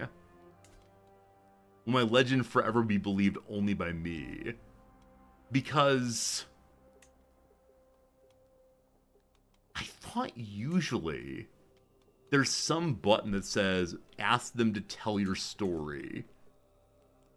But it does not. Is there a person I can hire? So I know that if you're a feudal, you could have someone tell your story here. Not so much, though. There's court poets. The poet does not say they're going to spread my legend. The musician, yeah, the same. I think choosing a legend as a nomad made it impossible. That's how this goes. How it goes. Alright, team, another hour's passed. It's 1 p.m. my time. We've had crazy generosity on the stream. We had some giveaways. We've had, I don't know, the creation and loss of the Mongol Empire. That was weird, but we're working on fixing it. Over the next 3 minutes, we're doing a quick little bit ad break. Those of you who have gotten gift subs, you can now watch the crossword. Ooh, ah. We're going to take a quick little break here. There's a job from the spread. Keepers, thank you for knowing that. When we get back, we'll have them take up those jobs to spread the good news. A little bit more here. Here we go. I got the original Genghis Khan event that gives Empire. It doesn't play well with new nomad mechanics. I think that's right, Seymour. It's when we followed the game's instructions, go migrate, learn how migrating works. I said, okay, we're migrating, even though it appears to be the case that you're actually not supposed to migrate. If you migrate as the Khan, the Empire gets destroyed. About whom Lenin said, she's the teacher and I'm the pupil. Probably Yoko Ono, I'm guessing. Approaches, let's say nears, no idea. HBO's and Just Like That for one. I have no idea what it is. Maybe a drama or a comedy, who knows. A pop star with the 2006 album The Duchess. 2006. There's Adele.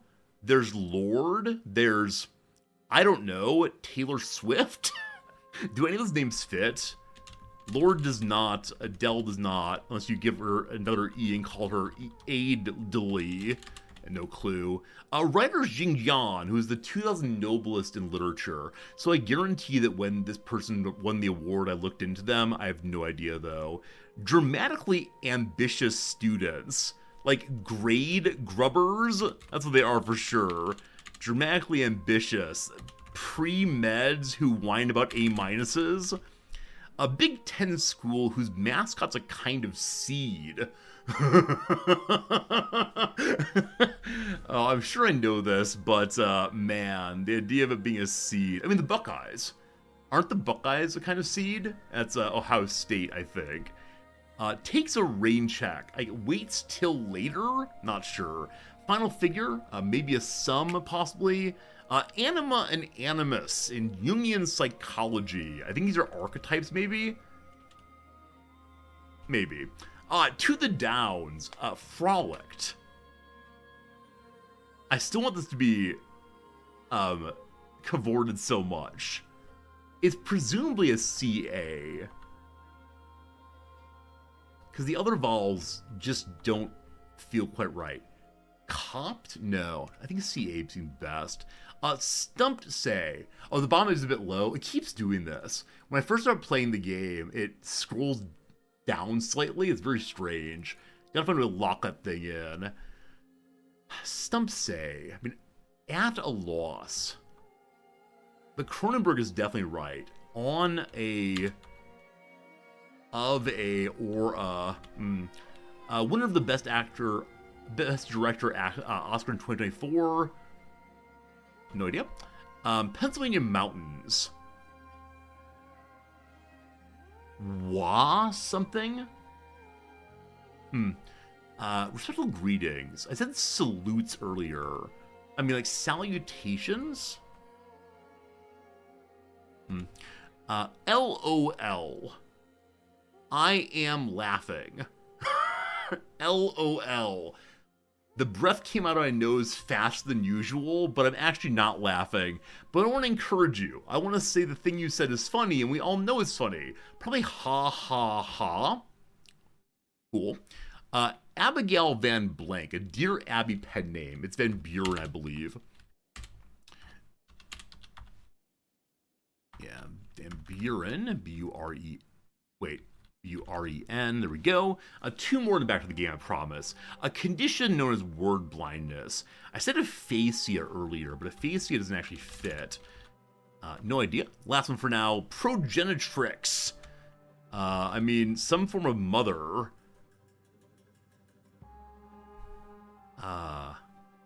Yeah, it's just some motherly-like figure. I don't know exactly what they want there. Last one, I swear. A novelist whose devoted fans are called Janeites. Janeites. Is it possibly the writer of Jane Eyre? Whose name I've forgotten right now. Good. It's in there somewhere. Alright, team, we got 1 hour left. I hope you're in for the ride. My capital here is under siege. The AI doesn't know what it's doing as usual. Alright, so quick battle and then on to here. I feel very strange trusting the AI to do anything in the game, but especially to, figure out where we're going, what we're doing. So in giving up the Mongol Empire, I lost characters doing important work, namely of keeping fertility high as we can. And so more stewards for more creation of animals and also for more keeping fertility high.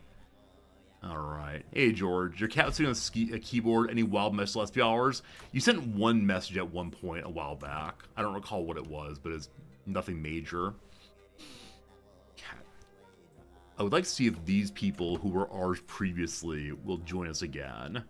Will you? Will you join me? You will not join me. Realm is remote. I don't know how that works. We appear to be abutting them directly. They're saying Realm is remote anyway. So I just don't get it.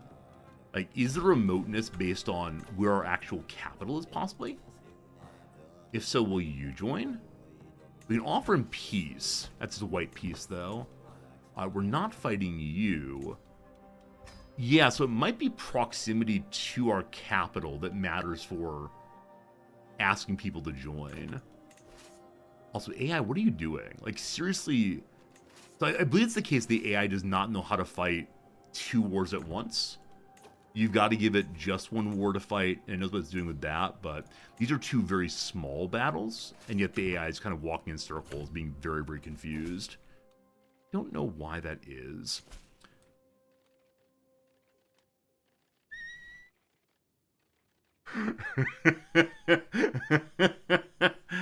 Oh boy. Friends, we're getting settlement issues. These are not worthy of us, but here we go. Riders from a neighboring tribe are rampaging shamelessly through Cantagir, bringing them a large flock of beasts. What are you doing? What are you doing? Lord Rargasm, thank you for 15 gift subs. 15 ties thrown at my face right there. That really is 15 ties. Noms and I counted them out. And thank you. Here, let's have a little tie explosion locally. For Lord Rargasm, in all of your generosity today, 25 gift subs. Woo! Rargasm, I thank you for being incredibly, incredibly generous. And, yeah, you don't have to do it, but thanks for doing it. And, yeah, it allows me to very nicely do things I couldn't do otherwise. And thank you. All right. We're dealing with this settlement issue. Wait, if we deal with settlement issue, we individually are leaving our home. Yeah, it's not that we're sending... It's not that we're going to be abandoning our home and collapsing the empire once more. So, very safe little route for the con. Let's go talk to people here. For sure. I've been saying before that I need to get better pop-ups for generosity. This is definitely true. For me, like this kind of subscription gifting regularly, I'll definitely work on better pop-ups than the old ones, but we'll see what happens. Okay, what are we still fighting? I see there are wars happening somewhere. To the vile Khan Temujin! I've decided that paying tribute to you is no longer my best interest. Some random shepherd decided to stop working with us? What? Her city has broken off once more.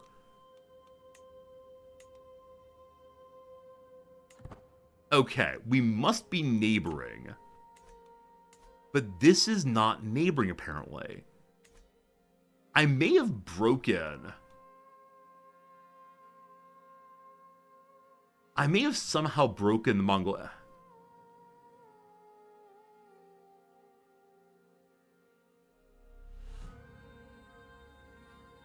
I think we restart the playthrough tomorrow, team. Dude! Dude! 25 more gift subs? Ah!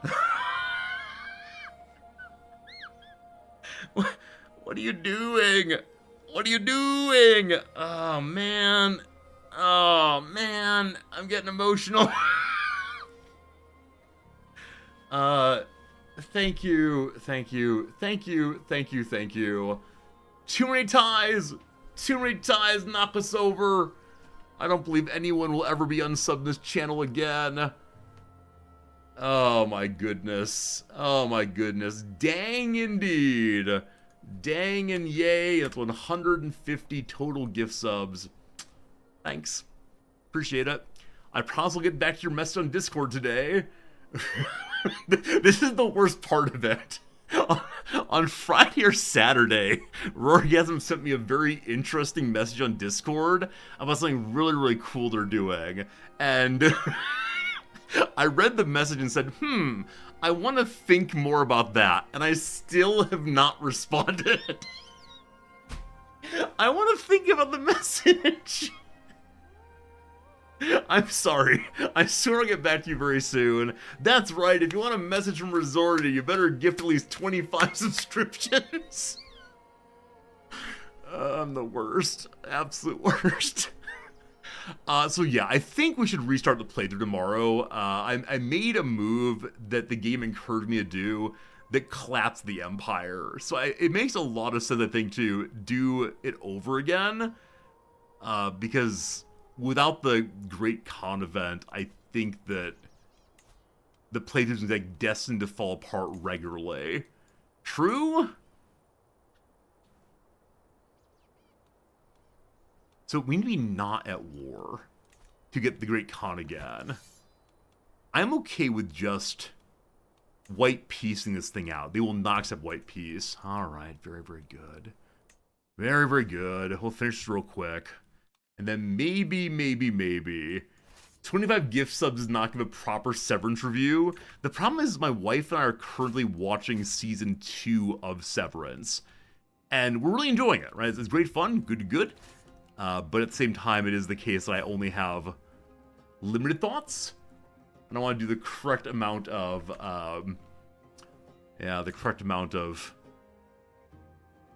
feedback, perhaps. We do Hop 2 in November again. We're going to sign up for this, spend 1 hour talking to Resorty. It was really nice. Yeah, back during the last charity stream. If anyone, I think, gave $250, maybe $500, I can't remember now, charity, they could spend an hour chatting with me, and I think 3 or 4 people did it, and it was so cool. It's very cool to meet people who are, so unlike me, but liked watching the stream. We talked about various things that they cared about and various things that I cared about, and it was an incredibly nice experience. Right now I'm just clicking through. We are going to be restarting tomorrow, so I think I should say, yeah. I think we should say that we're abandoning this one. I am curious how the interaction works if I need to do it differently tomorrow, but this is me playing in a very non-strategic way. Because look at this nonsense. we once held all of this. How much longer am I streaming tonight? So officially, I'm supposed to stream for 40 minutes. But I think because the playthrough collapsed, I'm going to possibly say goodbye fairly soon here. Yeah, I think it's the case. Yeah, I want to restart this playthrough tomorrow. Certainly. Hear you out? Uh-oh, what you got? What you got, Rorgasm? What do you want? What kind of deal are you going for? Dude.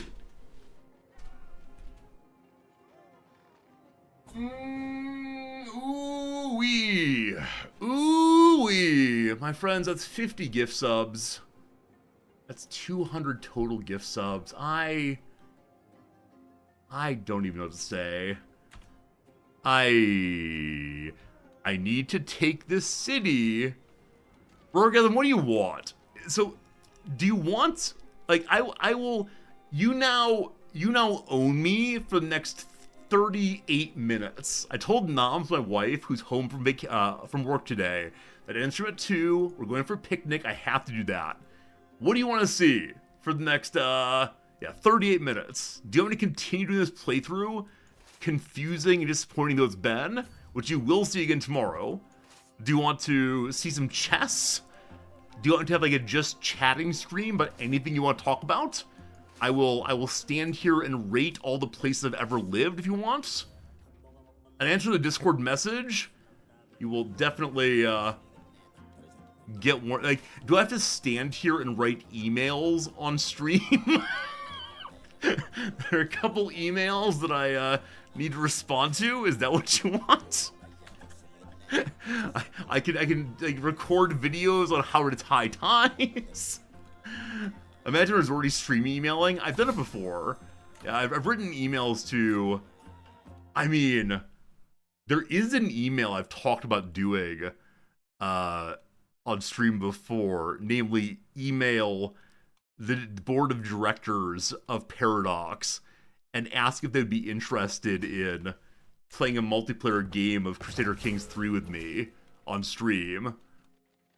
Yeah, everyone's breaking off now because the Empire is broken due to my earlier misclick. Can I grade paper on stream? I have graded paper on stream before. It requires me to do 2 things. Number 1, get the consent of the students. And number 2, it requires me to make the papers blocked off in a way where you can't see whose paper it is. But no, I've definitely done that. Some viewers find it very, very, very uncomfortable to watch, even though I have consent. Other viewers found it very interesting how I explain things. That said, I have no papers to grade here. If you submit an assignment, I can quickly try to grade it. We're now at peace. May I reestablish what I accidentally destroyed? I can.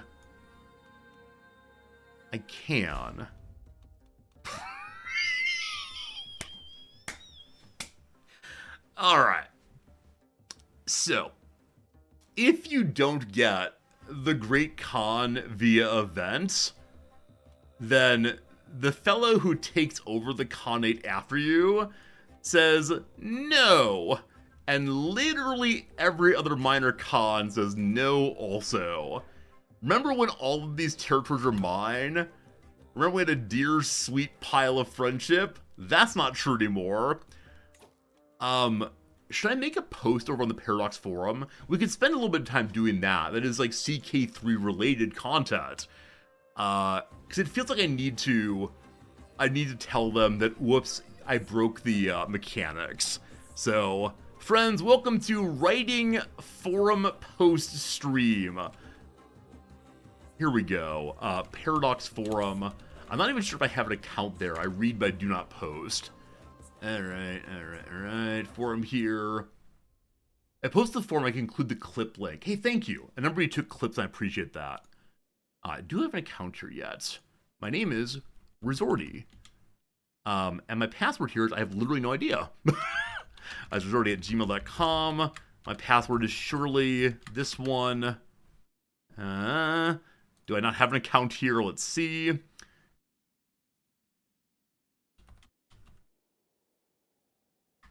Don't you worry, this password is a different one than what I typed in.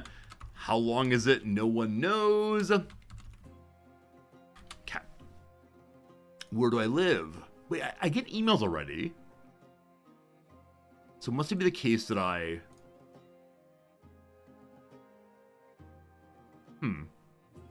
No emails, thank you. Where are the motorcycles? There are the motorcycles. I already exist. Okay, so I forgot my password then. Forgot. Zordy@gmail.com. The step to clear warned me because I wasn't efficient off a con. So I don't know if you saw Blue Moon. I followed the migration tutorial. It popped up with, hey Resorty, you should learn how to migrate. I said, okay, I love migrating. And the The game then suggested, oh no, you've migrated. The Mongolian Empire's been destroyed. And it's been all downhill since then. So I need to make sure I never, ever, ever migrate while you're the Great Khan. Okay, on this page, let me do bridges. I know what bridges look like. Those are bridges. Boom, boom, boom, bridges. I actually missed a bridge there. It still let me change my password. Good. Alright, one more time. One more time. I continue to be resorty@gmail.com. This is the new password. Good. We'll just save that's fine. Okay. Here are the games I play. That's a lot of games. It's a lot of games. Alright, where is the forum then? Okay, so I wanted the forum for the Consulate Steppe. And then is there a bug report? It's not exactly a bug, but still. Known issues from yesterday. Let's do that. I'm playing extended nomadic. No, it's not us. Accommodating tributaries core position. No. Rulers may submit to a top suzerain not to them by land. Fine. Powerful vassal. The tooltip is broken. Okay, so there's nothing here in the top known issue about that. So anything down here? Okay, I don't see anything in particular. So time, friends, to make a brand new resorty post. Oh, I'm not logged in here. I have to log in again. There I am. Okay. I wish I'd change my picture here. Like, obviously, this is the most important thing. I wish to be... Oh, I have to read the rules. Don't be a bad human. Do be a good person. Don't account trade. Don't put up the earth from Twitch. This is not a place to advertise. Fair. All right. Read and accept. Good. All right. Now I need a different image, please. This is the content you all sign up for, clearly. Pick from gallery. Oh, can I not upload my own? Onto my normal goofy orange head. No worries. Report an issue. Okay.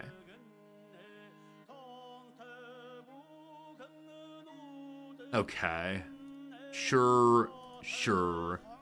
Here we go. Summary. I can't upload my orange head. I love it. How many pages should you scroll through before you post a new bug? I should probably look through more of them, George. But I agree, you can't look through all of it. I mean, you can search, right? This is what I should do. So bug, migration con.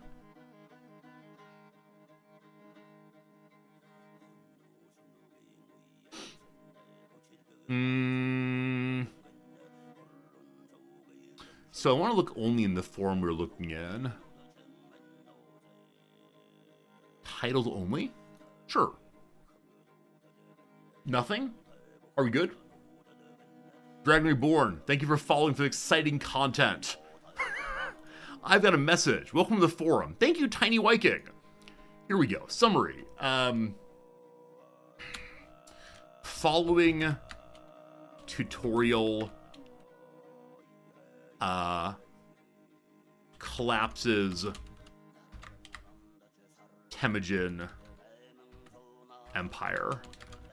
Okay. Following migration tutorial. Okay. May I have a link to the clip? I know that one of you has a link to the clip if you don't mind. Okay, description. While playing as the new Temujin start, thank you, Elstil, for taking the clip and for linking the clip. Okay. Playing as the new Temujin start, I did what? So no, this is the steps reproduced, sorry. Description. Migrating after... Okay. So I need to say, like, it's actually following the tutorial tells you to do. That'll come later. Migrating as Temujin, the Great Khan, destroys the Mongol Empire. Okay, very good. But a bunch of DLC, including the new one. Hey, the DLC of this game is also good. If you've never played the base game, I'd encourage you to play the base game first. But yeah, make sure you make sure you know what you're doing before you add all the DLC in. But it's so good. I received the events to become the Great Khan and to have the Conqueror buff. That's not how I kind of heard. Conqueror. There we go. Buff. Then I brought up the fertility overview. And the game then showed me a tutorial about how to move my capital to a more fertile area. I did as it said. See video below. And suddenly, the greatest Khan's empire was no more. What are you doing? This is the content you come for. Nobody wants opening stories. Nobody wants gameplay. Nobody wants crossword puzzle. What you truly want? Resorty writing bug posts on forums. Ooh-wee! Rorgasm, thank you for 22 more gift subs. Now at a nice place to stop forever. 222 gift subs over the past week, I believe. I'm gonna throw a little heart in channel just to express my appreciation. If you want to do so also, I'd appreciate it because, man, these gift subs are not just to me, though I do benefit financially, of course, but they're us all together, building the community step by step. More and more and more people subscribed, and hopefully someone will come back in the future. And yeah, thanks a lot. Can I do my playing off stream and just do bug reports on stream? I mean, there's probably an audience for it. There's probably an audience for this kind of thing. But yeah, that's something. That's something. Okay, so I'm gonna link the. Wait, nope. I need to find the video clip again. Thank you, also. Also, like, writing incredibly long emails to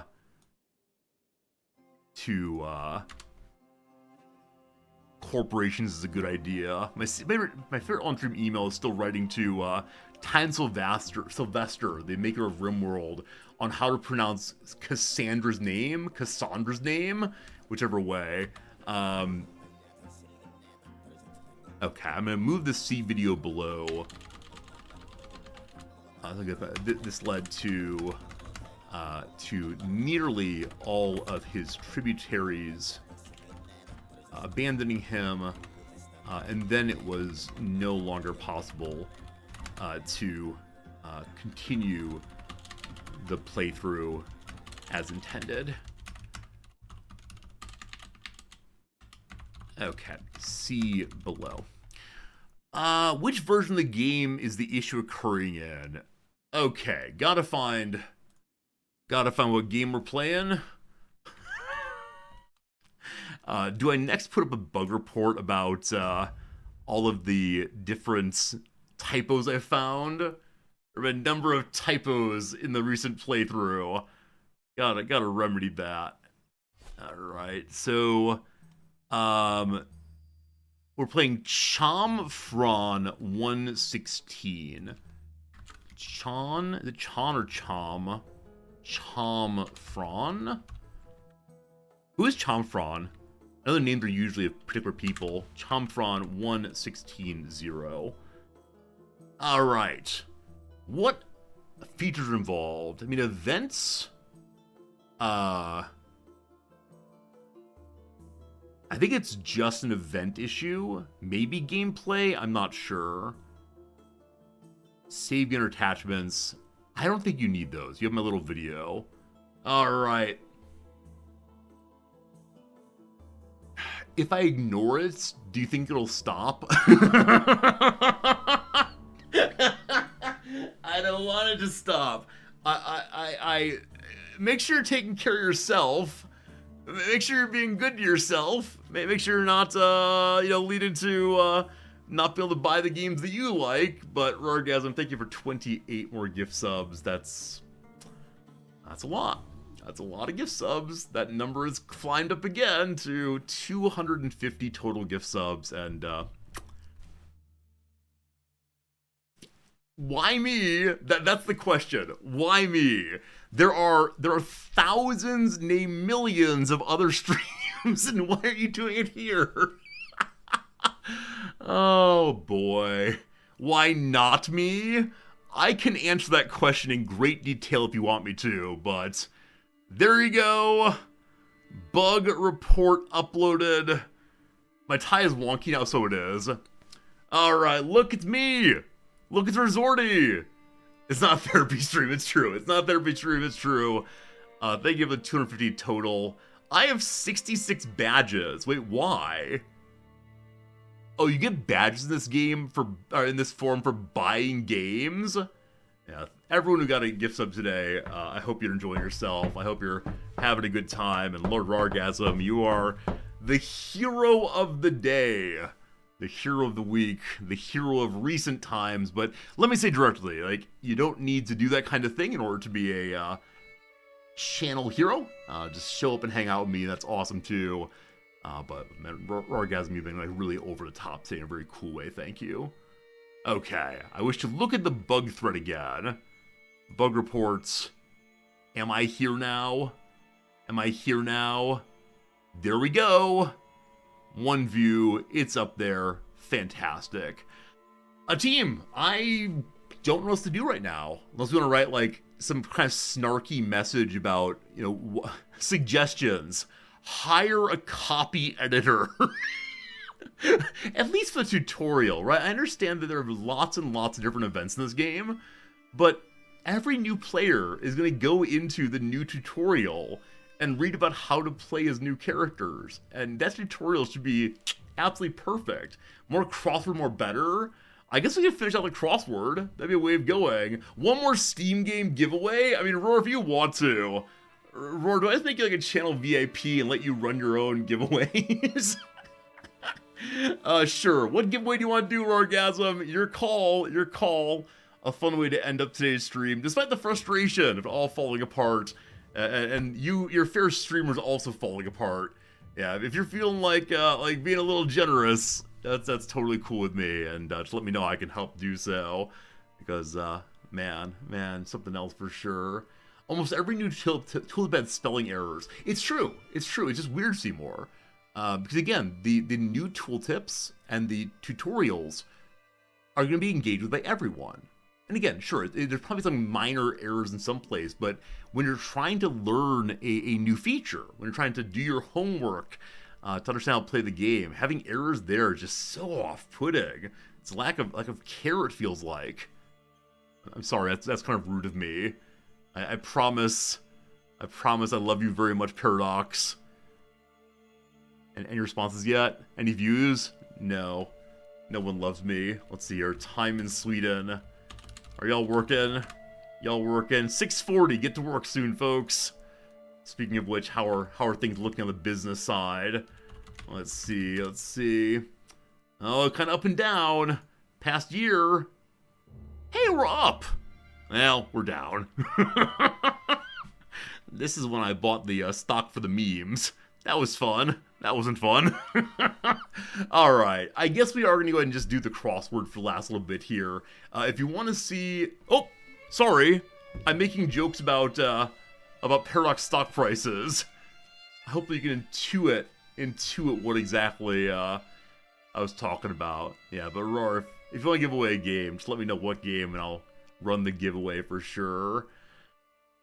With more gift subs, I can fly to Paradox headquarters for a tour. I could do that. Alright, team, we'll have more CK3 tomorrow. A brand new playthrough, I promise. I'm going to move us over to the, crossword directory for the last little bit. Just to fill time until it's time to go away. Quick New Yorker. I say quick, I'm being a little arrogant possibly, but we'll see. Is there actually a crossword directory? Crosswords and word games. There we go. There we go. A lot of perhaps mods have reported spelling issues also. Got it. Stream idea by Paradox Stock. Is this link here? One second. What's it called? There's a PDX disclaimer, I believe. There's a bot command for this moment. There you go. This Imgur link I'll bring up for you right now. This is 100% true. Not even joking. So, I own some Paradox stock. Not very much. So when you watch me and buy Paradox games, the stock goes up, I run away with all the money and buy my antidepressants so I can continue streaming. I give you the circle of my ownership of Paradox stocks.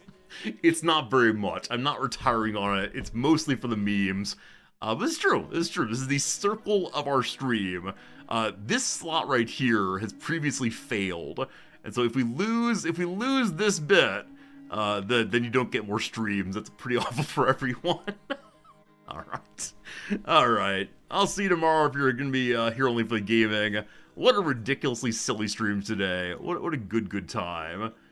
Again, you want to do CK3 or Anno 1800 or Chivalry 2. Cool. Very cool games again. Folks, if you want to win one of those games just mentioned, namely Chivalry 2 or CK3 or Anno 1800, consider going ahead and typing in channel RAWR. Will give you an opportunity to win one of those 3 games. Roargasm being crazily generous today. To me, to you, to everyone, and boy howdy. If you want to win that RAWR, and I know at this point in the stream, many people are sleeping. So if we don't get a lot of responses, that's why. It's all good, Okay. Novels whose fans are called Jainites. I thought it was Bronte, maybe not then. Italian monks. So what, frater is the word for father in Latin. Italian monks. Well, they're the word brothers, I assume.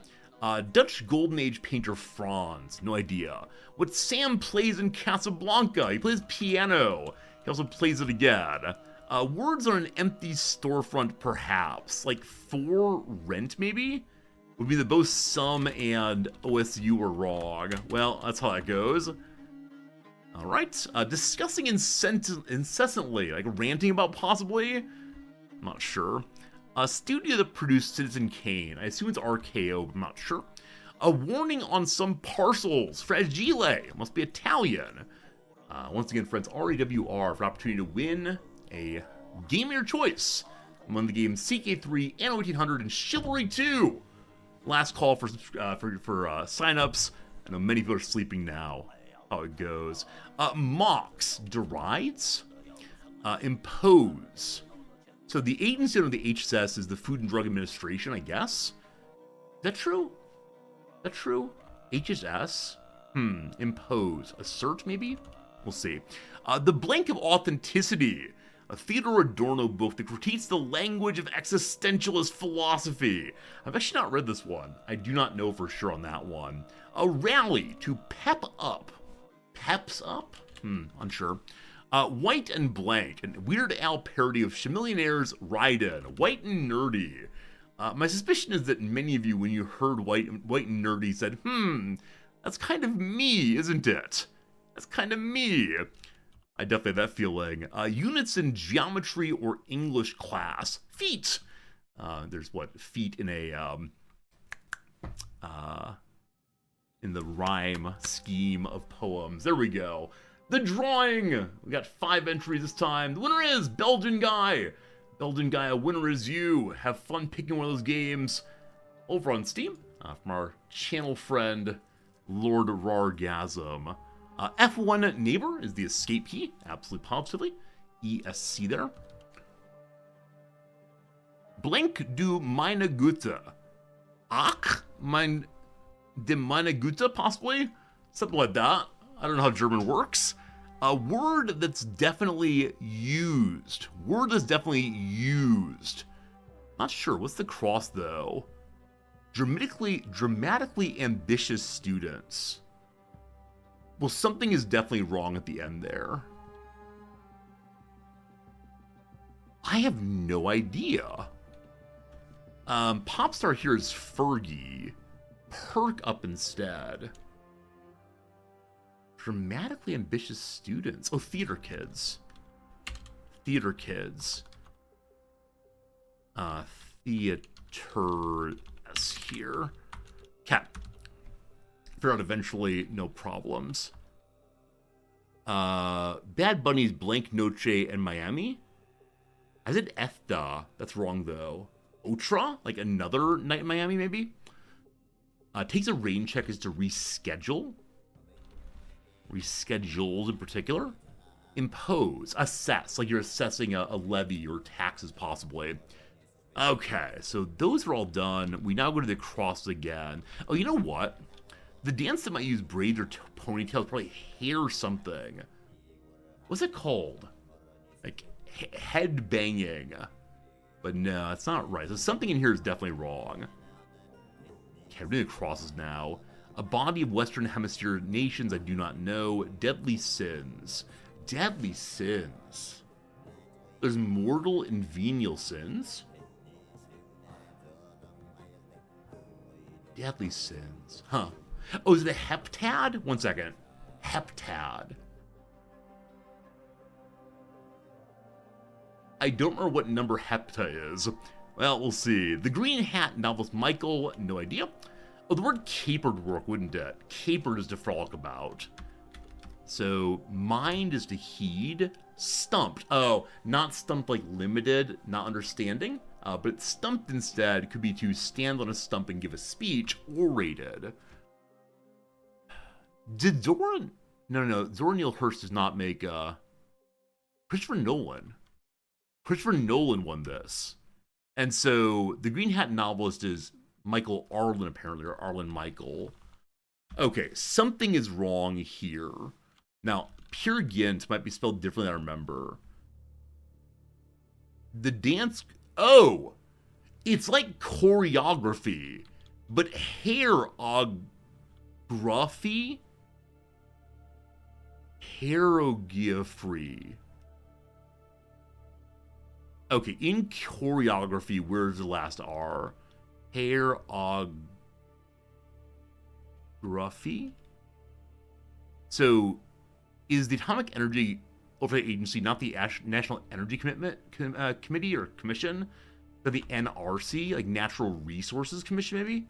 Hairography, like choreography, I like quite a bit, though. Cool. Un señor muy viejo con blank alas enormes. I don't know enough bodies of parts of in Spanish, unfortunately. Process that come in 476 AD. I mean, something involving Rome. I wouldn't doubt it, but maybe it's when Atlantis finally sunk. Laundry day garment. I said previously, like one's underclothes, one's robe, some kind of dress. Oh, how about a house dress? I don't know what a house dress is exactly, but my grandmother talks about it sometimes. 3, 4, and 5 commonly with a P. 3, 4, 5. Huh, they're not prime, I know that. Home of China's Terracotta Army. No idea. I want to put an X here probably, but no idea. Then it'd be travel-sized. Travel-sized like bags, toothbrushes, combs. Unsure. Filmmaker and critic, godfather of American avant-garde cinema. And just my own ignorance there. Hollinghurst. So we have a lot of names today. Proper names are these always like you know it or you don't know it. For me at least, I struggle immensely when I don't know it. HBO's and Just Like That for one. Oot! Oot! As I said before, Sam, instead of playing piano, could play again instead. So 3, 4, and 5 commonly are ages, of course. I don't know. Something not then instead of oot. Travel size like figurines. Bring along your favorite figurines. They fit in the red compartment. Okay. Writers Jingyan, who was noblest in literature in 2000. Could be a lot of things. Big Ten school with math as a seed. So, like, UNV, University of Nevada, is that a thing? Probably. University of Mexico, that's a thing. I would think UN, past that I'm not sure, though. I mean, the N could be at the north. Final figure. I said previously, some. A final could also be, like, against a champion. A final could be something on an exam, possibly. Just don't know. These mountains, I think, have an H in them. I'm remembering kind of vaguely as, like, Wakochi? Respectful greetings. I mean, it could be, like, saludes, so in Spanish instead. Maybe salways if the A weren't here. Condition of word blindness. I love there's a condition called word blindness in the middle of this thing that I'm having, you know, word blindness about. Progenitrix is, it's not godmother. So this is the same suffix as dominatrix, of course. Beloved noms would know this instantaneously. Okay. Italian monks. I mean, it's possible they are some kind of fray. I don't know what, though. I mean, it is frost, possibly? What's the plural in Italian? Rigatoni. So it could be fry, maybe? I'm not sure on that one. Okay. The Protestant 476. Something of something? The fall of Rome. It is the fall of Rome. I said it was something to do with Rome, and I was right. Fall of Rome, then. I think we even mentioned that in stream earlier today. I think so. Or exactly today. Salams. So that's, what is it? Arabic, rather. Salam alaikum. Uras, possibly? Yeah, so as far as the international body of Western Hemisphere nations, it's going to be a vowel. So OAS, AAS, EAS. I just do not know what it is. I put ON, AN. I have no idea. And this one, con Uras. Is that a part of the body? Who knows? Who knows? Who knows? Oh, Austin. Jane Austen. That's what we want. Austin is an E-I-E-E, I believe. Okay, it's coming together. A foremother. The general category of the foremother was the grandmother otherwise. Good. It might be travel sized. Fig trees. Word blindness. So Lex means word. It could just be Alexia. Alexos. So if it's an I here, something tries. We don't like that at all. There's like, what, coat trees? Shoe trees? Bonsai trees? You have a meeting at 7 a.m., 6 hours from now. You're invested in seeing this to the end? Yeah, we'll see. We'll see. Unfortunately, with the names, I may have to ask for help on some of them. Okay, we have this now. 3, 4, 5 commonly. They're pars, like in golfing. So, Sam playing the piano again.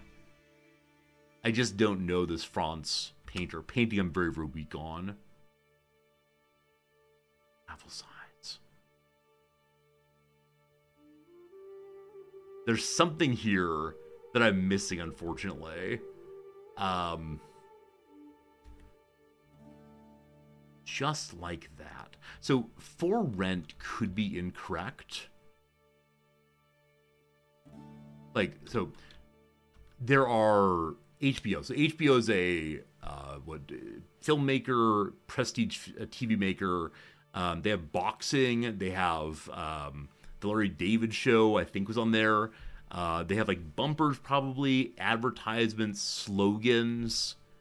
What, though? I have absolutely no idea. Hollinghurst could be an Aaron. Maybe.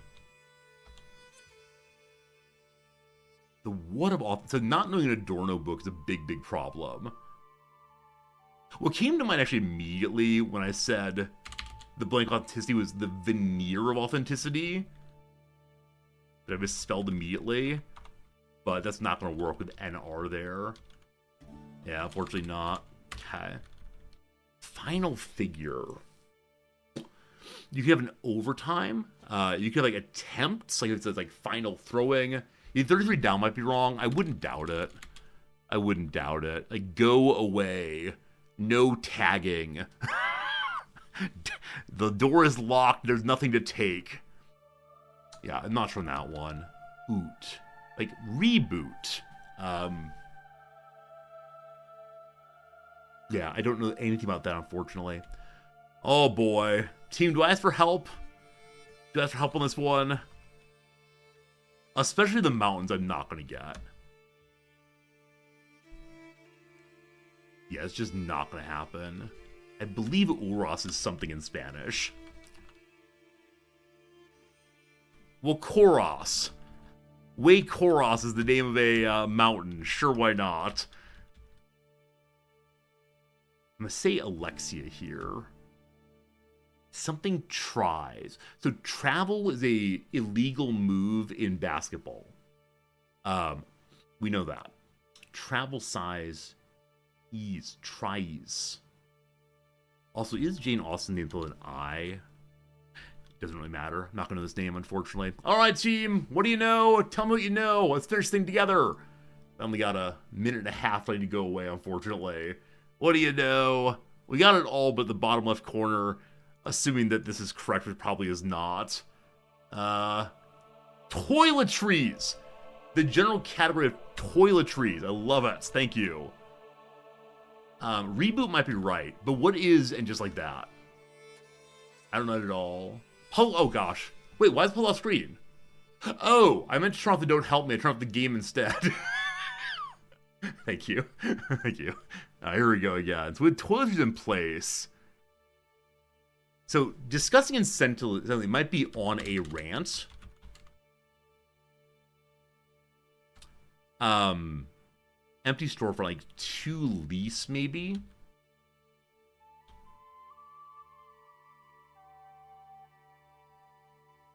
No. Something's wrong here, definitely. Okay. So what school has a mascot that's a seed? I have no idea. What do you know? What do you know? The Buckeyes. So I did say Ohio Buckeyes. I did say that. So OSU seems good. I was correct about that, thank goodness. Oh, yeah. Feel free to help me now. Yeah, at this point, you're welcome to backseat as hard as you want to. You're welcome to announce the answers. I'll go, oh, good job, good job. So 2 lease does fit there. Discussing incessantly.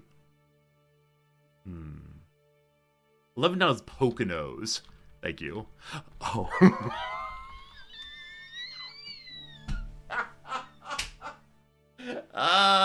I've spent too long away from the place known as the United States.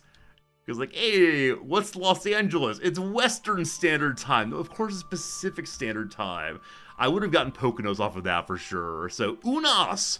Alright, so in this case, the noun is a las normes.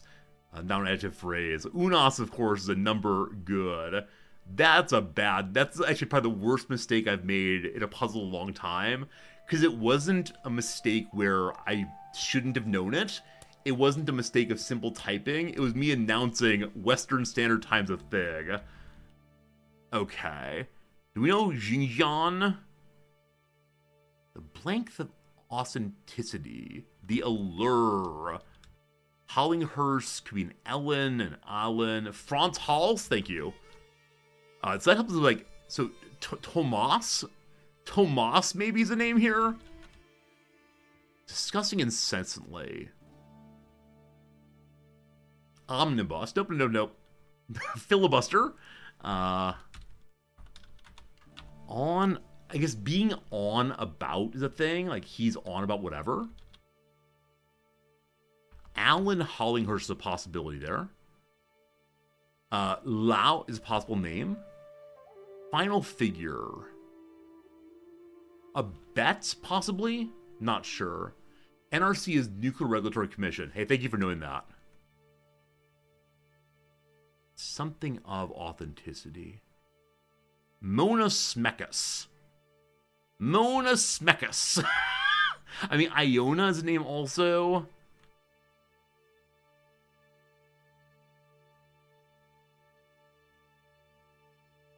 Huh.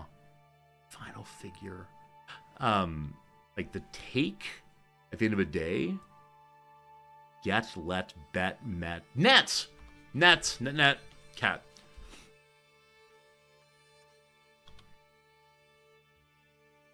I just need a word here. There's something autistic. The critique of existentialist philosophy. So existentialist philosophy is Sartre, is Camus. The basic claim is that one determines what one's essence is after you come to being. It's not that you are some kind of humankind that comes to exist. It's that you're some kind of existence that determines humanity. Jargon. Jargon's a good word, thank you. Good job. Good job. Good job, good job. All right, jargon. I start listing off jargon and you all got it. Well done, team! I don't know if I would have ever gotten that one without your help, but well done indeed. Thank you for helping me finish that one. Alexia, meaning word blindness, I'm actually delighted by. I can't imagine having that condition, but what is reboot? So what is and just like that? And then I must go away. Definitely, definitely. HBO and just like that. Oh, it's a television show. Hello. A new chapter of Sex and the City. Oh! Yeah, I know what a reboot is as far as a show goes. I just didn't realize that there's actually a sequel show here. It's the follow-up to Sex and the City. I had absolutely no idea. Huh! Well, team, we learned things. We hung out. It's now just after 2 p.m. and it's time for me to go away, unfortunately. I want to say thank you. Thank you, thank you. It was cool hanging out. We had a nice time. We received, I don't know, a tremendous number of gift subs. That's something. Good fun. Great stream. Had a great time. I'll see you again very soon. And tomorrow, we'll try this playthrough again. Tomorrow, the Khan will be with us. Khan! Khan! Thanks, folks. Goodbye for now.